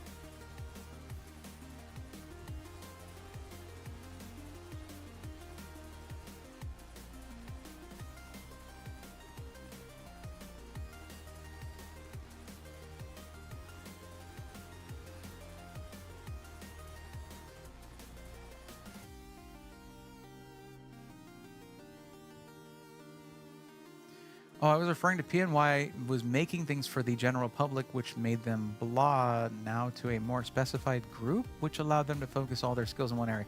Well, no, it's just, the thing is, one thing to remember is that when NVIDIA sells their Founders Edition cards, they make the money. When an AIB partner sells their custom cards, NVIDIA also makes the money. There's not a lot of money for AIBs, for add-in board partners, in GPUs. So if you're not focused on making GPUs for consumers and you just do it as an extra thing, maybe at NVIDIA's request or whatever, you don't really concern yourself as much with the quality of that as you do with maybe your enterprise products. However, when EVGA left the GPU space, certain companies like Zotac and PNY really focused in on their consumer game because there was a big gap in that space. And it paid off. The quality of their cards was better. They're more reliable. They cool better. They perform better. So, yeah, you see what used to be like, oh, that's a Zotac card, whatever, I guess it's just the cheaper option. No, though they are usually right around MSRP, the quality is quite good now on both. That is why EVGA left the market. Yep. Those are nice temps for a power virus. Indeed, Barutu, indeed. To be honest, I've never been able to understand them, whether it be Celsius or Fahrenheit. It is Celsius. Generally, 100 degrees Celsius is going to be the maximum for most CPUs, though it's 95 for Ryzen CPUs, and 85 if they're X3D chips.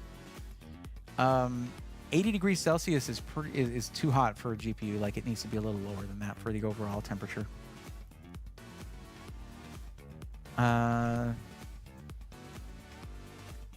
It's great to know. I'm glad to hear it. But also, Jeff, I am glad you're enjoying the fuzzy donut. I mean, we're all having to watch it. So I think we're good now. This has been running for about almost 10 minutes. And our max temperature, 64, for the overall temperature for the GPU, 64 degrees Celsius. GPU hotspots, of course, getting higher, but they are literally called hotspots. They are going to be higher than 80 degrees Celsius in most cases, and here they're not. There is, I mean, if you're running, like if your overall GPU temperature is approaching 80 degrees Celsius, these are much higher than what they are right now, if that's the case. But I think we're running pretty cool here. No, there have been no, there's been no throttling here. It's running to its full capacity because it's getting plenty of fresh air from those front fans. And yeah, I think we're good after 10 minutes of that. Agreed? I didn't wait. I didn't wait for your answer. I'm sorry. Okay, neat. I guess I can leave that running in the background. Now let's try and get this going here. I can run this off the back instead. Would it be faster?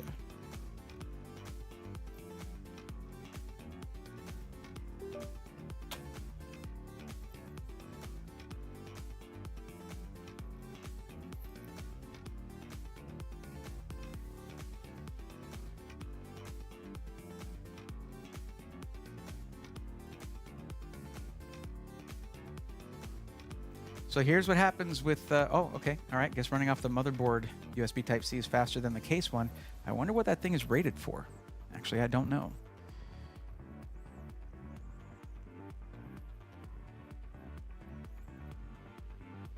That is 1 gigabyte per second right there. There you go. Now, will that last for a long time with HMB? It could, because we're not running other stuff. So that HMB is able to use system memory without really any limitation there, other than its own limitations based on its specs. But if it can keep this up for a long time, I can comfortably recommend the SN580.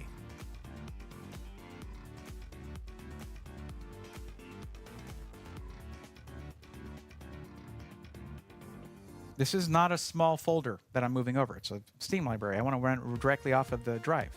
I could have just put this M.2 drive and added it onto the motherboard, or I can just run it off of this interface here. But because it's connected with the cable, I don't want to have it to where I jostle it and suddenly I can't read the game anymore.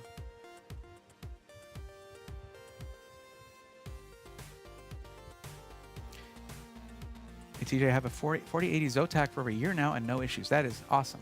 I love hearing that from people who have actually bought and used the stuff, saying those things. That is good. Sharing that with your buddies and different people in chat, different people in the community. That's why we have that whole group of channels called SI Testimonials, for people who have actually bought PCs from system integrators, and they're directly reporting their experience. That is the most useful thing you can do and helpful thing you can do for your fellow consumers out there, fellow community members. If you want to share your experience, showing pictures of what it was like unboxed, if there are issues with it or any damage, show pictures of that. And like back up the things you say if you have things to complain about, of course, because people can kind of say anything they want. And people rarely feel the need to prove that things actually happened to them and they expect to just be believed, when you have a place there where you can actually share your story, whether it be good or bad. I think it's really helpful. This drive is kind of killing it. Western Digital, have I been underestimating the SN580? Because good Lord. Oh, no. What? I just spoke too soon. Right after I say that, it drops down to 15% of the speed it was getting. Okay, we're back up. We're back up. That was a hiccup. You know, it happens to everybody, right? It's happened to us. It's happened to you. It's happened to me, right? You're doing your best. You stumble. But when you think about it, why do we fall, Master Wayne? So we can learn to pick ourselves back up. It was just messing with me. That's what it was.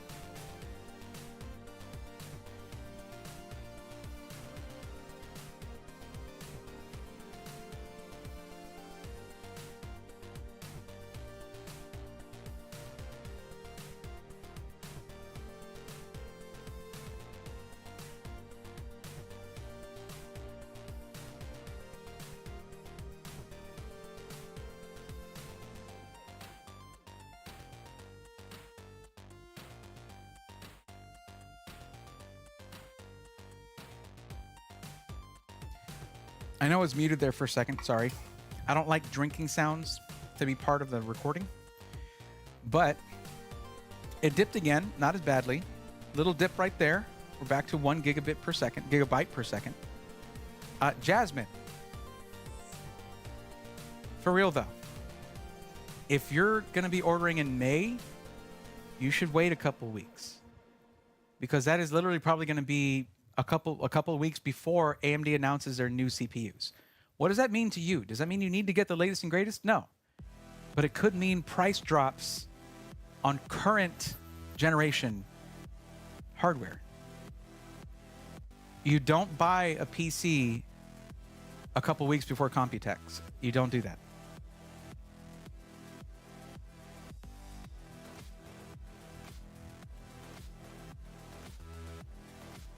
TJ got mine before the streamer cables were available for the 4K series. From who?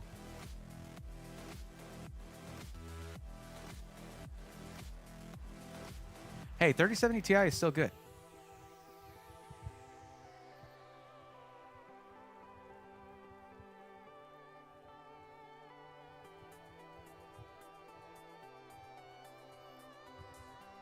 Whoa, look at that sprint in the end.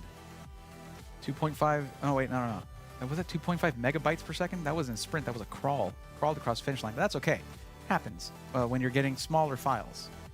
All right, we will remove this now. These things are awesome. It's like 20 bucks on Amazon, and then you put your own M.2 drive in there, and you have very fast detachable storage. Okay, now I gotta get Steam installed. We're just gonna run a couple games real quick. There will be more thorough testing on this so that I have more before numbers so that we can compare them to the after numbers after we've done a few of the upgrades. Adding storage and doing things like changing your fans, that might make a little bit of a difference, but obviously this is cooling just fine. Really, it's once we start doing things like upgrading the CPU, the GPU, things like that, that's when we'll really start to see differences. So I'm not necessarily going to be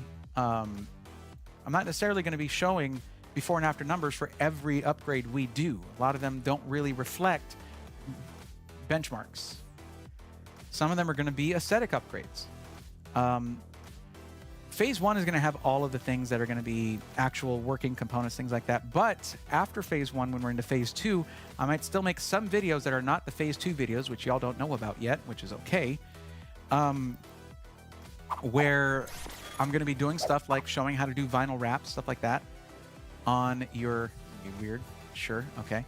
Vinyl wraps and stuff on your PCs, like adding vinyl to it, things like that, changing the color of it, even painting them, things like that on cases.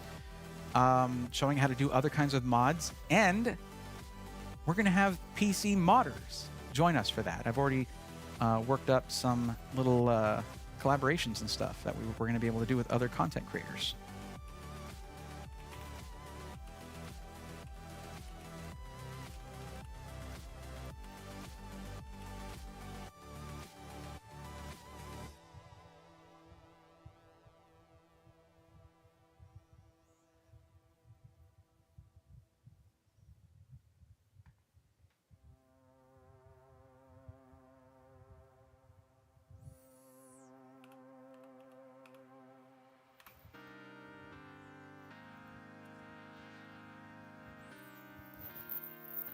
I have one of those. Use it to clone drives. That's going to be a video too. How to do that.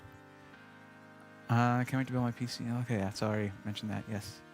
Braithorn Alexander is build. Oh, okay. February 2023. Fair enough. Love the keyboard you're using. It's all right. It's pretty good. I noticed some hot spots on the RGB, and you can kind of see it there. I really wish keyboard manufacturers would look into the frequency of the LEDs they're using, because it causes things like what you're seeing here on the camera. That sort of, you don't see that in person. You don't see that sort of flashing in person. It has to do with the frequency versus the shutter speed of the camera.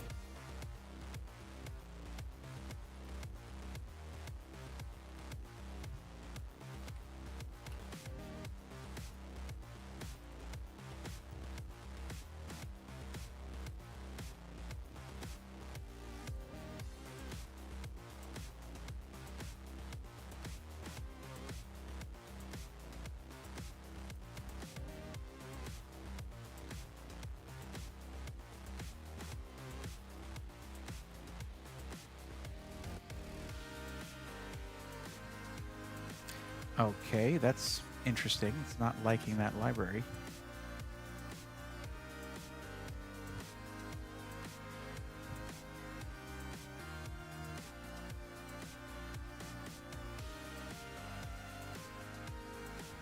They're all right there, buddy. All the games are right there. Come on.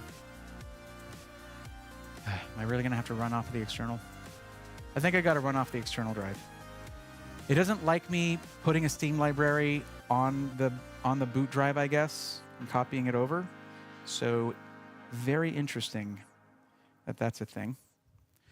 Okay. This shouldn't be a problem, though. I've done this plenty of times before.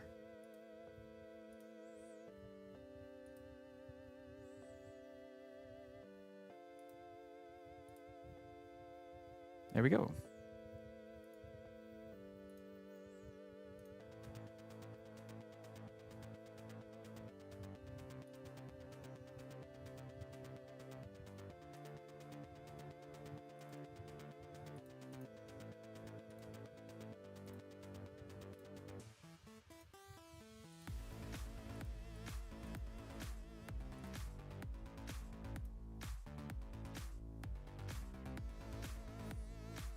I'm just bringing up games, logging in and stuff, because of course you have to log in to play game you bought, which is stupid, but whatever.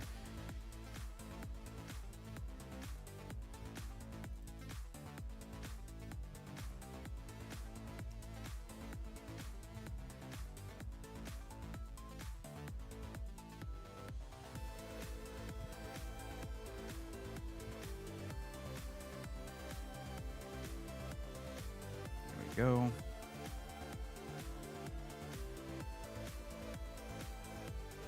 I'm not going to log in. There's some, I'm continuing with that account for Cyberpunk, stuff like that. So, okay, let's switch over.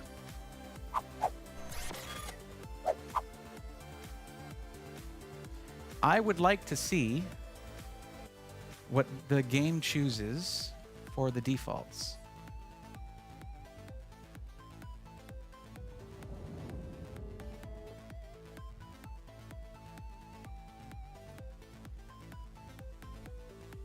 Here, let's go ahead and stop the music here. Don't really need it at this point.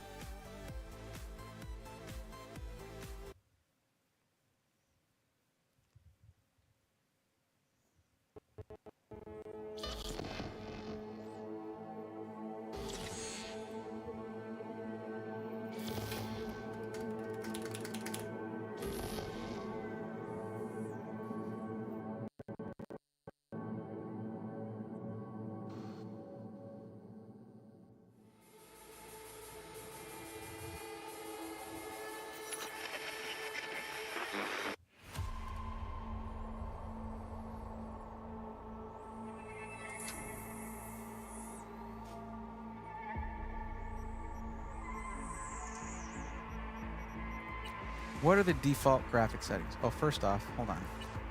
Make sure that's on. There we go. Graphics.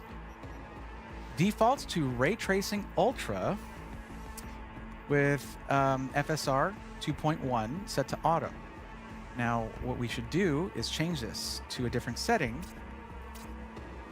like balanced or performance. Let's set it to performance. Let's give it its best shot.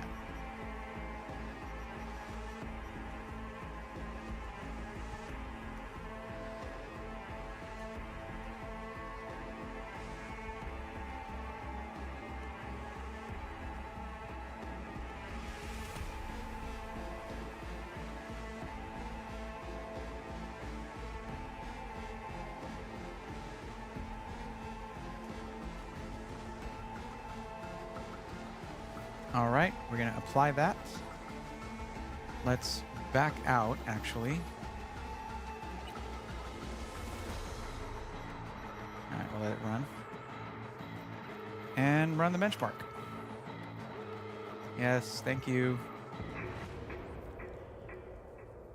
May have missed, are those brown keys? Well, this was just handed to me at CES. Don't know the details, but it seems that way. They're certainly not like blues, really loud, clicky, tactile. And they're not, I don't think they're linear. There is some kind of bump to it. Tiger was actually thinking about getting this game. I love this game. I played the crap out of this game. I did a whole playthrough on stream back when I used to stream games all the time.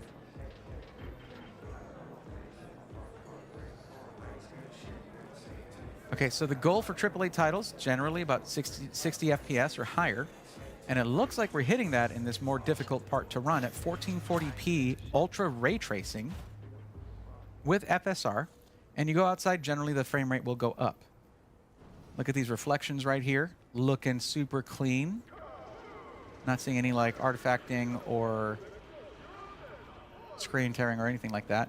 It's a little wonky when you're looking at lines crossing each other. Like the curb with that one fence, right, the gate right there. That did happen. And you're seeing some things pop in, some shadows pop in and out. So it's not great. It's not going to be the same as, I mean, this game was pretty much optimized for NVIDIA and DLSS and all that. But I got to say, the 7800 XT at 1440p with ray tracing on, 72 FPS, quite good. If we take off FSR though, well, things are going to change. Let's let that happen. Apply that, and let's see what we get. This is with no FSR. This is running fully. This is basically, you know, rendering in full at 1440p. No AI upscaling, none of that stuff.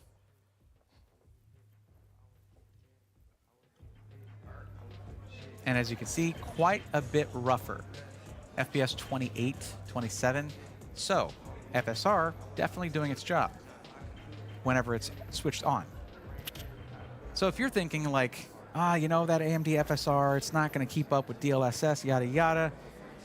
If you try to run ultra ray tracing on like a 4070, maybe the super, but definitely on a 4070, you know, it would be probably pretty close to what we saw here, about, you know, 72 to 80 FPS. I have a little over 3K hours in GTA Online. I like this game. I just found the controls difficult. That's my only opinion. Good game. I switched between keyboard mouse for running around, shooting, things like that, and then I use controller for any driving. I played the same way with GTA Online.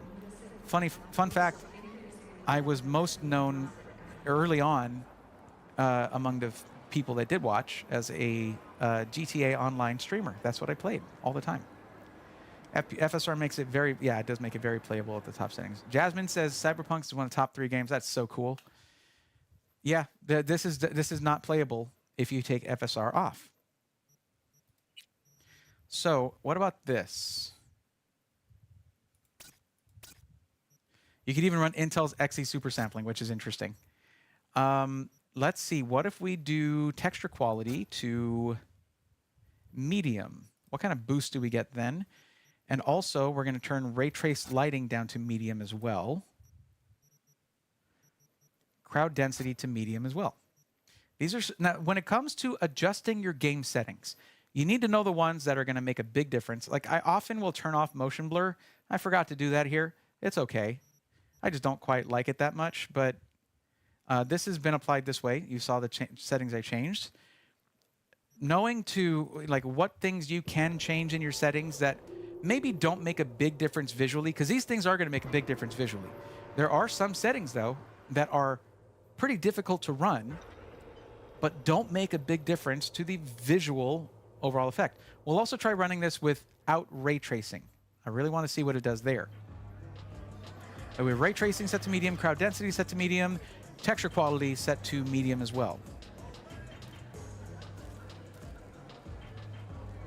And it looks like it's running a little bit faster. This is the part that usually is at a lower frame rate. The inside here with all the specular stuff, the mist, the smoke.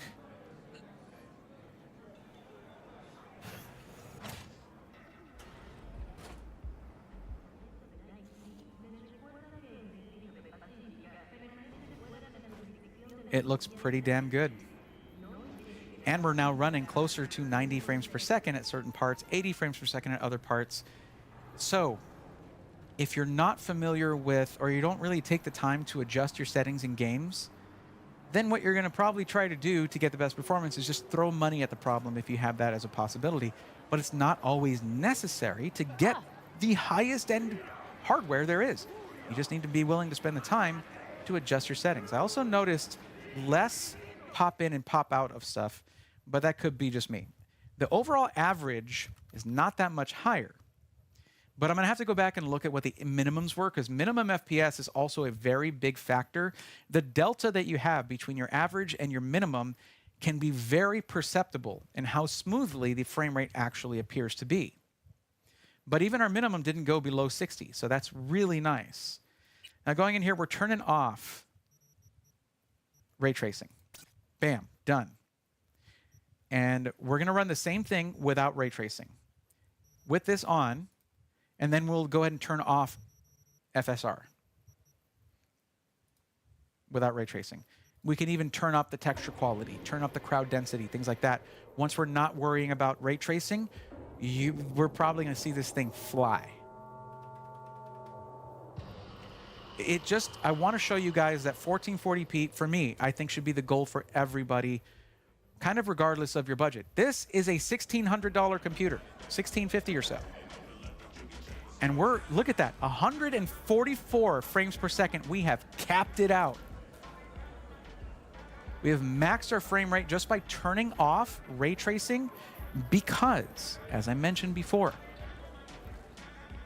when it comes to hardware accelerated ray tracing, AMD is in their 2nd generation, whereas NVIDIA is in their 3rd generation of that. So look at how good this still looks without ray tracing. Where are you really going to notice it? Well, the reflection right here, right? That is not as nice. But do you run around like this in the game, looking down? No. There's some wobbliness in the reflections. Yes, that is ray tracing versus pre-rendered stuff and stuff like that. The rest of the game looks super good.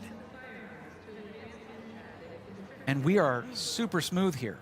Anywhere from 120 to 144 frames per second. Man.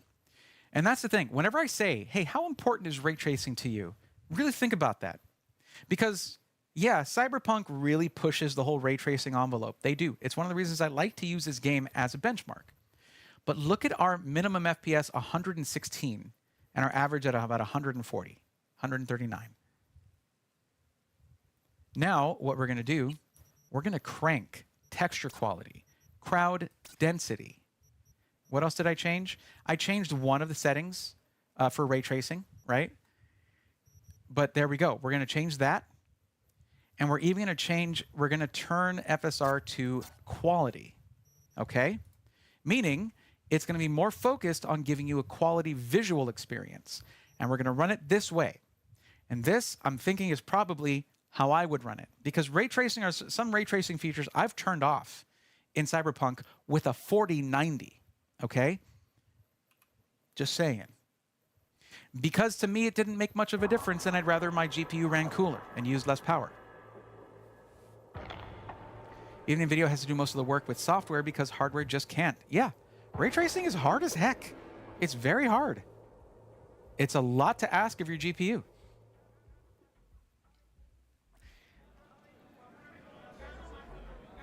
This is with high texture quality and high crowd density, okay? So the textures are now much more demanding, but we're still pulling in over 100 FPS in the slower part, like the lower FPS part of the benchmark.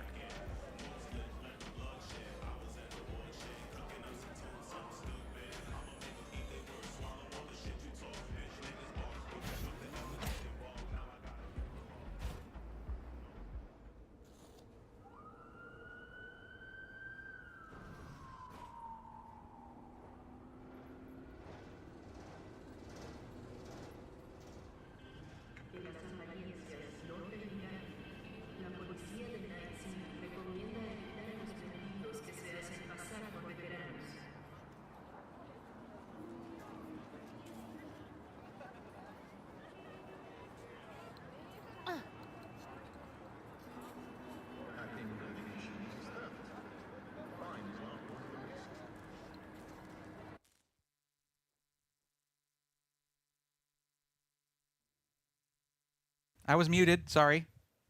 Okay, thank you guys. I don't need anyone else to say it. Thank you, I got it, good. Okay, so what you would have noticed there, was there was a little popping, a little bit of wonkiness in one of the reflections, but it was a very small part and it went away quickly. And then that part where the curb crosses over those bars of that gate, it was a lot cleaner, not perfect, but cleaner.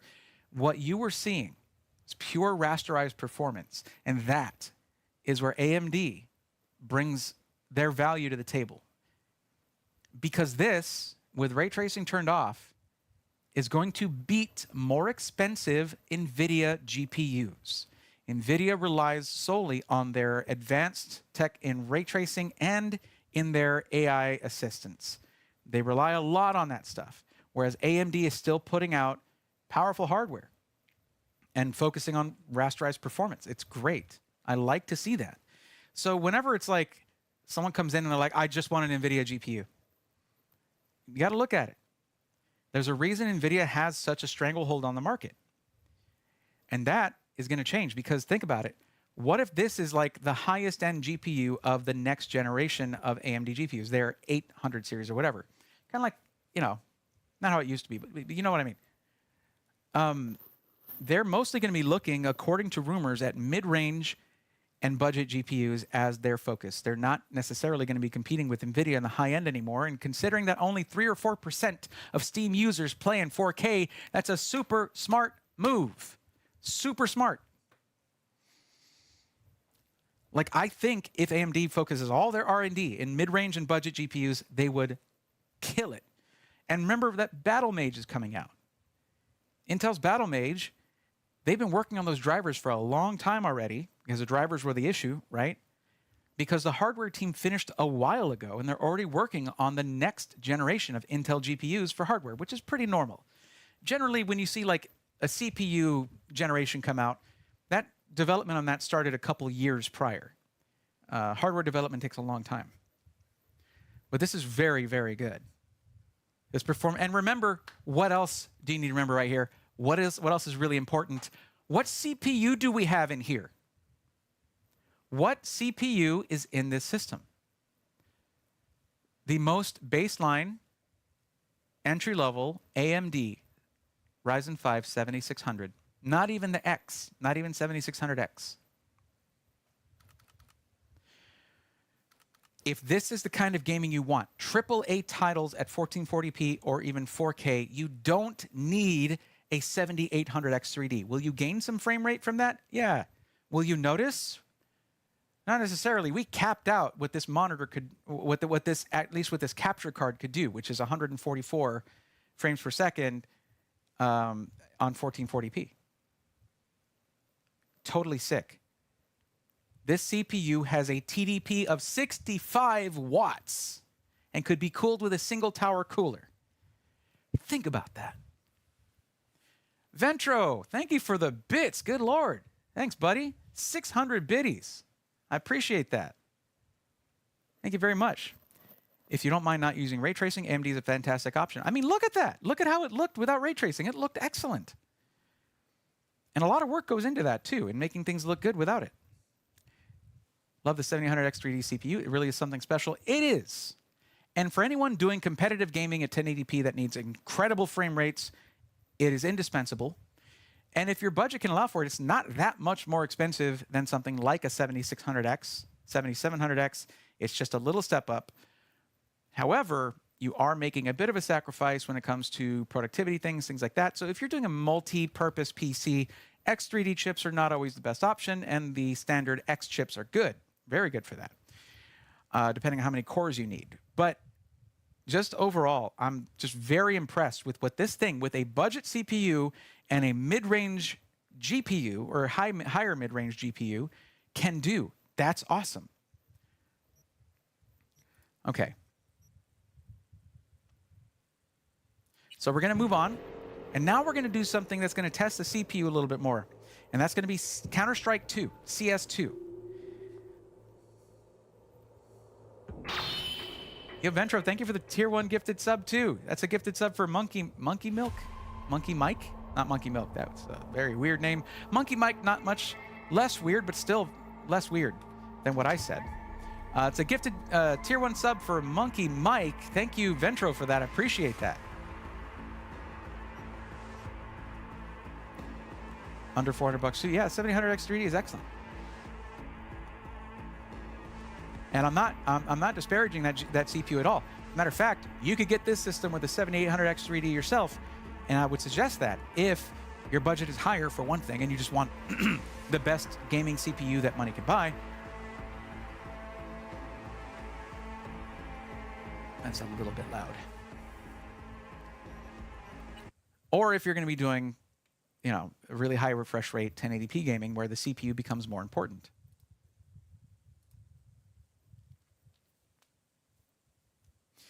And the 7800 XT retails for 500 bucks, which is good for the level of performance right there. Heck yeah.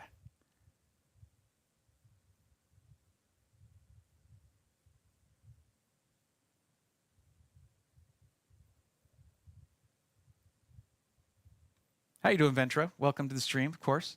It pulls in around 90 watts in reality multi-core. TDP is such an incorrect spec to base things off for processors. Or Chaos, it's something that I use because it's what they use in their marketing. Whether it's an actual reflection of the amount of power used, I can show that in the Hardware Info 64 in data that we collected earlier. But really, when it comes down to it, we're looking at their marketing because that's what people are going to see first. Besides, if you're looking at strictly gaming PC, you're not going to get close to that. I don't know those people. Okay, let me make sure my settings are on to have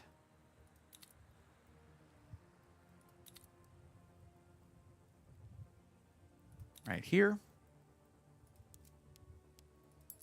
Frame time and FPS. And we don't need any of that other stuff.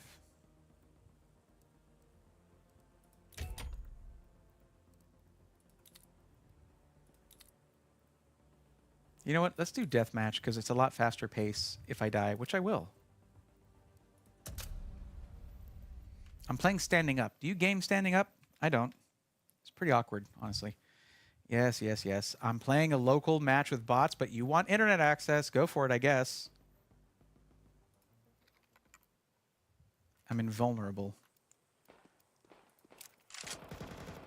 I guess I can't. That's one downside. I can't get grenades. So there's that.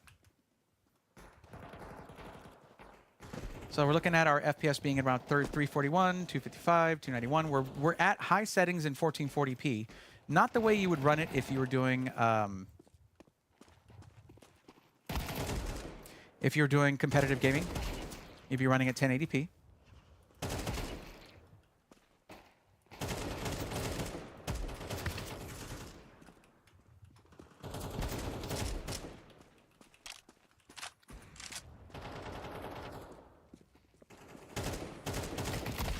One downside to deathmatch, I'm not really looking at the FPS.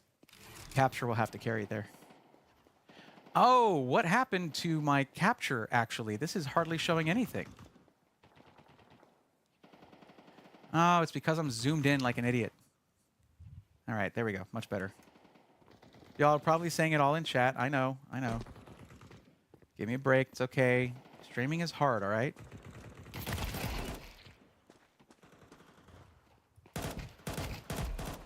That would have been hilarious if I didn't catch any of the actual gameplay FPS. That'd be funny. And by funny, I mean not funny at all. Oh, about to die, but there it is. We got it. We can't see it! Thanks, Ventro. Let's get that guy. Let's get one of these.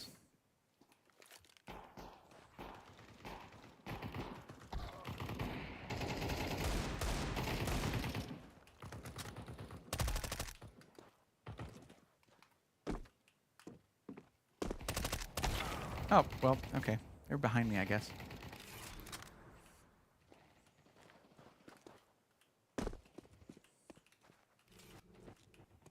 Why am I hiding against bots? I'm not trying to be a camper here.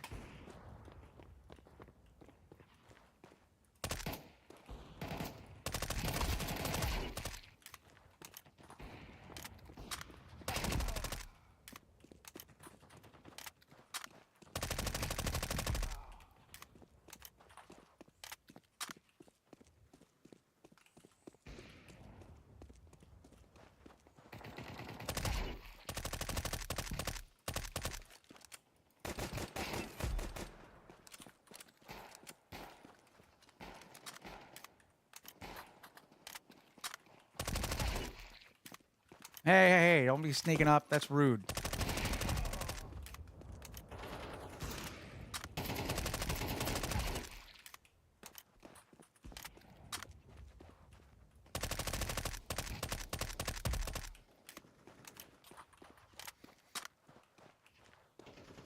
Gotta say, this deep cool mouse is pretty sick, actually.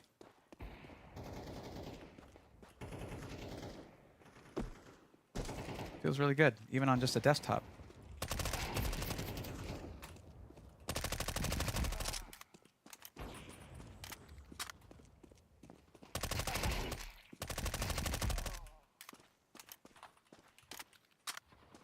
I think we've collected enough at this point, and now I'm just playing the game, but... yeah.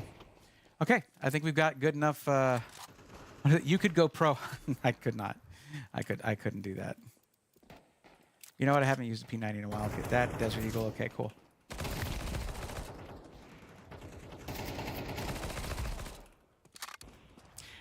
Pros wouldn't not have died to bots under any circumstances. 1.6 was my Counter-Strike, not this.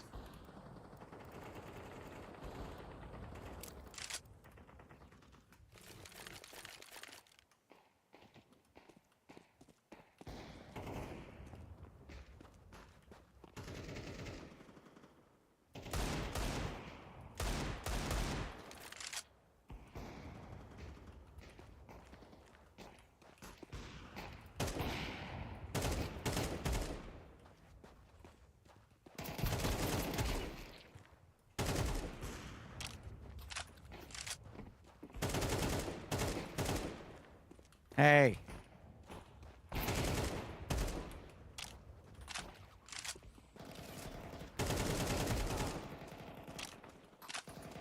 Yeah, I mean, at 1440p, again, not what you would play at if you were doing anything esports related, pro gaming, any of that. You'd be at 1080p, which we could switch it to probably. Let me see.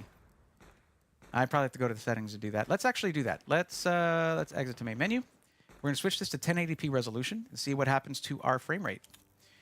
Looking at the video, the graphics settings, by the way, advanced video, we are looking at current video values preset is high, 4x MSAA for multi-sampling anti-aliasing mode, global shadow quality is high, texture detail high, anti-stropic filtering is at 4x, shaders high, particle detail high, everything's other than ambient occlusion is set to high. So if we can change our... okay, it's fixed. Apparently the thing is fixed for the resolution. I can't take it to 1080p, but very good performance in that. And that's in a game that is going to be more taxing on the CPU. A 7800X 3D right there would probably be closer to 450 FPS, something like that. But yeah, you're getting 200 plus FPS. Honestly, you're more than fine to use a 240 hertz, 1440p monitor. Absolutely. Braythorn likes to game. Look, look, listen.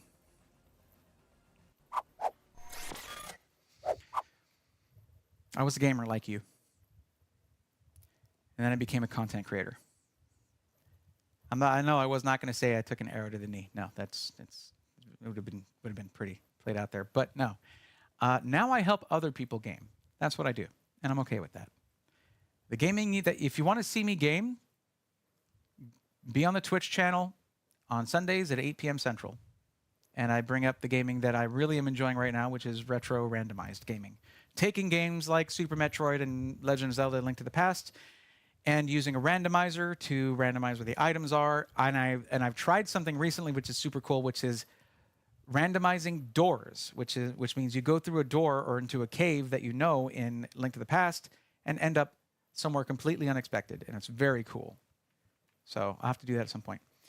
Do you have to change your monitor resolution to unfix it? Probably. So if I were to try to do that, I would go, I basically minimize this by clicking right there.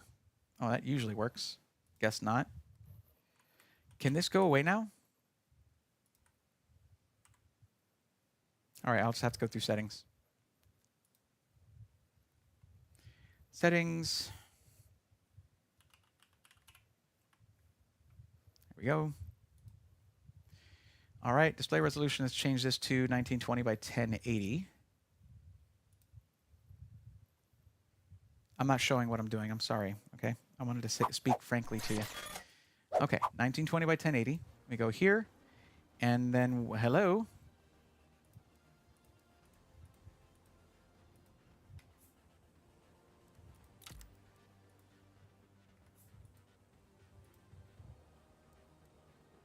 Oh, it's all off now. So let's do this. We're going to close it out.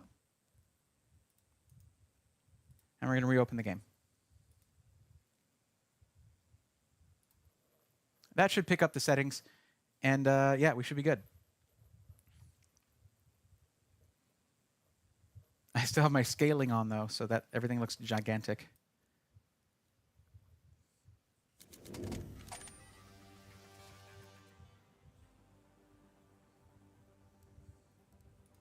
So FSR is off right now for this. So now we're at 1920 by 1080. Advanced video. Everything is set to high except for ambient occlusion. So this is basically like one facet of ray tracing here, and that's on. Well, we'll go ahead and leave it running. And also FSR is turned off. So let's see how this thing runs. All right.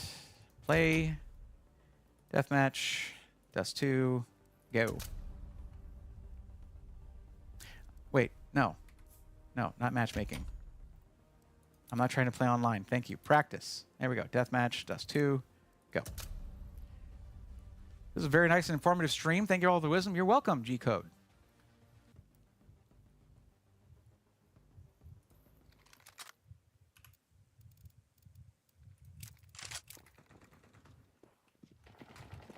Hi. Bye. Hey. Oh, well. Probably should have kept a lead on him real quick. Kept my reticle on him.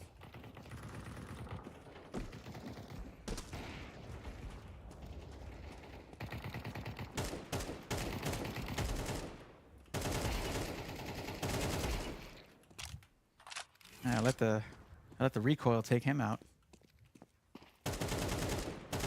I should check your 6, buddy.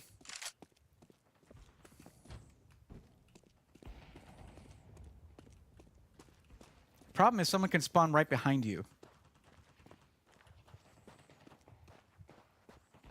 But there's nothing more frustrating when you're playing with bots than playing a casual game or regular game and you're dead and you have to watch the bots play. That's no fun. Was someone behind him?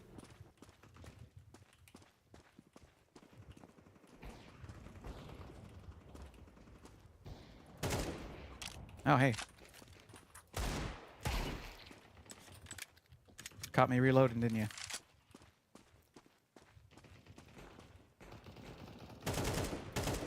Okay, you have the high ground, Anakin. All right. Well, I guess I would be Anakin in that scenario. Is that a person? Yeah, it was a person. Hi! Come back. I want to be friends! Oh, friendship is so fleeting. Again? Really? What a hotspot right there.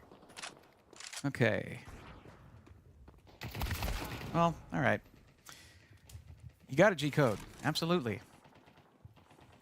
Ah, see, it keeps bringing me back in. I try to get out, and it pulls me back in. You know what? Let's use the SG553. It's been a minute. That way I actually get zoom if I want it. Like that. I don't like that it toggles, though. I wish it was momentary. Sick.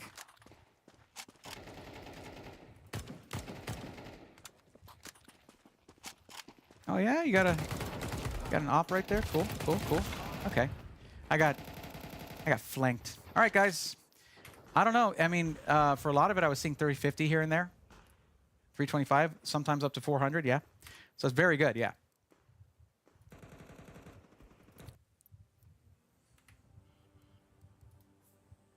I would say that's more than a little bit playable.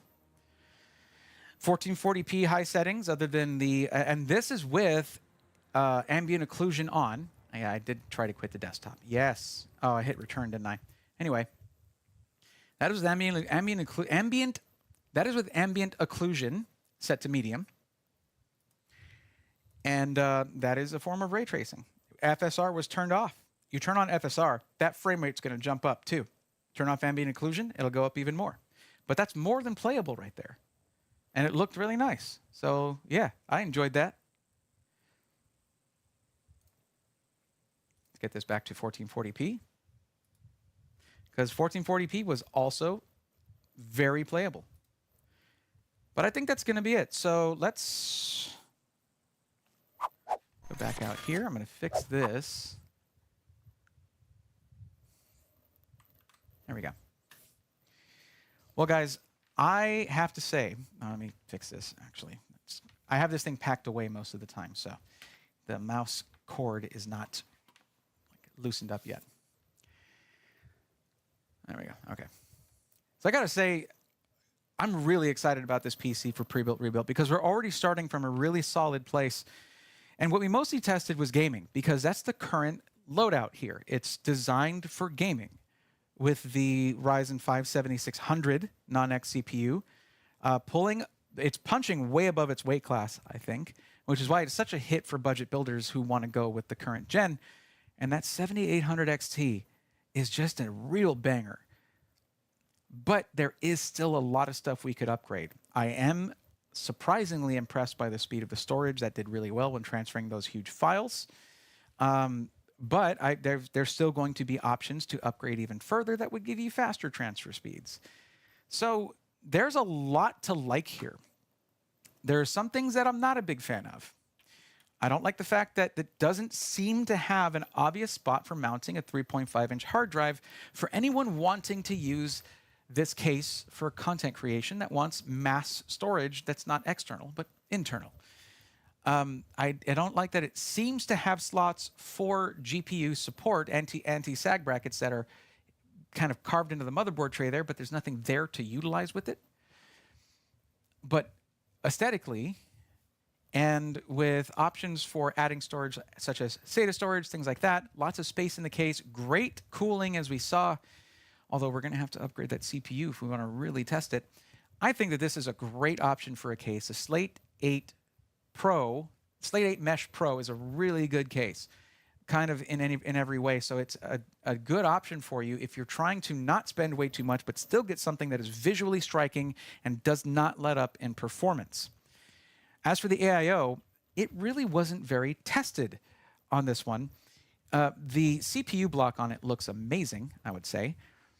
But I do wish that they'd take a couple of these guys right here, these fans we see right here, take two of those and put them right on there. I think that would have been a better move, honestly, because they know what they're going to be putting this into. Cases like this one and their other new case that came out as well. So it would make sense to my mind. A little bit less on the value because your price is going to go up a little bit. But then again, they're using these fans in the cases. So I imagine they probably have a few thousand of these that they ordered, so maybe they can't do that just yet. But I'd like it to be an option at least, maybe even in the Easy Builder, to replace any non-RGB fans with matching RGB fans that come with the case. I think that would be a good option. But what do you think? Let iBUYPOWER know, because they'll certainly be watching this and checking out the comments. Let iBUYPOWER know in the comments below what you think of this new case, the new AIO, and the overall build, because we saw the build quality. What did you guys think about that? Let them know.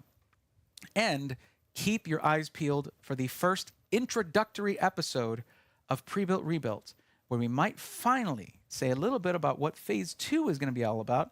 But definitely, we're going to be focusing on what Phase 1 of Pre-Built Rebuilt is going to be focusing on, some of the things you need to know before you even decide to upgrade any of your stuff. And that video is also going to contain a lot of this stream where we're unveiling the PC and everything. So I hope that you guys enjoyed that. And I hope you enjoyed this stream, because I certainly did. And I'll see you guys on Sunday. Actually, let me do a closing for the video.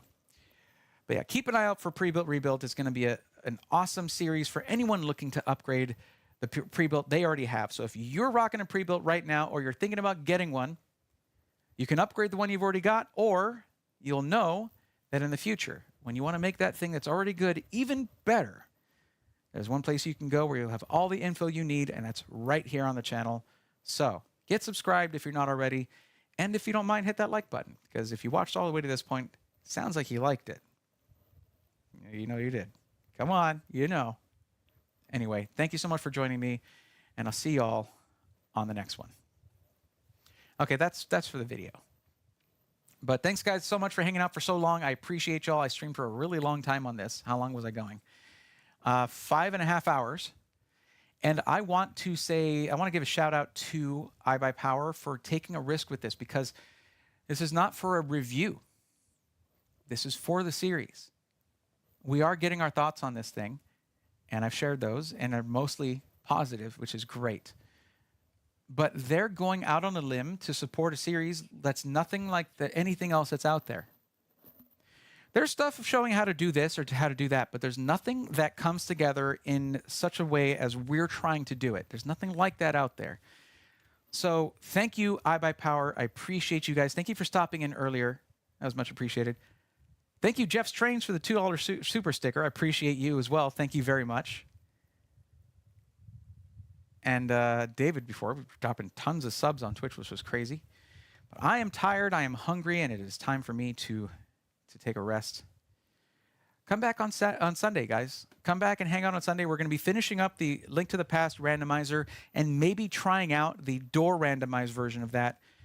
And after that, we're going to be doing the combined one. The next Sunday after that, it's going to be Metroid, Super Metroid, and a Link to the Past mashup randomizer, which I've played through it a few times now, and I love it.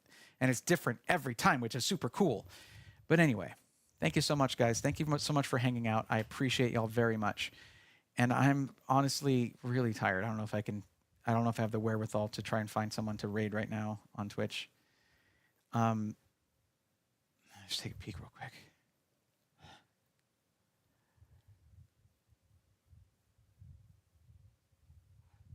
Who all's out there streaming right now in the world? Who have we got? Who all's out there streaming right now in the world? Who have we got? Duty is streaming, and Duty just raided us earlier. Duty is the other day. Chris, we just raided Chris though, but Chris is back to streaming. Jeff, no, Jeff, come on. No, you can't do this to me this late. No, Jeff, come on. That is meant in the nicest, most thankful way possible. But that is meant in the nicest, most thankful way possible. But Jeff, thank you for the $50 super chat, super sticker. Good Lord, let's go nerds. Thank you. Super sticker. Good Lord, let's go nerds. Thank you. Thank you, Jeff. That's a nice way to cap off the stream. Thank you. Thank you. That's a nice way to cap off the stream. Oh, I thought I turned this on, but there we go. Let's go, nerds. There we go. I had the last one for you.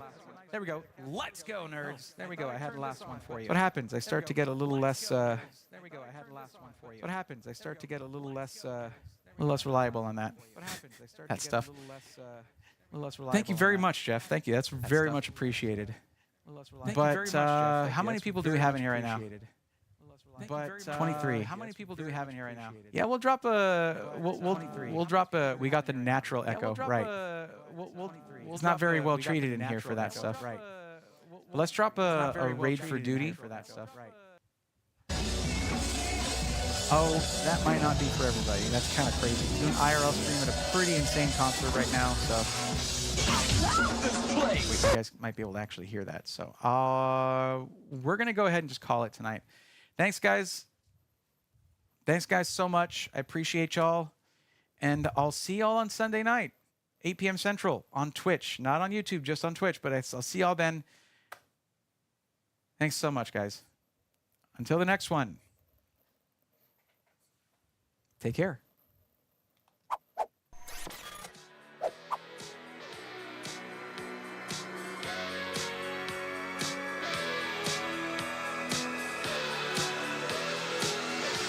Let's go, nerds!